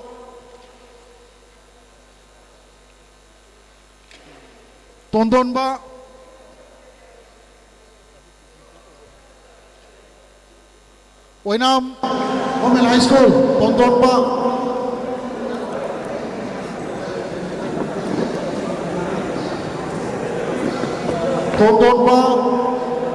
Kangabam.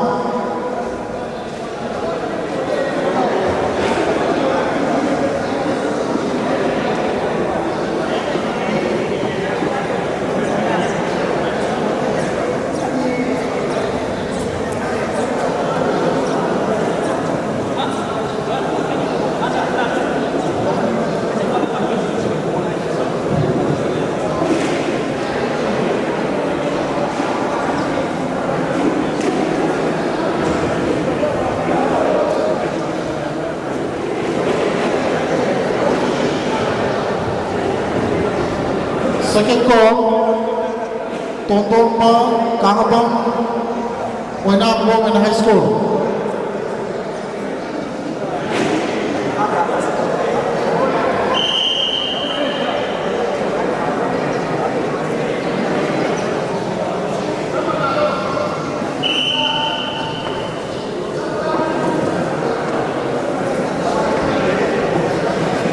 Last one, Tontonpa Kangabang Oinam Women High School. Không lấy được rồi mà.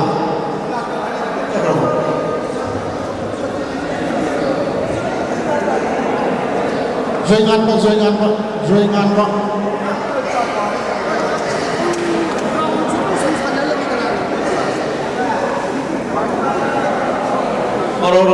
Yes.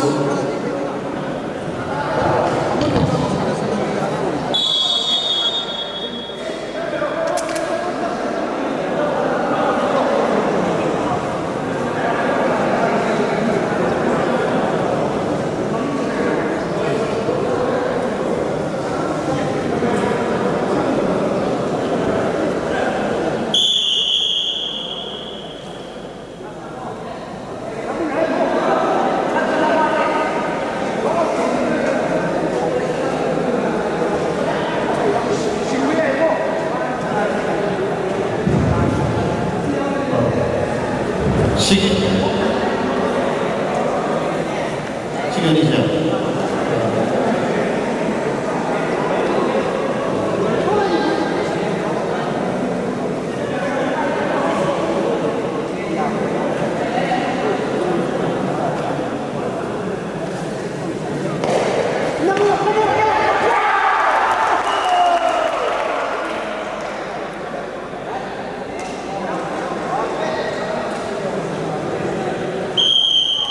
Black corner की कोई जम चिखई गान बना रस्तम खमाम को 25 सेकंड में बुका है Last call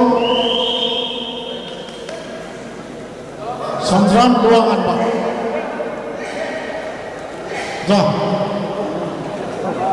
Okay.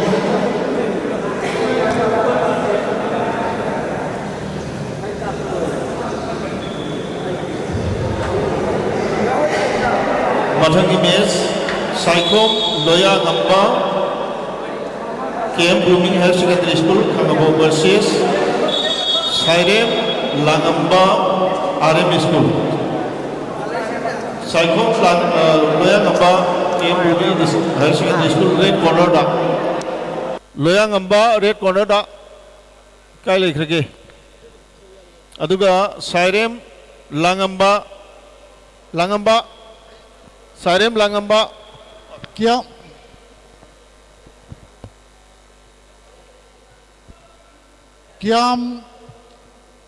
Inausana red corner versus Nganba Lesang Them black corner. Kiam Inausana Kulam Tangalo red corner versus Nganba Lesang Them.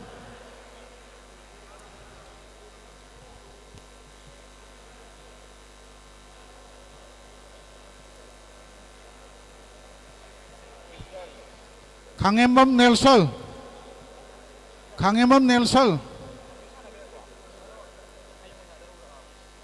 Nelson red corner versus Toksong Langamba. Toksong Langamba. Siap dong.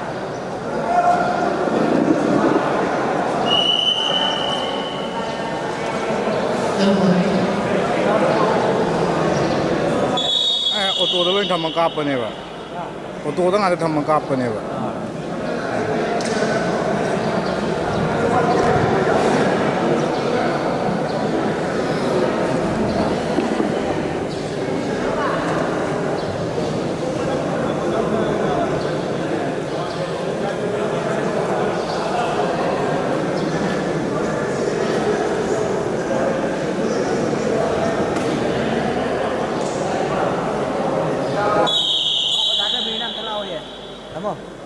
Giá cái miếng ăn tao lau vậy. Karam Mathak terasa.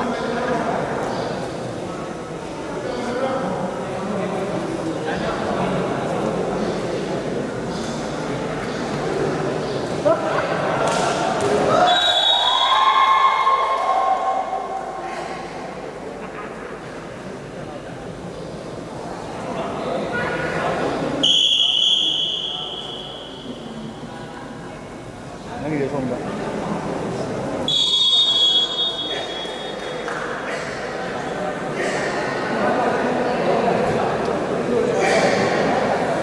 Nelson, Nelson pula petak lo, Nelson.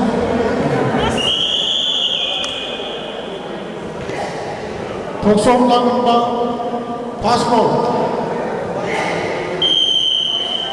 Saikom Langamba KM Rumi Higher Secondary School na Sarem Langamba Loyang Amana Langamba bu second kun mathoi manuk damai ki pikre Second ball. Last ball, Thoksom lang ba.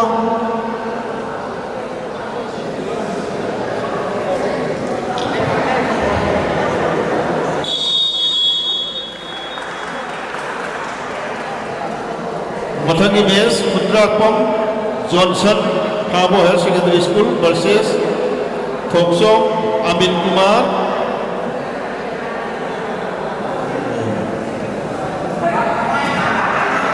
Manggol Gandhi College. Kundrakpam Johnson red corner aduga TH Amin Kumar black corner.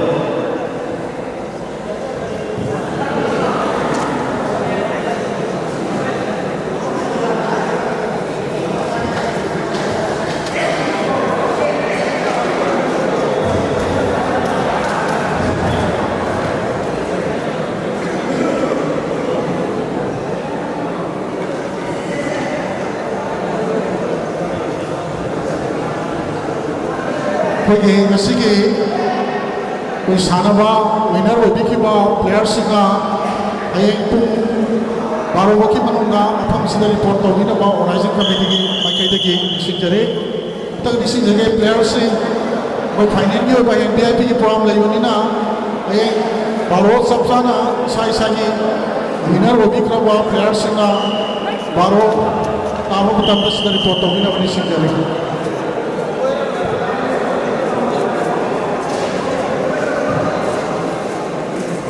Rumah mana left hand bino?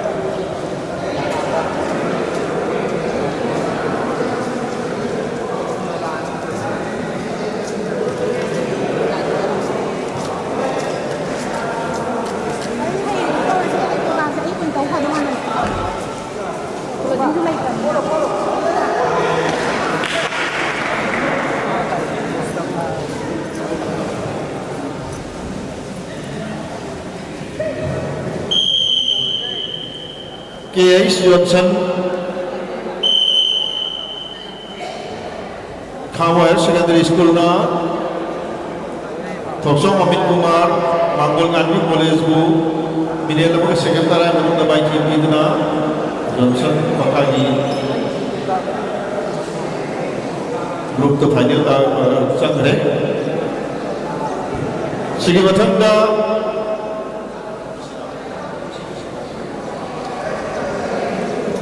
Rakesh Kundongbam, Prabhavati College versus Pukhrambam Galaxy.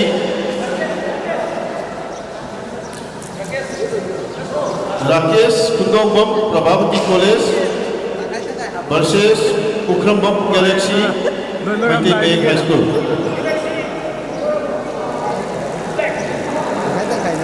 Kamu wali male. Ini mama ini.